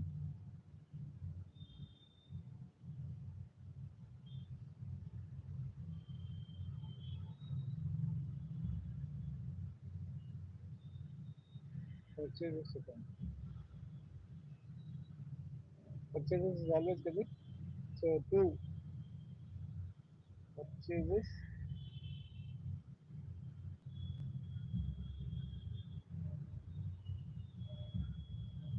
journal.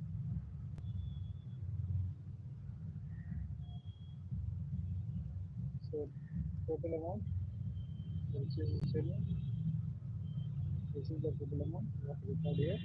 So remember, we should never record individual entries in purchases account. So we have to record the total. Then purchase return. Purchase return is reverse. So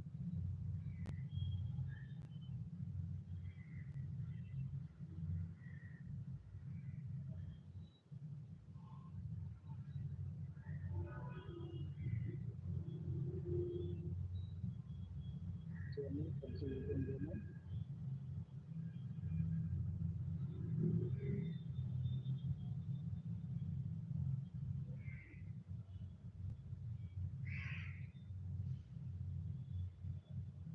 So we have to record like this. Now we have to record entries related to Piccolo. So how do we record entries related to Piccolo? So who is Piccolo? Piccolo is a customer.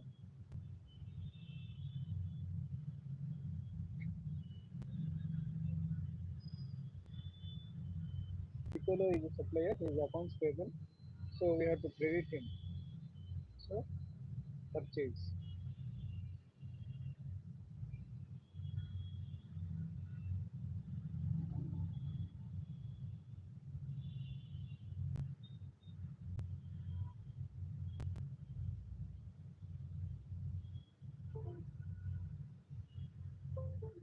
Purchase we have to record. Piccolo.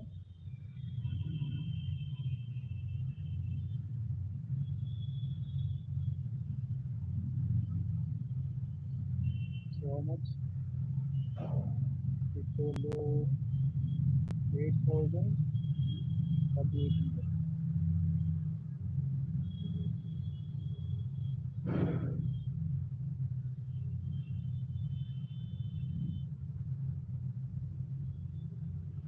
So purchase return is also there.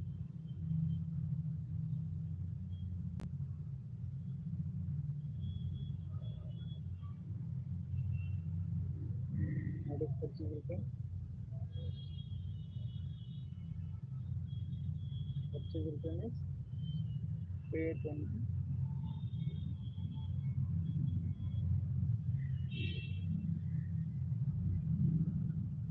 Purchase return is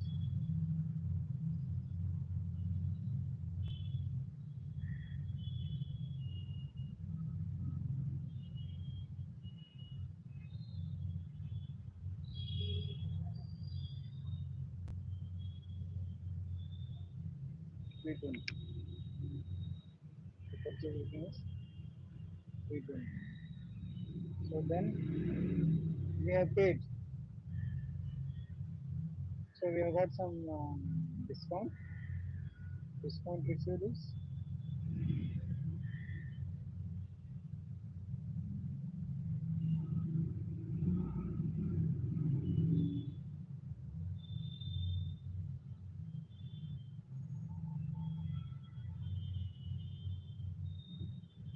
24. So amount we have paid. Amount we have paid is cash. How much we have paid?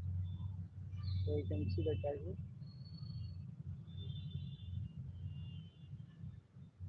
11856. So we have to see here and then so 11856. Now let us just check. So now if we add all this, so that will be okay. So finally we have paid everything. So this is how the each and every account will look like. So we have to make the we have to do the posting. So then accordingly we have to uh, prepare all the ledger accounts. So now we'll prepare ledger accounts. So we have to see the transactions and then accordingly we have to prepare. So Piccolo we have purchased,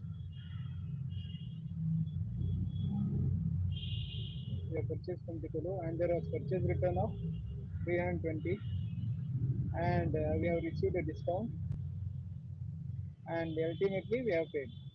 So this is how we have to record, seeing the debit side, credit side very carefully. Then Piccolo's account is over. Now we have to prepare Snyman's account. So Snyman is a customer. We have sold goods to him. So we have sold. We have returned also. So we have received. We have allowed a discount, and we have paid. So what are the amounts? Sales, sales, sales return. So the discount allowed, cash. So Snyman's account is also done. So now uh, Walter's account. Walter is a supplier, is a accounts payable. We have purchased from him. So these are the purchases. We have received discount and we have paid cash also. So the discount we have received is 360 and cash we have paid is 6,840. So we can see from the cash book. Then uh, again burger also we have purchased from burger. So 5,000 to 250. So there are purchase returns as well. So we have we have paid cash to burger. So what is the discount? Is there no discount? There is a discount, so we'll just see. Then let us first finish this. So remember burger account, there is we have to record purchases. So then cards, card. So we have sold goods to card. So we have to enter sales. We have to prepare card account. We have even made the sales return to him. So we are allowed in discount. So we have to record that, and we have paid. We have received cash. So even that we have to record. Then cards account. He is a customer. We have sold him. So 2,700, and we have allowed some discount, and we have received the balance amount from him.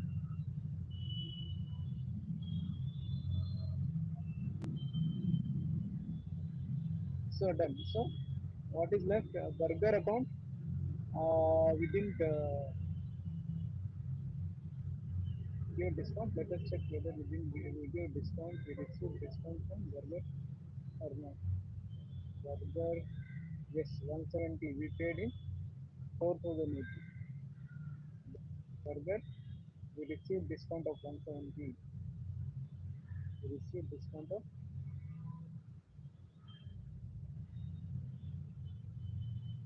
we received discount of 170.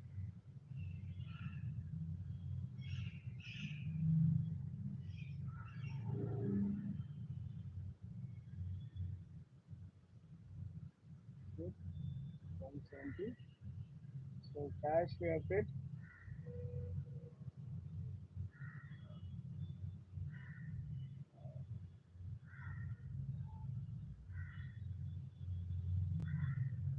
So this is the amount of cash we have paid to burger.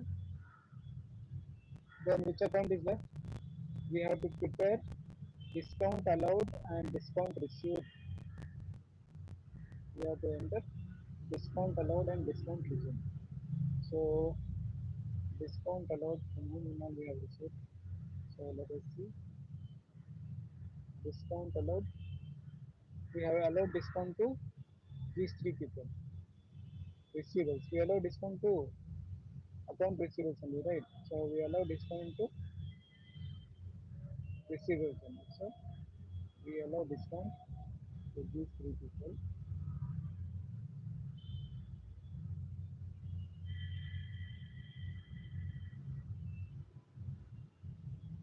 And discount allowed is always a loss expense. And what is the amount? Amount also you can just note down from here. What is the amount?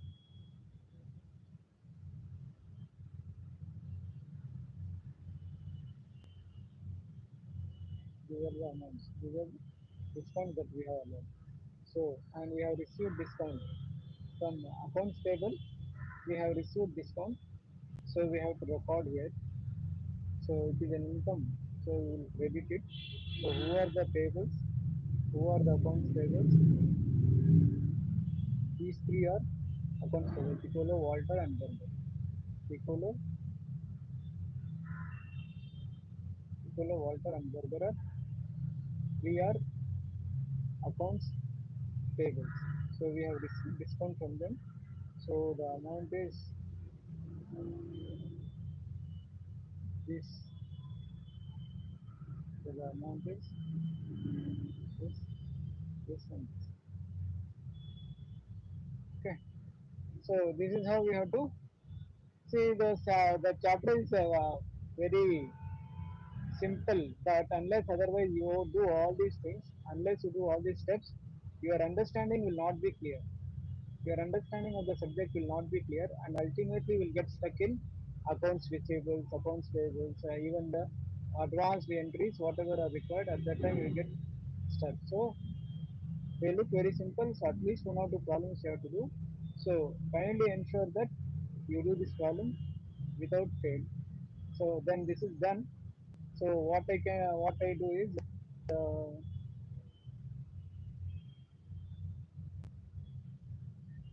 I will give this problem as assignment to you. So this is also from David Hopkins. So you can just try this problem on your own. So then, if you have any doubt, you can let me know in the comments. I will help you work out. I think you can do it on your own. So I am 100% sure. So please try and finish it. So we can move on to the next next lesson. So this is very simple. So one or two problems are more than sufficient. So if you want, you can do this. So if you let me know as a comment in the comment section, I will definitely do it. Otherwise, I will assume that you have understood and it's very simple. So we'll move on to the next lesson. So next lesson is how to balance the accounts. How to balance the accounts. That is what we are going to learn in the next lesson. So till then, bye bye.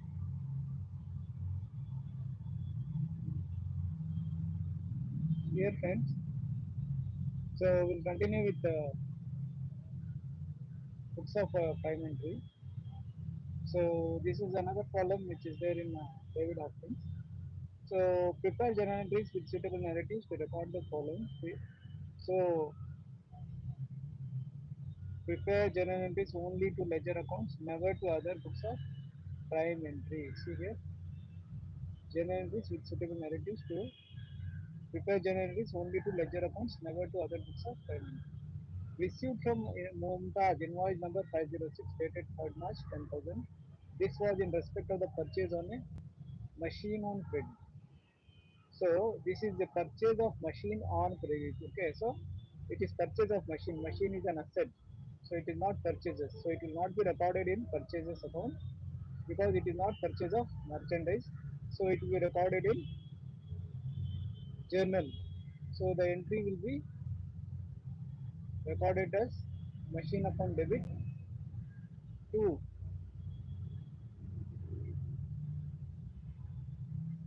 Mumtaz. Why? Because we are purchasing from Mumtaz. Okay, we are purchasing machine from Mumtaz.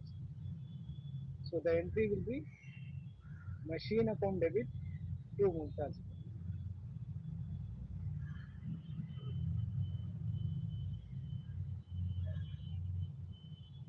Account debit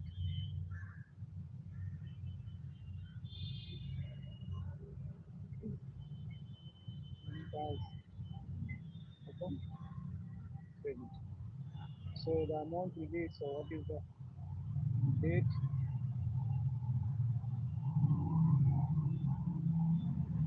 Date they are not mentioned. So they have mentioned just A. Okay, invoice number 506. Purchase of machine on credit. What is the amount? Amount is 10,000.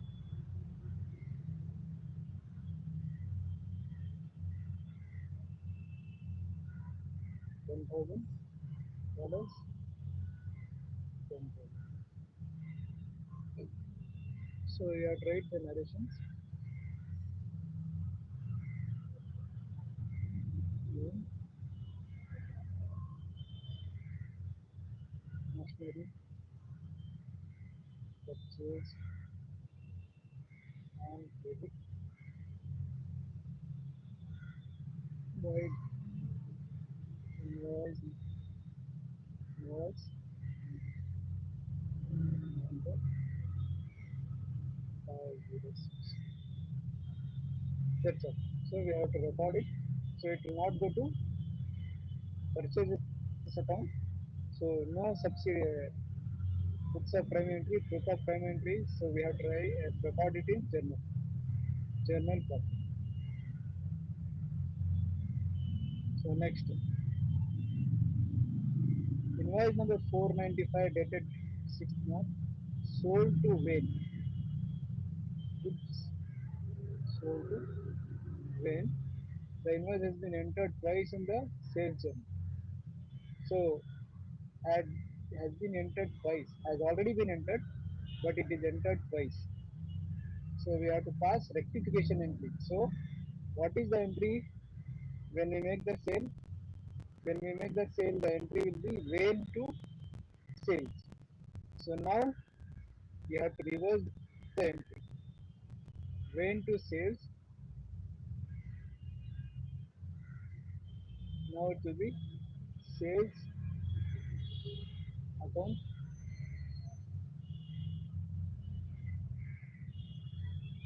to Wayne's.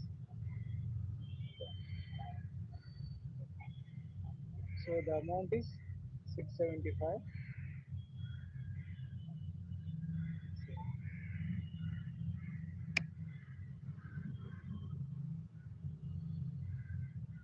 Sales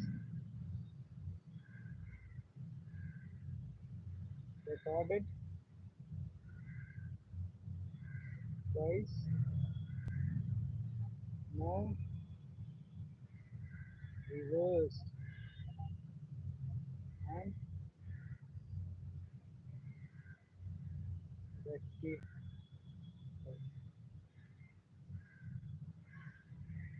So this is also done. Next one. So then we'll see what is the next entry. Invoice number 998 dated 7th March for 4,250 in respect of delivery van purchased on credit from Yunus and paid by check. So delivery van purchased on credit from Yunus. Delivery van purchased on credit from Yunus.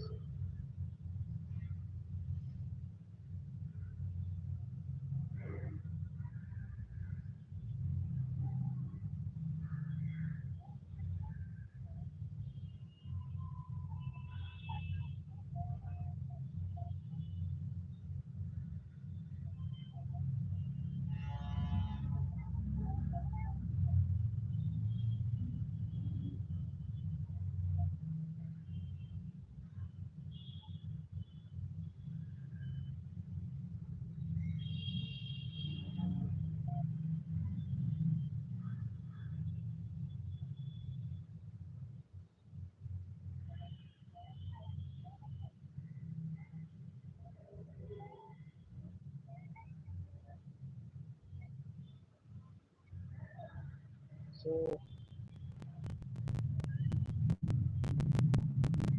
40 to 50, 4,000 4,002.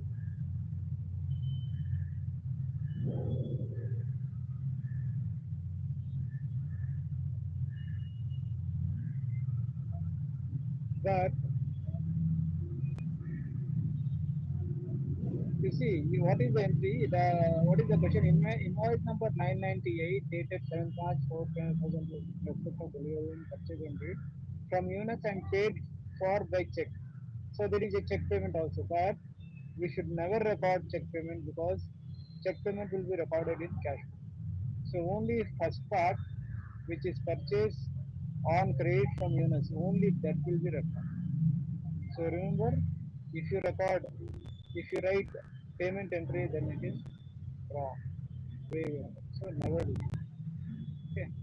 So accordingly, you have to be very careful when writing the entries. So all these entries, which never come in any of the other books, will always come in journal proper or general journal. So this is general journal where we are recording because none of these entries are capable of being recorded in any of the prime, neither in the sales book nor in purchase book, neither sales return nor in purchase return nor in cash.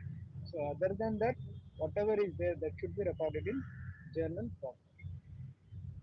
So next, credit note number 103 dated 10th March, quantity of $190 sent to Brownie that omitted from the sales return journal. So you have given credit note, but you have not recorded in sales return journal. Now you record it. So sales return journal. So how do you record it? So what will be the entry? The entry will be, you have to write down in sales return journal, and then the next step is you have to write down the journal entry, that is you have to record the entry. So how do you record? Sales returns upon debit to Brownie account credit. So you have to credit Brownie. Sales return upon debit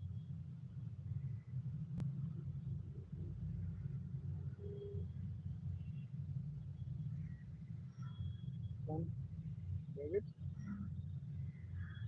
to Brownie account.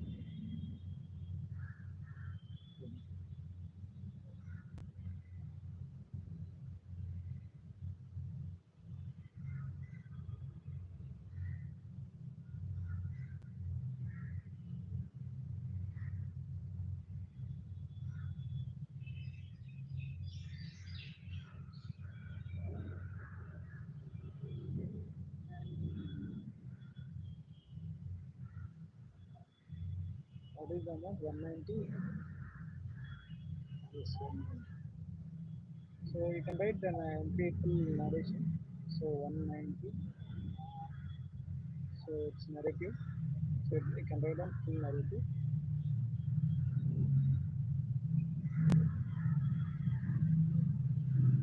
Sales returns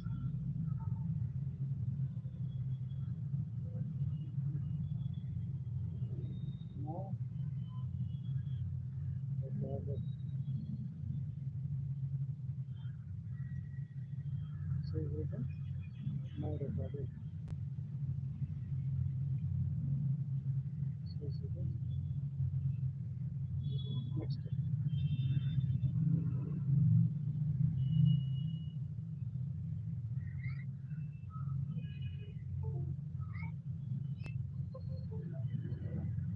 Invoice number 854 dated 15th March 1300 for goods purchased from Sandra. The invoice has been posted to Geeta's account in error. So what has happened? It has been posted to Geeta's account. It is entered in purchaser's account, but the posting has been done wrong. The posting is wrong. So instead of posting to Sandra, the posting has been made to Geeta. So it is purchased from Sandra. So you should have credited Sandra. Instead of crediting Sandra, you have credited Geeta. So what you have to do? You have to credit Sandra and debit Geeta. So the entry will be Sandra account debit to Geeta account debit. So the entry will be Geeta account debit to Sandra's account credit.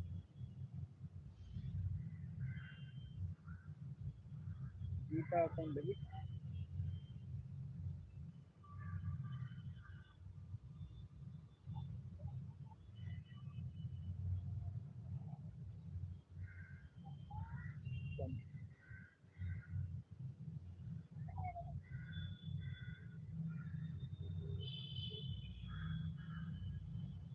Amount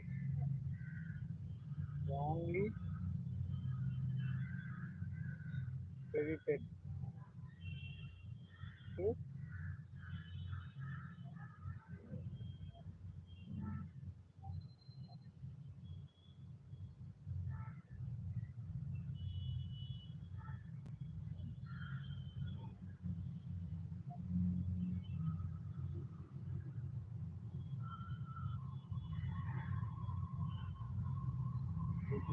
Geeta. No.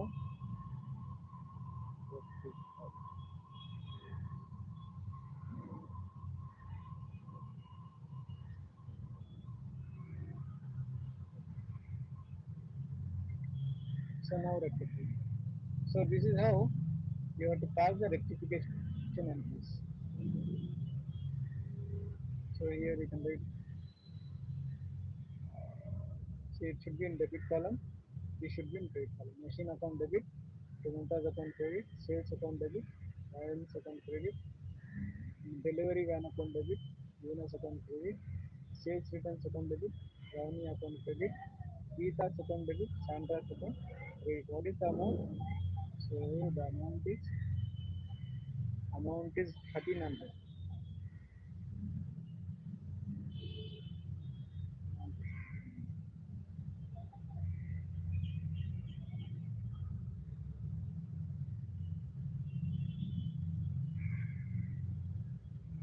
So all these are rectification entries. So if you observe, all these are rectification entries. None of these entries will come either in the neither of the books of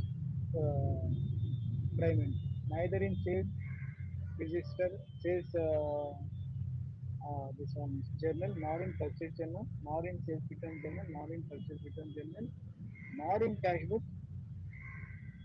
Neither of the books that will come in the residual book, that is journal profit. So carefully you have to do this. So this is how we have to record. So this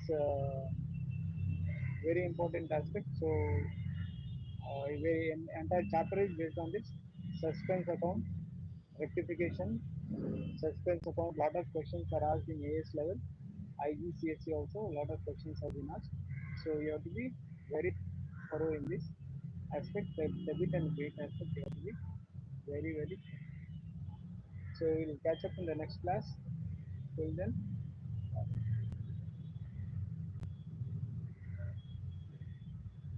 dear friends, these are exam practice questions from books of elementary. So this is again from David Hopkins. So let us discuss. So exam practice questions. So this is basically number one.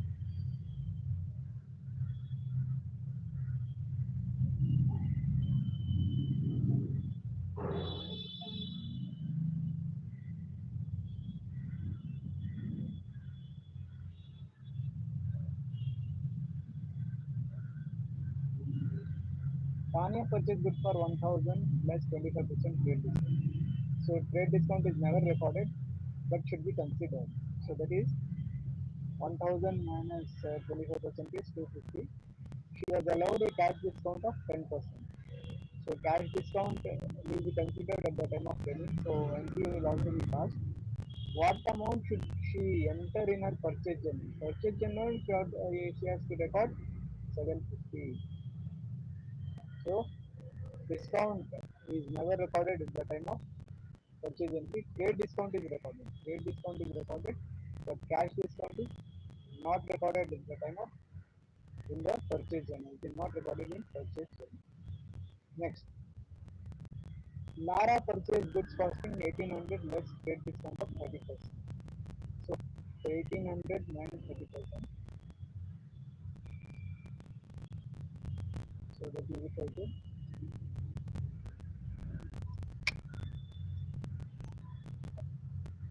1800 minus 30%. Equals 60, 1260. That is 1260. Okay, so she was allowed a cash discount of 5%. She was allowed a cash discount of 5%. She has to pay less. So how much she has to pay less? She has to pay 63 plus 5%, no? 5% of this. So 63 less. So this should be how much should Lara have to pay for the goods? It is 1199. So when you subtract this and this, it is 1197. So this one. Next. It is an exam style question. So similar questions have been asked in the AS level exam. So these are not A level questions, but AS level. So but IGCSE also they have been asked. So then coming to this, Cora sent an invoice to Maria for 2000 less 20% credit. So Cora sent an invoice to Maria for 2000 less 20% discount. So okay, so 20,000 less 20% credit discount is 2 to the 4 1600. So 1600. So trade discount will be considered, but never recorded. So we have to take the net amount. So 1600 it should be recorded at 1600. Cora has omitted to enter. She has omitted. So Cora has omitted. So has sent an invoice means she has sold. To enter in her sales journal. She has not entered in the sales journal. So obviously what will happen? Sales account will be understated the 1600, not 2000 because the trade discount will be recorded. So even Maria's account also will be understated the 1600. The answer is so then come this one. Seung has received a check of $1540 from Raju in full settlement of a debt of 1700. How should this be recorded in Seung's book of account? So what has happened? Chung has received a check. So he has received a check of 1540 from Raju in full settlement of 1700. So there is a discount factor. There is a discount factor of 1700 minus 1540 160. So this should be recorded. Discount allowed should be recorded, and it should be recorded. How should this be recorded in full? So nowhere this should be recorded. Bank account this should be recorded, and this should be recorded. You have to consider as we have received full money from this. So the entry will be this one will be recorded. So accordingly, the debit and credit aspect should be very very clear. So practice these questions again and again. Often more and more questions you have to practice. So maybe a lot of MCQs we can discuss in the meantime. But before that, let us go through the entire syllabus so that the concepts are clear. Otherwise, just by solving the question papers or just by working out the question papers near the exam is not sufficient. Remember, slow and steady wins the race. So never ever think of shortcuts. Never resort to shortcuts. Start studying from day one. So start studying from the day one. So let's catch up in the next class. Basically, the next class is how to balance the account. Till then, bye. Dear friends, Welcome back to Shasha's virtual classroom. So this is balancing of accounts.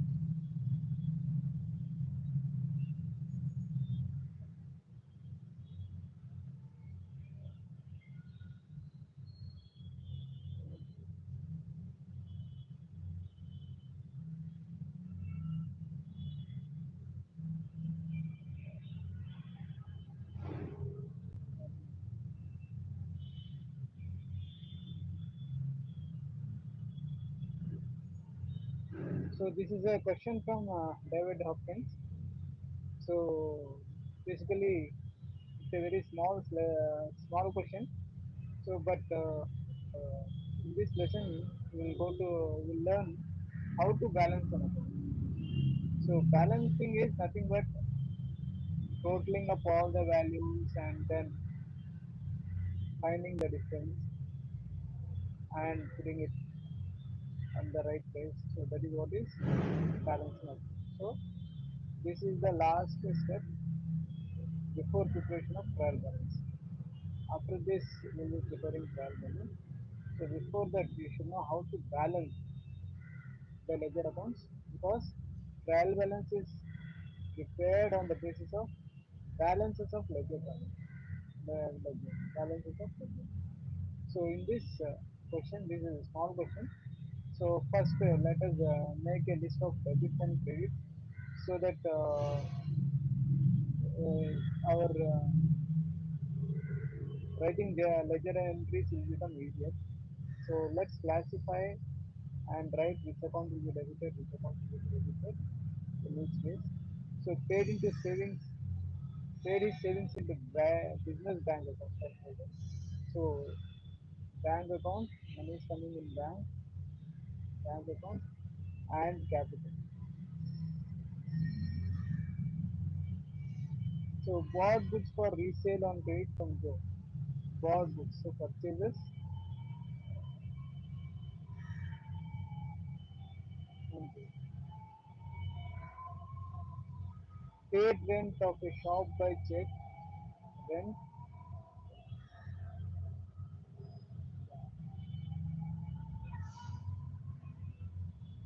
Sold goods to Barney on credit, sales, Barney, sales. Made cash sales of goods, the money was used to set up cash flow. Made cash sales of goods, cash sales. Return faulty goods to Joe, returns.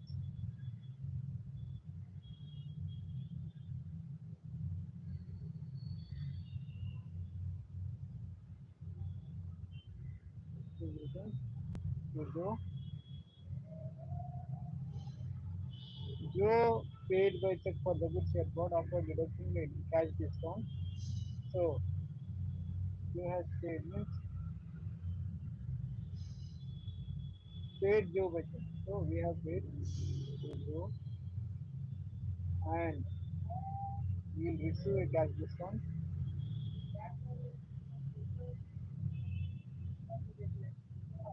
So this is discount received.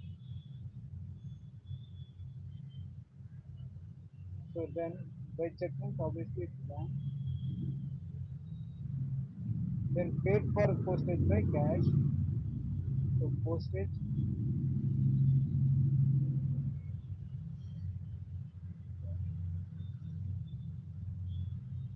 So now we have to prepare all these accounts: bank account,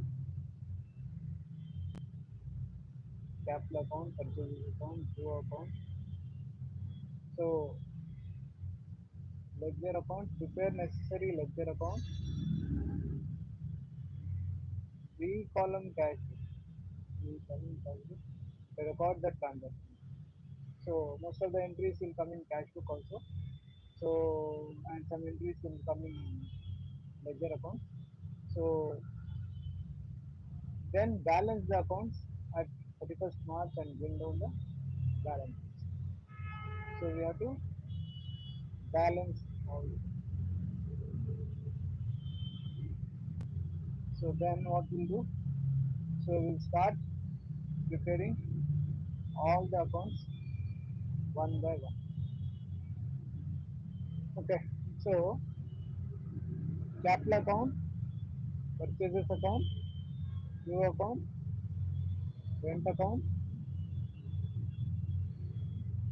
Barney account, postage account, sales account, purchase returns account, and discount received account. So all these accounts we have to open. So now, what is the first entry? Paid his savings into bank, business bank account, 10,000. So that is on March 1st.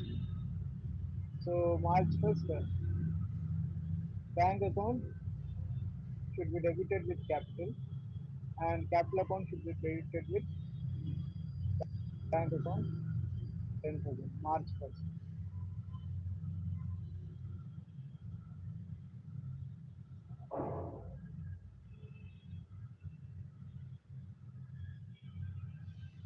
Capital account should be debited with bank 10,000. 10,000. So then credited, capital account will be credited. So capital account will be credited on March 1st. March 1st. So bank account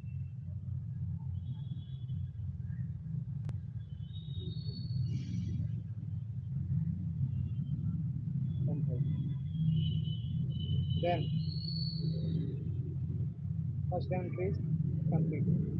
Bought goods for resale on credit from Joe. Bought goods for resale on credit from Joe. So that is on March 2nd. Purchases to Joe. March 2nd. Purchases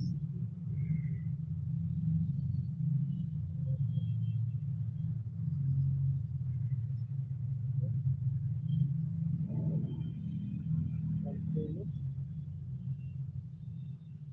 sorry, purchases account with everything with Joe. Joe account. And Joe's account should be credited.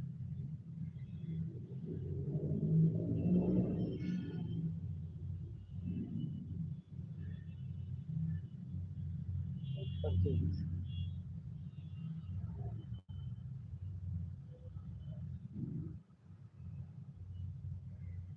So what is the amount? Amount is 4,000.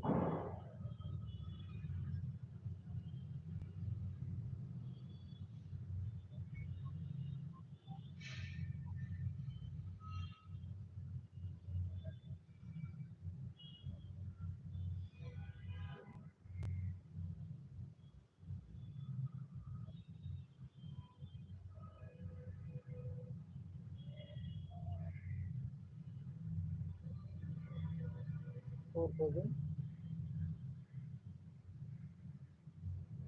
Okay. Then what is the next entry? Paid rent of shop by check. Paid rent of shop by check on the same day. Paid rent of shop by check. So March 2nd.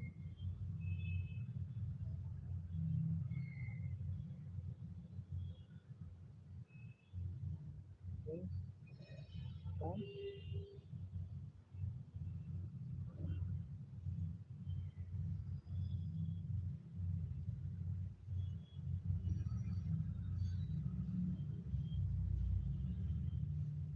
March 2nd.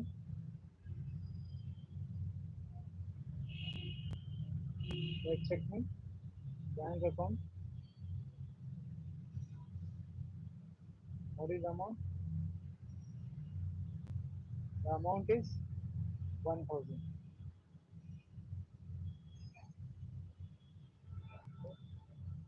on third. So the entry is complete. So now come to the next. Sold goods to Barney on credit. Sold goods to Barney on credit. So, sold goods to Barney on credit.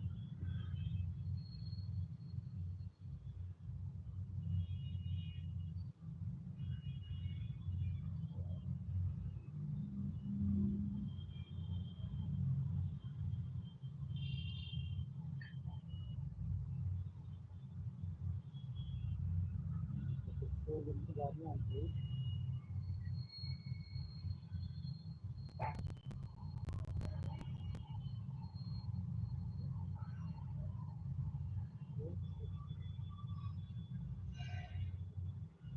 Barney.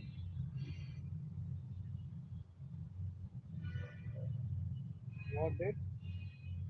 So it's on third March. On third.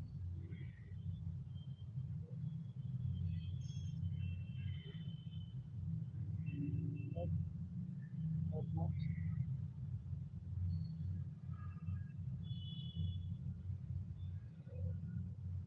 So you know why it is debited, why it is credited, right? So this all these aspects are clearly explained in chapter 1 and chapter 2. So if you have any doubts, you can just revert back to chapter 1 and 2 to see which accounts will be debited and why and all those things, so that the concept is clear. So don't assume, presume without have with half knowledge. Don't try to do the problem. So be sure, 100% sure before passing the entries. So don't commit any mistakes so that the concepts are clear. So if the concepts are not clear now, then everything will go wrong. So the amount is 2000.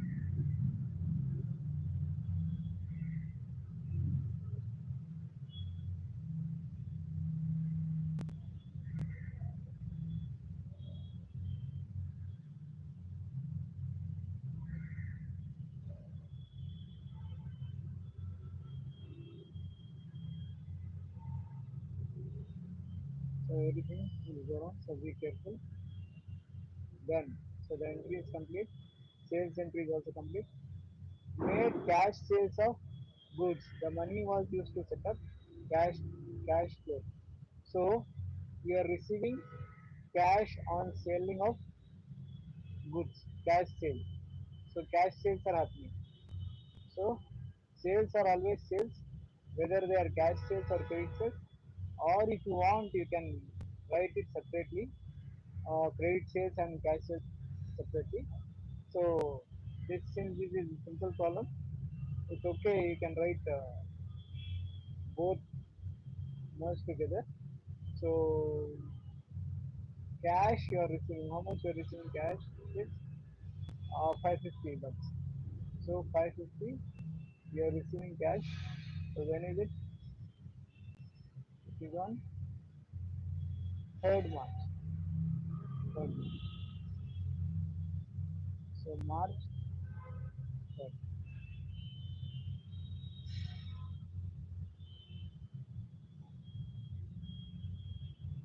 So cash. So or otherwise you can write sales also. It's not an issue. It is not wrong to write sales. And in cash column you write.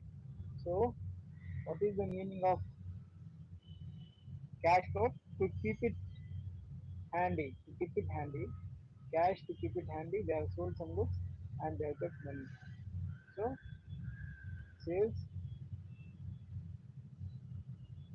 the same date, cash account 550. Okay, now coming to the next part. Returned faulty goods to Joe. Returned faulty goods to Joe means from Joe we had purchased, now we are returning. So it is purchase returns 200. Fifth. On fifth there is purchase returns. On fifth there is purchase returns to Joe.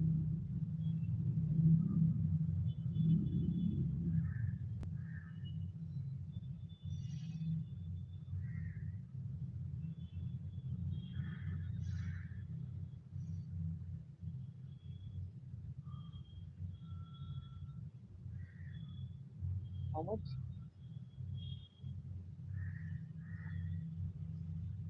200.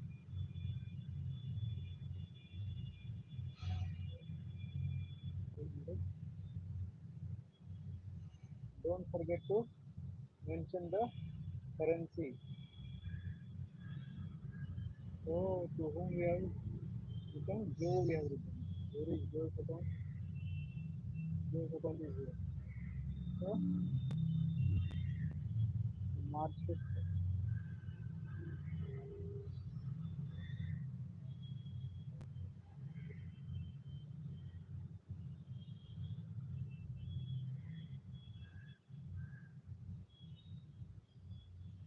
What is the value? 200. 200.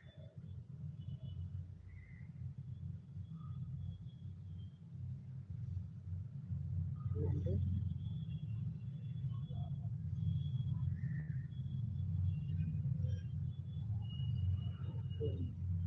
So the count is complete. So now come to paid Joe by check the goods we had bought after deducting 5% cash discount. So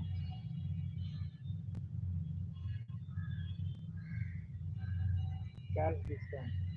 So we have to calculate how much we are paying.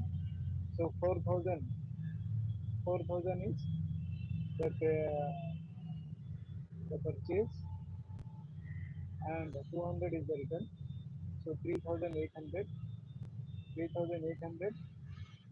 we have to pay 5% cash discount.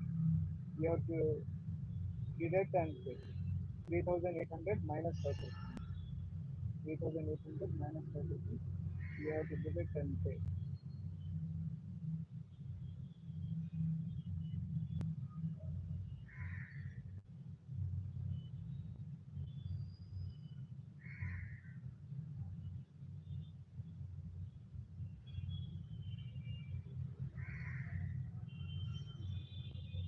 190 is the discount.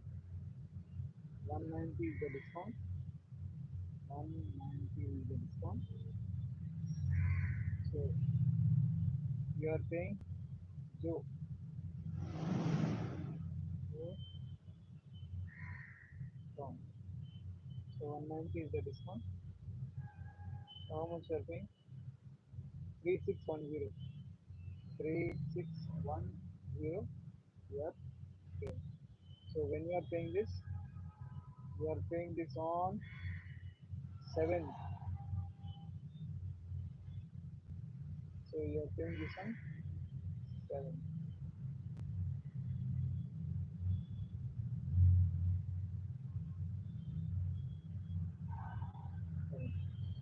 So you are paying this on March 7. What is the amount of rent you are paying?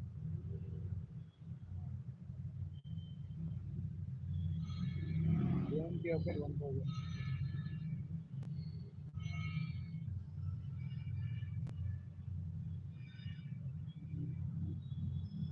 Rent you have paid 1,000 and you paid it by check. So this is also done. Now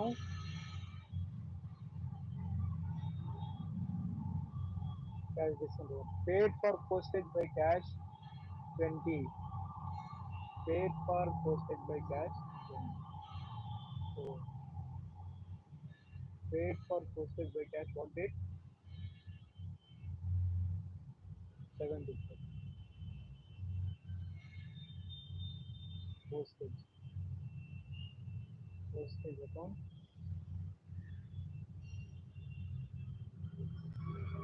by cash.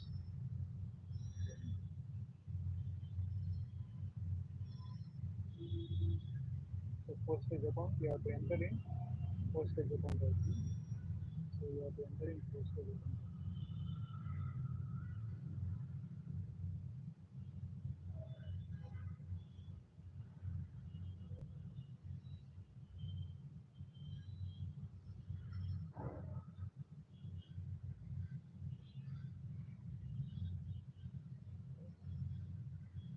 cash 27th March 7th. So let's Joe you have paid, right? Very gently related to Joe's pay. You have paid to Joe. How much you have paid to Joe?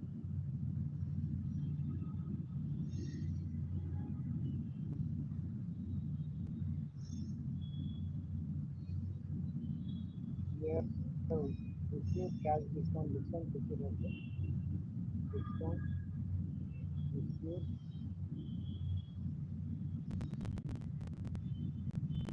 and you have paid one. The bank account is 3610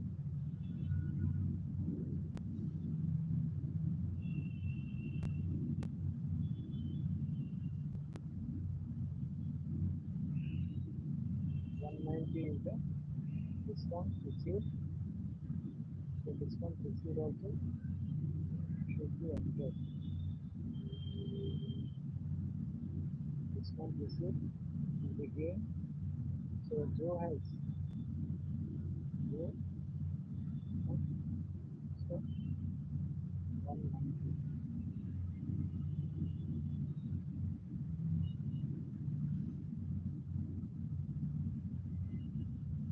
So the entries are over.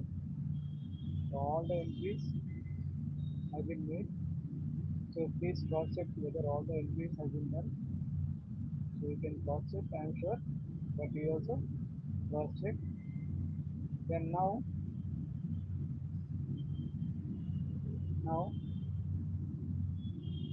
prepare the necessary ledger accounts and three column cash book. So we have prepared three column cash book.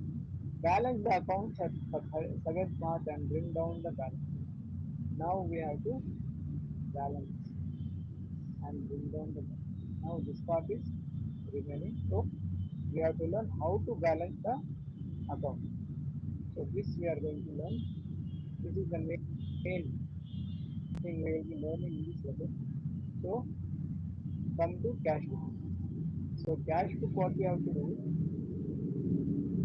has everything been entered in cash book? Cross check once if everything has been entered. So then what you have to do, you total it up. So you total it up like this.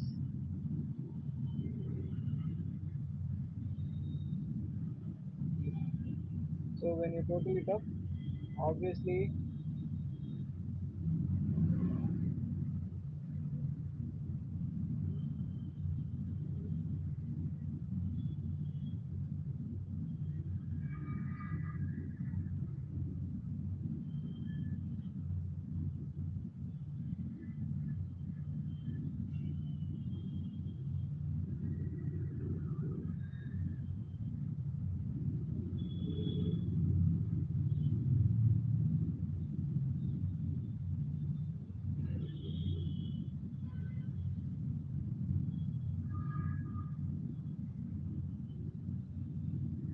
okay.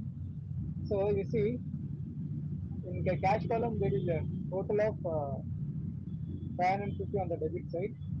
Bank column there is a total of 10,000 on the debit side. Discount column there is nil. Here discount column there is 190. Cash column 20 is in credit side. Bank column there is 4610. So how we have to balance is which side is heavier, this side is heavier, this side is heavier. So this minus this side minus this side, this minus this. So basically balance carry down your pressure. Balance carry down your right. Then what you have to do?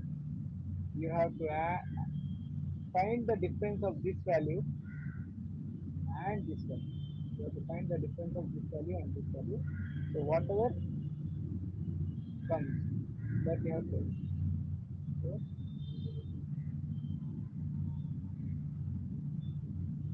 is equal to 10,000 minus 4610. So 5390. See, when you put this value, this both will become equal. So the total should be such that whatever amount you put, the total will be same. See, this should be same. So to find that, we have to put that balancing here. This is the balancing here. That's why it's called balance curve. Similarly, here it is 550, here it is 20. So what you have to do here also 550 minus 20, 530, so that even this both the total becomes 550.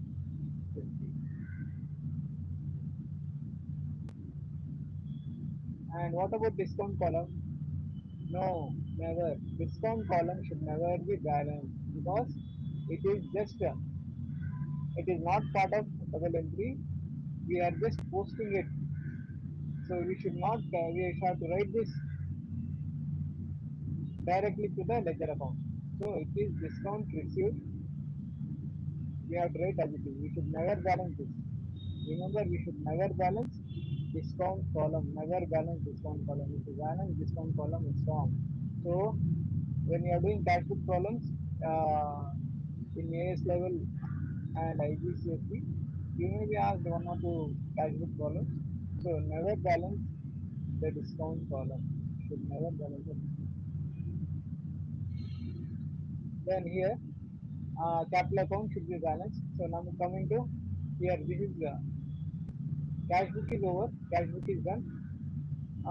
So this is known as both book of prime entry and book of secondary entry also. It is ledger also because cash, it is cash ledger and bank ledger. So it is cash ledger, bank ledger. So that's why we never record, we never prepare ledger account for cash and bank. This is both. So it is both primary and secondary book. So now we have left out with the other account. What are the other accounts? Capital account. So capital account, this side is 10,000. So this will become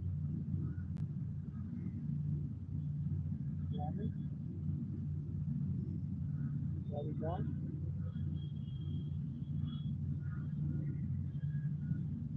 10,000. So that both the sides are equal. So this is how did we get this? This is 10,000 minus 0 because nothing was there on the debit side. So the same value will come. So here the amount is same. So this will become balance carried down will become balance got down. When is this? This is March 7. So total 10,000, 10,000. So balance got down will be again 10,000. Balance got.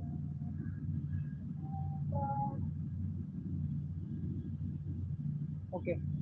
So normally nominal accounts like purchase account and sales account, they are not balanced.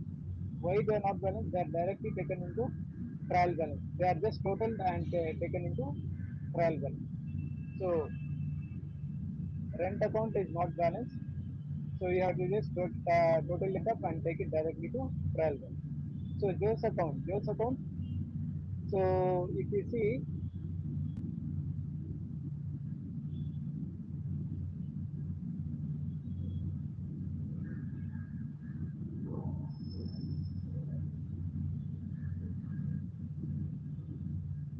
both the sets are matched. So both the sets are same. So there is no question of balancing at all. So both they are already balanced. There is no balance. So there is no difference. So that's why we should not do anything. Then rent account is a nominal account, expense account, so it is not balanced. So just we have to total total and take it to the trial balance directly. Barney account. Barney is a customer. So accounts receivable. So we have to balance it. So it should be balanced on so March 7th. It should be written as balance carried down. So that will be same amount 2000. So again we have totally same 2000. Total should be same on both the sides. Remember both the sides total should be same. So these are the totals. So what happens is 8th March, March 8th, they become opening balance. March 8th, they become opening balances. They become balance brought down. We have to bring down the balance. So that is 2000. So postage account is not balanced, which is a nominal account directly transferred to trial balance.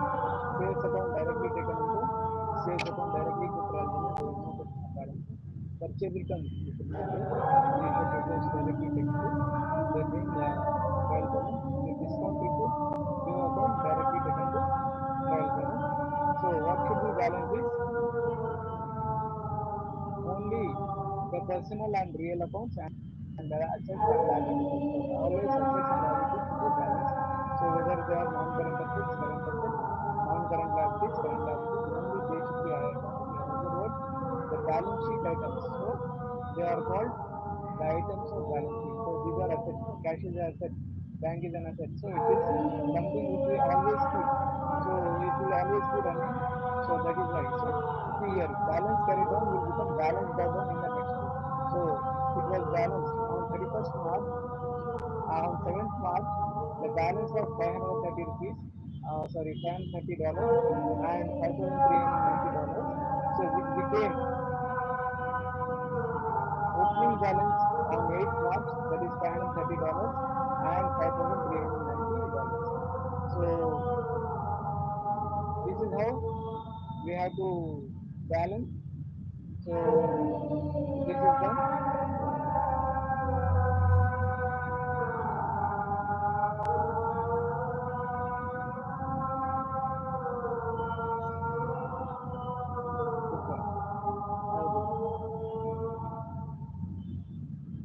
Okay. Hello dear friends. This is one simple lesson with classification of profit and loss and all.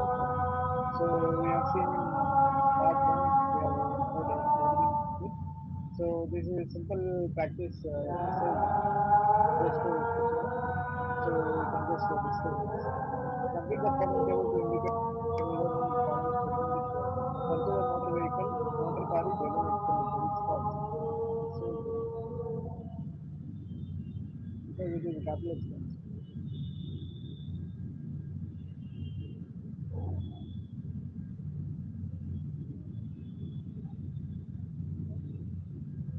False. So then the payment of wages to employees is revenue expenditure. True. The account of customer are kept in sales ledger. The accounts for customers are kept in sales ledger. No, no. False. Repairs of the office windows is an example of capital expenditure. False. It's revenue expenditure, not capital. The purchase of office stationery is revenue expenditure. True. The sales account is a nominal account. True. The figure and fittings account is a real account. Fixtures and fittings account is a real account. Suppliers accounts are kept in nominal ledger. False. They are not kept in nominal ledger. They are kept in specific suppliers accounts payables ledger. The day-to-day cost of running the business are an example of revenue. Yes. True. Revenue expenditure.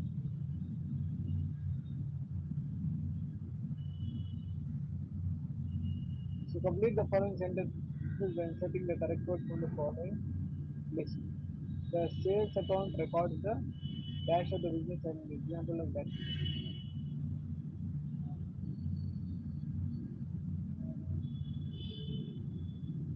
Complete the following conditions taking the correct word in the following list. The sales account records the revenue is an example of nominal revenue.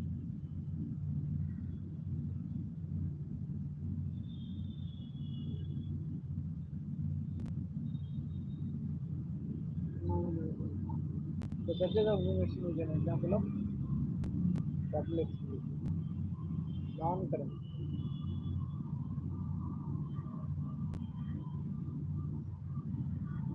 Non-current expenditure. And account is an example of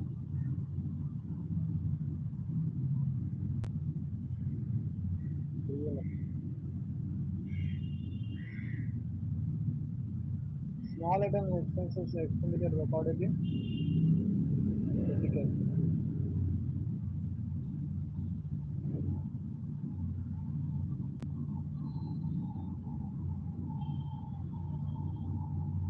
A dash asset is required to keep the business for a long period of time.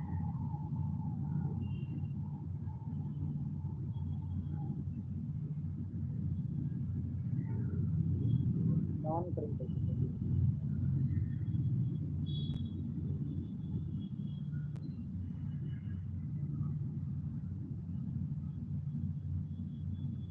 So here it's not non-current.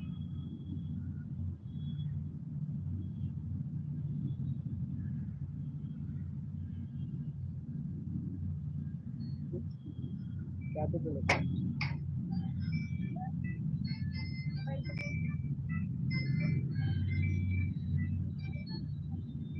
Capital account.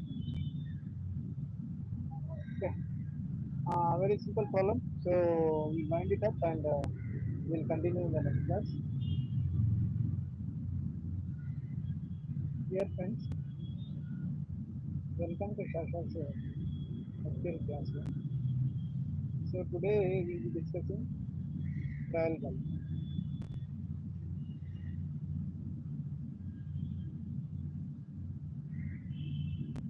How to prepare a trial balance, and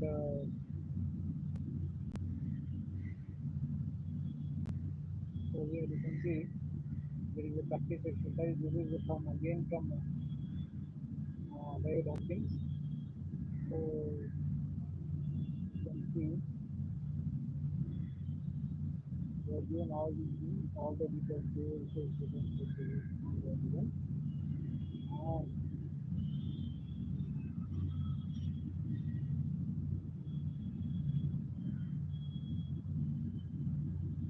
prepare a trial balance as at 31st December 2015 from the balance extracted from accounting books and calculate the balance on the capital. So we are supposed to prepare the trial balance. So how do we prepare the trial balance? So the trial balance, the format of trial balance is something like this. So trial balance as on 31st December 2025, particulars, debit, credit. So it is a statement, okay? So it is a statement. That's why it is trial balance as on 31st December 2015. So we have to just plug in the figure. So they would have given the details. We have to just plug in the figure. What will come in debit and what will come in credit. Sales will always come in credit. Sales return is opposite of sales. Sales return is calling always come in credit. Purchases always debit. Purchase return always credit. So you have to understand this. Whatever you have learned till now, you have to apply, and then you have to prepare the trial. So coming to the question again here, see the question is here.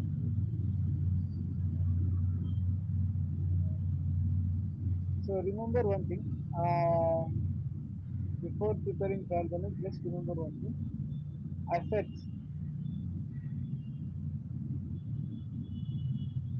and expenses are all debit balance. Okay, assets, real account assets. Assets means uh, plant and machinery, delivery van, bank. So all these are assets. So all these are expenses. So purchases, wages, heating and lighting, all these are expenses. Are all debit balance. They should be all be debit. So this will always be debit balances and they should appear on the debit side. Okay. So remember this, learn this graph. So this is very much helpful. Very basic foundation to for balancing. Then liabilities and income. Liabilities and revenue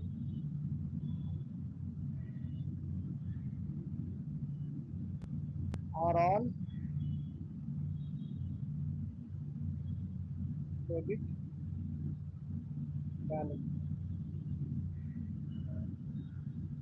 Liabilities and revenues are all credit balances. So what are liabilities? Liabilities are something we owe, right? So liabilities can be internal as well as external. So internal is capital. So external are like loans, accounts payable, all those are liabilities. So payables, all payables are liabilities. So these are all external liabilities, these are internal liabilities.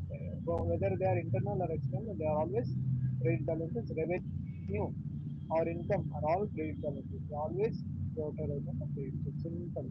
So unnecessarily don't exaggerate, learn a lot of things, nonsense and nonsense. Just remember this. You can do.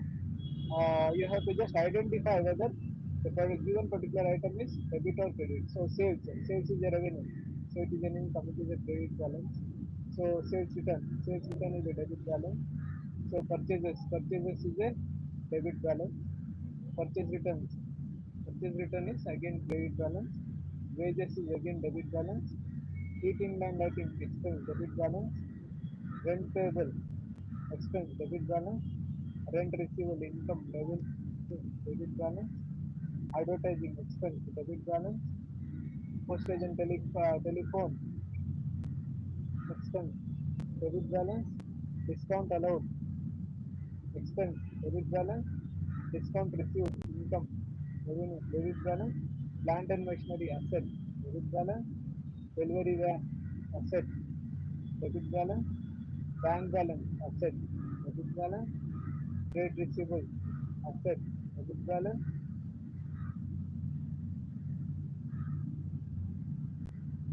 Trade payables liability debit balance. Drawings opposite of capital, that is always debit balance. Drawings by default credit balance, but it is balance in here. So you have to put accordingly. You just put it on the debit side or credit side, and then you can you total it up. You'll get the value. So we'll just do it. So we can prepare the trial balance. So seeing the question. So here you can see this is the question which is available. So you can note down or take a screenshot or whatever. Or if you have the textbook, you can use it. Or take the screenshot and then we will just finish that. So now sales. Sales is an income. Sales return is an expense. Purchases is an expense. Purchase return is an results of purchases. Wages is an expense. Heating and lighting is an expense. Rent payable is an expense. Rent receivable is an income. So it should come on credit side. We justify it. Or advertising is an expense. Post and telephone is an expense. Discount allowed is an expense. Discount received. So see rent receivable. So rent receivable is an income. So discount received is an income. Plant and machinery is an expense. Is an asset. So always a debit balance. So then delivery van is an asset. Always a debit balance. Bank is an asset. Debit balance. Trade receivable is an asset, debit balance. Trade payables is a liability. Drawings always a debit balance. So then, so when we total it, we get these values 210,000 and 175,000. So capital will be the balance in here. So what you can do is 2 lakh 10,000, 210,000 minus 174,000. So see, when you put this will both tally. So this is balancing here, simple. So it's very simple. Just you need to know this concept. So just remember, all assets and expenses are all debit balances, all liabilities and revenues are all credit balances. Just remember this simple funda. It's very simple, very easy. So easy marks if it comes into question, and any question based on this whether MCQs or anything, it's easy marks. So don't miss out. So lot of questions are based on this balances, concept of balances. We'll be often using this technique in solving lot of problems.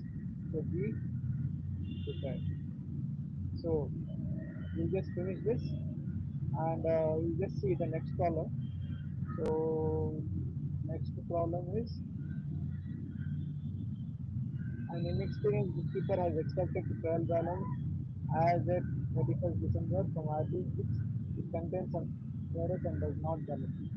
Premises, this is correct. Our plant and equipment, this is correct. Of equipment, etc. correct. Wages is correct. Rent payable is an expense, so it should not come here. So it should not come here. It should come here.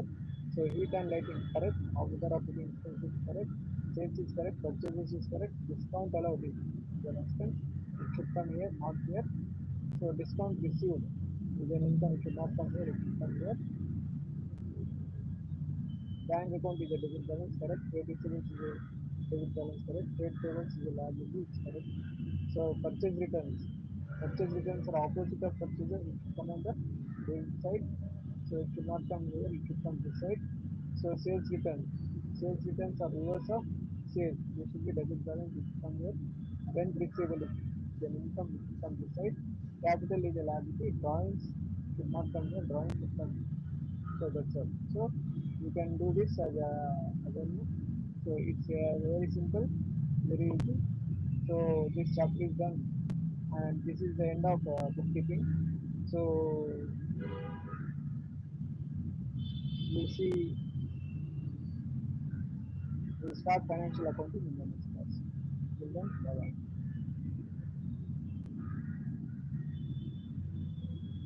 So dear friends, welcome to Treasure Virtual Classroom. So we'll be doing exam practice questions. This is again from David Hopkins.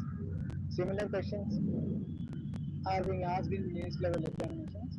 So this is from statement of financial position. Okay. So statement of financial position.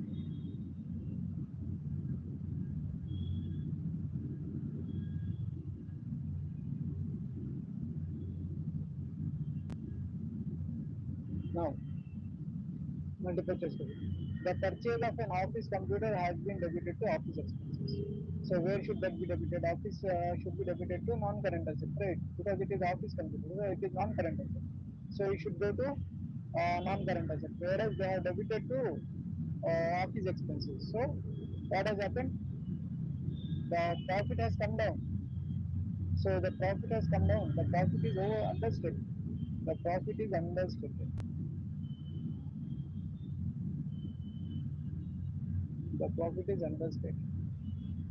And even net current assets is also understated because it has not been shown as a part of non-current assets. When you don't show, then the assets will be understated, right? So this is the answer. Simple. Okay.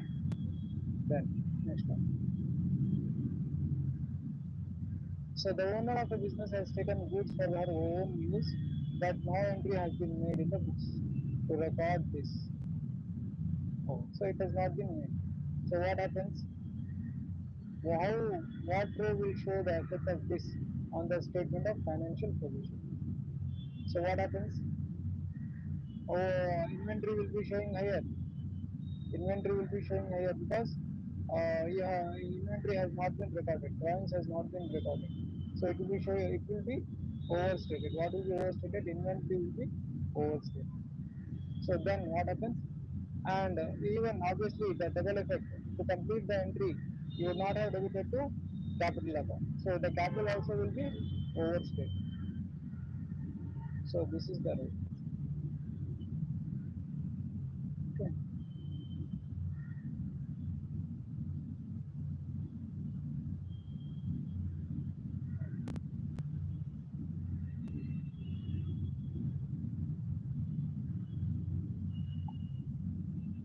So the following information has been extracted from the statement of financial position as of 31st December 2015. Non-current assets are 310,000, working capital is 30,000, long-term loan is 20,000, profit per year is 35,000, drawings is 25,000. So non-current assets, working capital. So what are the steps? You have to add non-current assets and working capital, right? So you have to add the non-current assets and working capital. So that will be 3,40,000, 340,000. So long-term loan you have to subtract because it is non-current liability. Non-current liability you have to subtract. So that should be 320,000. So 320,000 is net assets. So we have done the problem already. So net assets should always be equal to capital. So what is the net assets? Net assets is 3,20,000, 3,20,000. So what was the balance on the capital account at 31st December 2015? So this has no relevance. This has no relevance. So if the concept is clear, you will not even think about these two items. You will just straight away see this and you will select this. So that's why the concepts are very, very important. You have to clearly understand the concept. If you have not understood the concept, then you will get this wrong and you will mess up. So don't be in a hurry when solving MCQs. Be careful. Carefully you solve the MCQs. Explore all the options. Be conceptually perfect. Be conceptually strong to secure A plus in A levels. Okay. So don't be in a hurry. Never be in a hurry.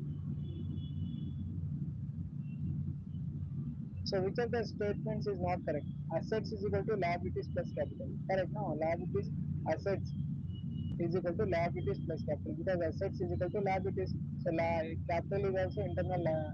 So internal liability. So this is correct. Okay. So capital is equal to assets minus liabilities. This is also correct. Just now we did. Assets minus liabilities is equal to capital. This is also correct. Then capital minus liability. Capital is also liability. This is also liability. They cannot be equal to assets. This is wrong. So this is the correct answer. So liabilities is equal to assets minus capital. Correct. Assets minus capital will always be equal to liability. So you can do this using the formula. So the substituting here and there this one. So you know that, right? So assets is equal to liabilities.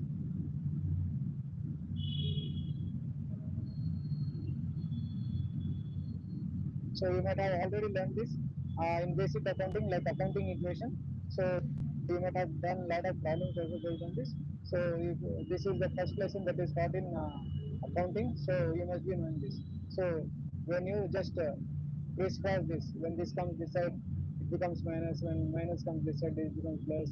So all these things, if you know this basic simple math, then you can do this. So simply, so this is the answer. So this is over. So we have covered statement of financial position. One simple problem also we have done. We have done MCQs also. So we have understood the concept very clearly. So please share. Please spread the knowledge. Please share so that others also get the benefit of my classes. Okay. So please share. Thank you. Have a good day. Good night.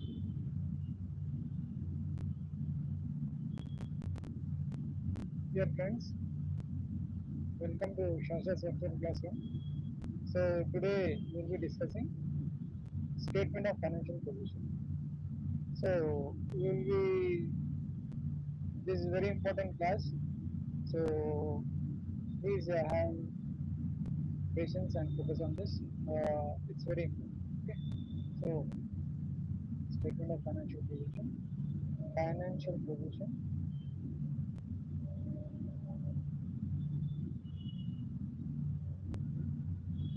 Five steps.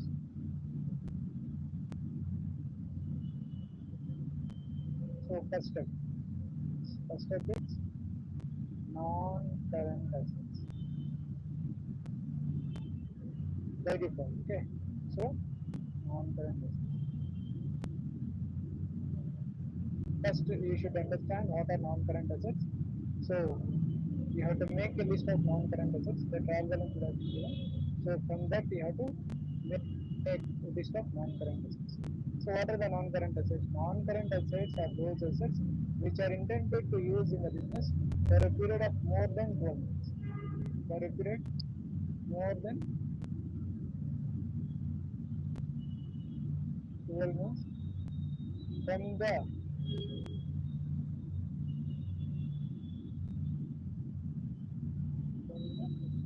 date of financials.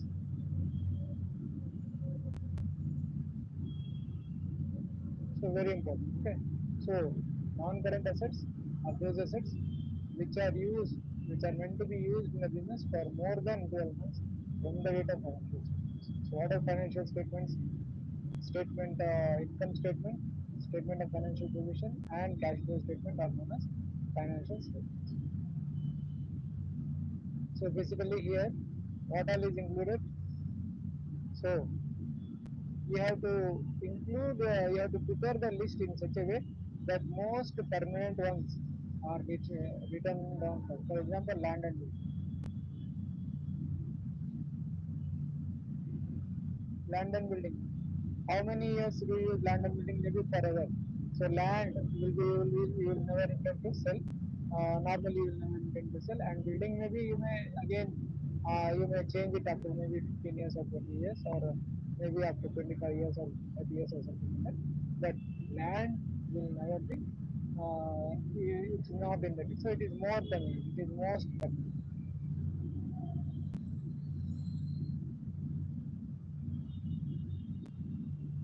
Then what is the next one? Next one is machinery. Okay, so plant and machinery. So plant and machinery, maybe you can use it for at least 10 to 15 years unless there is any technical changes. So the next one.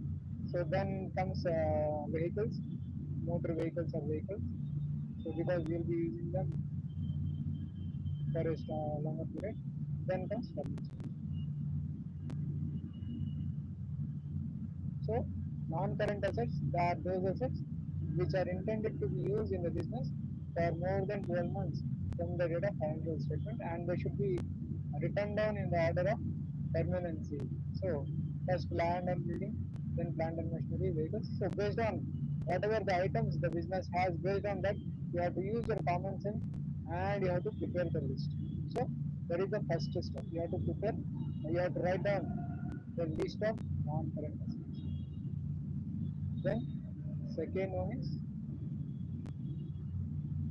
current assets.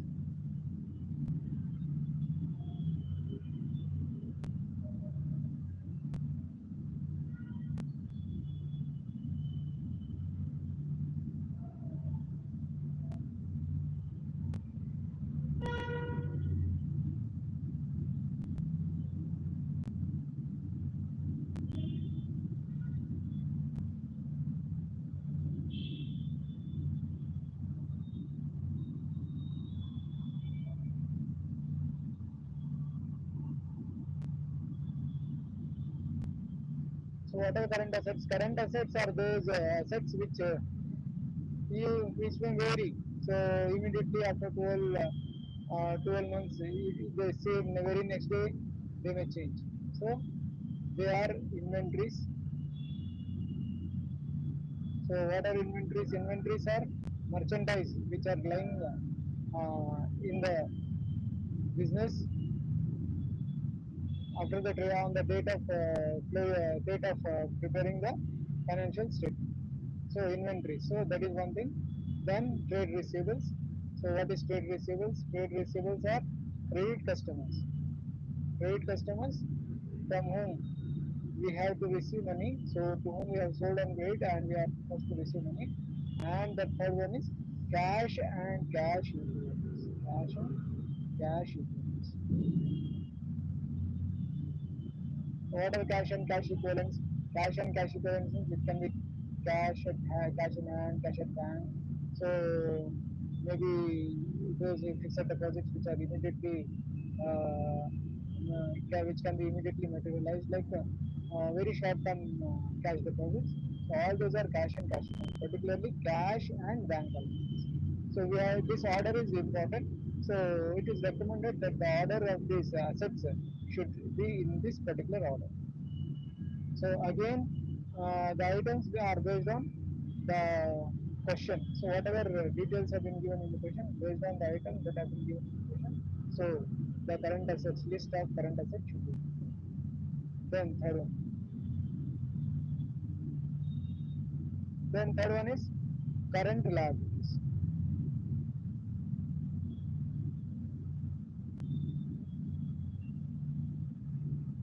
So remember, this is with regard to financial statement of sole traders. Okay, these are with regard to a financial statement of sole traders. Because when you are preparing financial statements of company, the format is entirely different. The format is entirely different. The items are same, but the headings are same, but they have to be shown.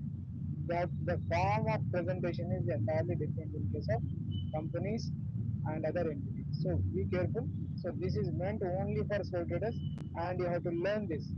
You have to learn this how to go ahead with this preparation of statement of financial position, current liabilities. So what are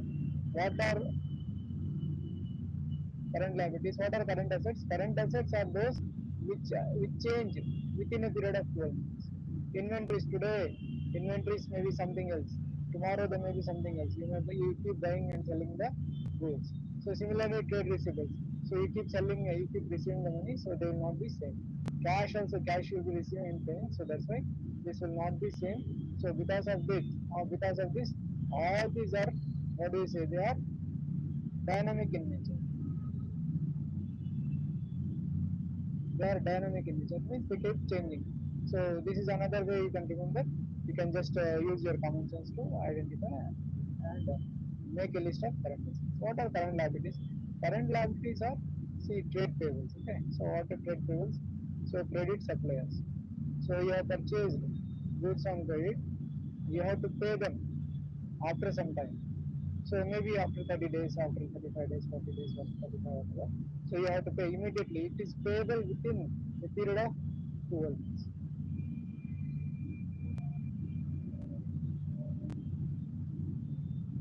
So these also within 12 months.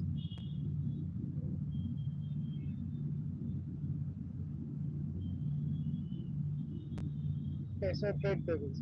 So again, what is the bank overdraft may be there? What is bank overdraft? You might have made arrangement with the bank to take money for a shorter period. Okay? So that is what is bank overdraft. So then what you have to do when you are preparing the financial statement. So remember, first you have to write non-current assets. Non-current assets you have to write. Then you have to write current assets. Then current assets, the figure total.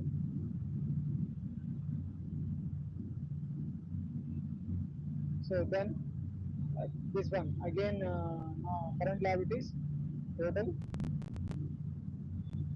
So what you have to do is you have to find out the current assets minus current liabilities. You have to calculate current assets minus current liabilities. So that is called working capital.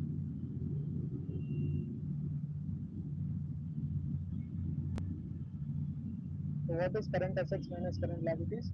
So 2 minus. Though you are not required to write what is working capital, you don't have to write this. This is just for you to remember so that you don't mess up when you are working out the answer. So always remember 1 2, 3, 2 minus 3. So whatever amount comes, you have to write here. Then fourth one. So non-current liabilities.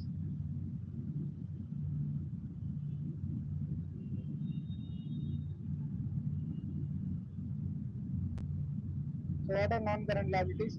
Liabilities that are payable more after a period of 12 months from the date of balance sheet. Okay. So more than or after 12 months from the date of balance sheet. For example, bank loan. So bank loan normally when you will pay after a period of maybe you pay after 2 years, 3 years, or maybe 10 or 15 years also. So that's why it has payable after a period of 12 months. So what is the example, best example for this? Maybe you have taken a bank loan.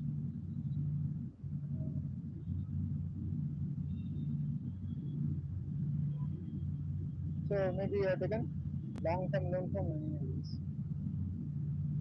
So which has to be repaid after a period of 12 months from the date of statement of financial position. Okay. So then even that you have to add. You have to add this. You have to add all this. So you have to add bank loan, long-term loan. So you will get one figure. This item you have to subtract. You have to subtract from this, and this is called net assets. Net assets. What are net assets? All working capital minus working capital. So net assets are nothing but non-current assets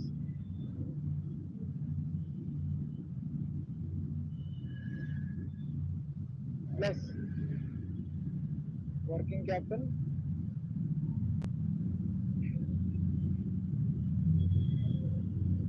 minus non-current liabilities.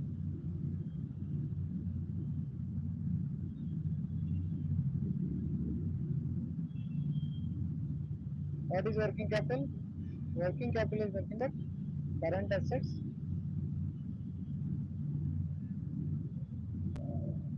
minus current. So very important, don't confuse yourself. Very important. So first we have to find out non-current assets. To that we have to add working capital. So what is working capital? Current assets minus current liabilities. Current. Okay. Current assets minus current liabilities will give working capital. So from that again you have to subtract non-current liabilities. So that gives net assets. So then the fifth item. The fifth item. What is the fifth item? Fifth item is owner's equity.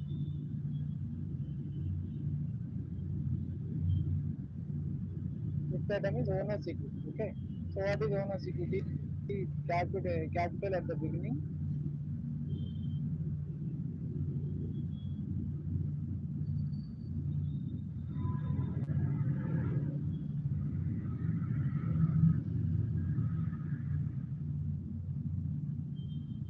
Add net profit.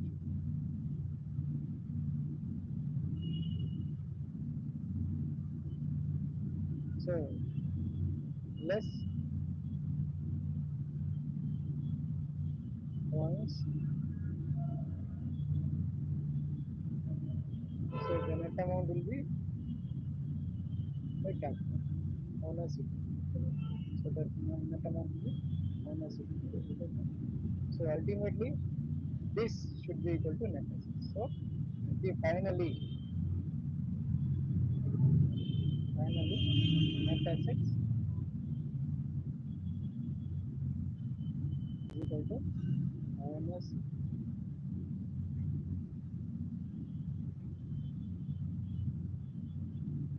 You have to follow these steps particularly in this particular order, specific order. Just follow this. You can do any damn problem in statement of financial position as far as sole traders are concerned. So we will just work out one another problem, one simple problem to demonstrate this, how to find out how to prepare statement of financial position. Till then, have a good day, goodbye, good night. Dear students, dear friends, welcome to Concise class. Today we will focus on important points in income statement. So they are very important in the sense that most of the students they commit mistakes. Often they think whether we have to how to treat a particular item. So to start with, important considerations in preparing income statement. So income statements are often prepared in vertical form. Since it makes them easier to read, you should study and learn the vertical form carefully until you are quite familiar with it. So there are various forms. There is a horizontal form also and there is vertical form also. But 99% of the cases you will be doing vertical form. So you will be preparing income statement in vertical form. So it is very essential for you to study and learn the vertical form carefully until you are quite familiar with it, so that you can work out the problems with ease. Do not prepare journal entries for the income statements unless you are specifically asked to do. They might have been shown the chapter simply to help you understand how entries are made. Okay, so there are so many entries. If you look into the chapter, income statement chapter, you will find a couple of entries. They are not important. In the sense, they are not important. So you don't have to prepare unless otherwise they are asked for. So you can just know it. So in the examination, unless otherwise they are asking you to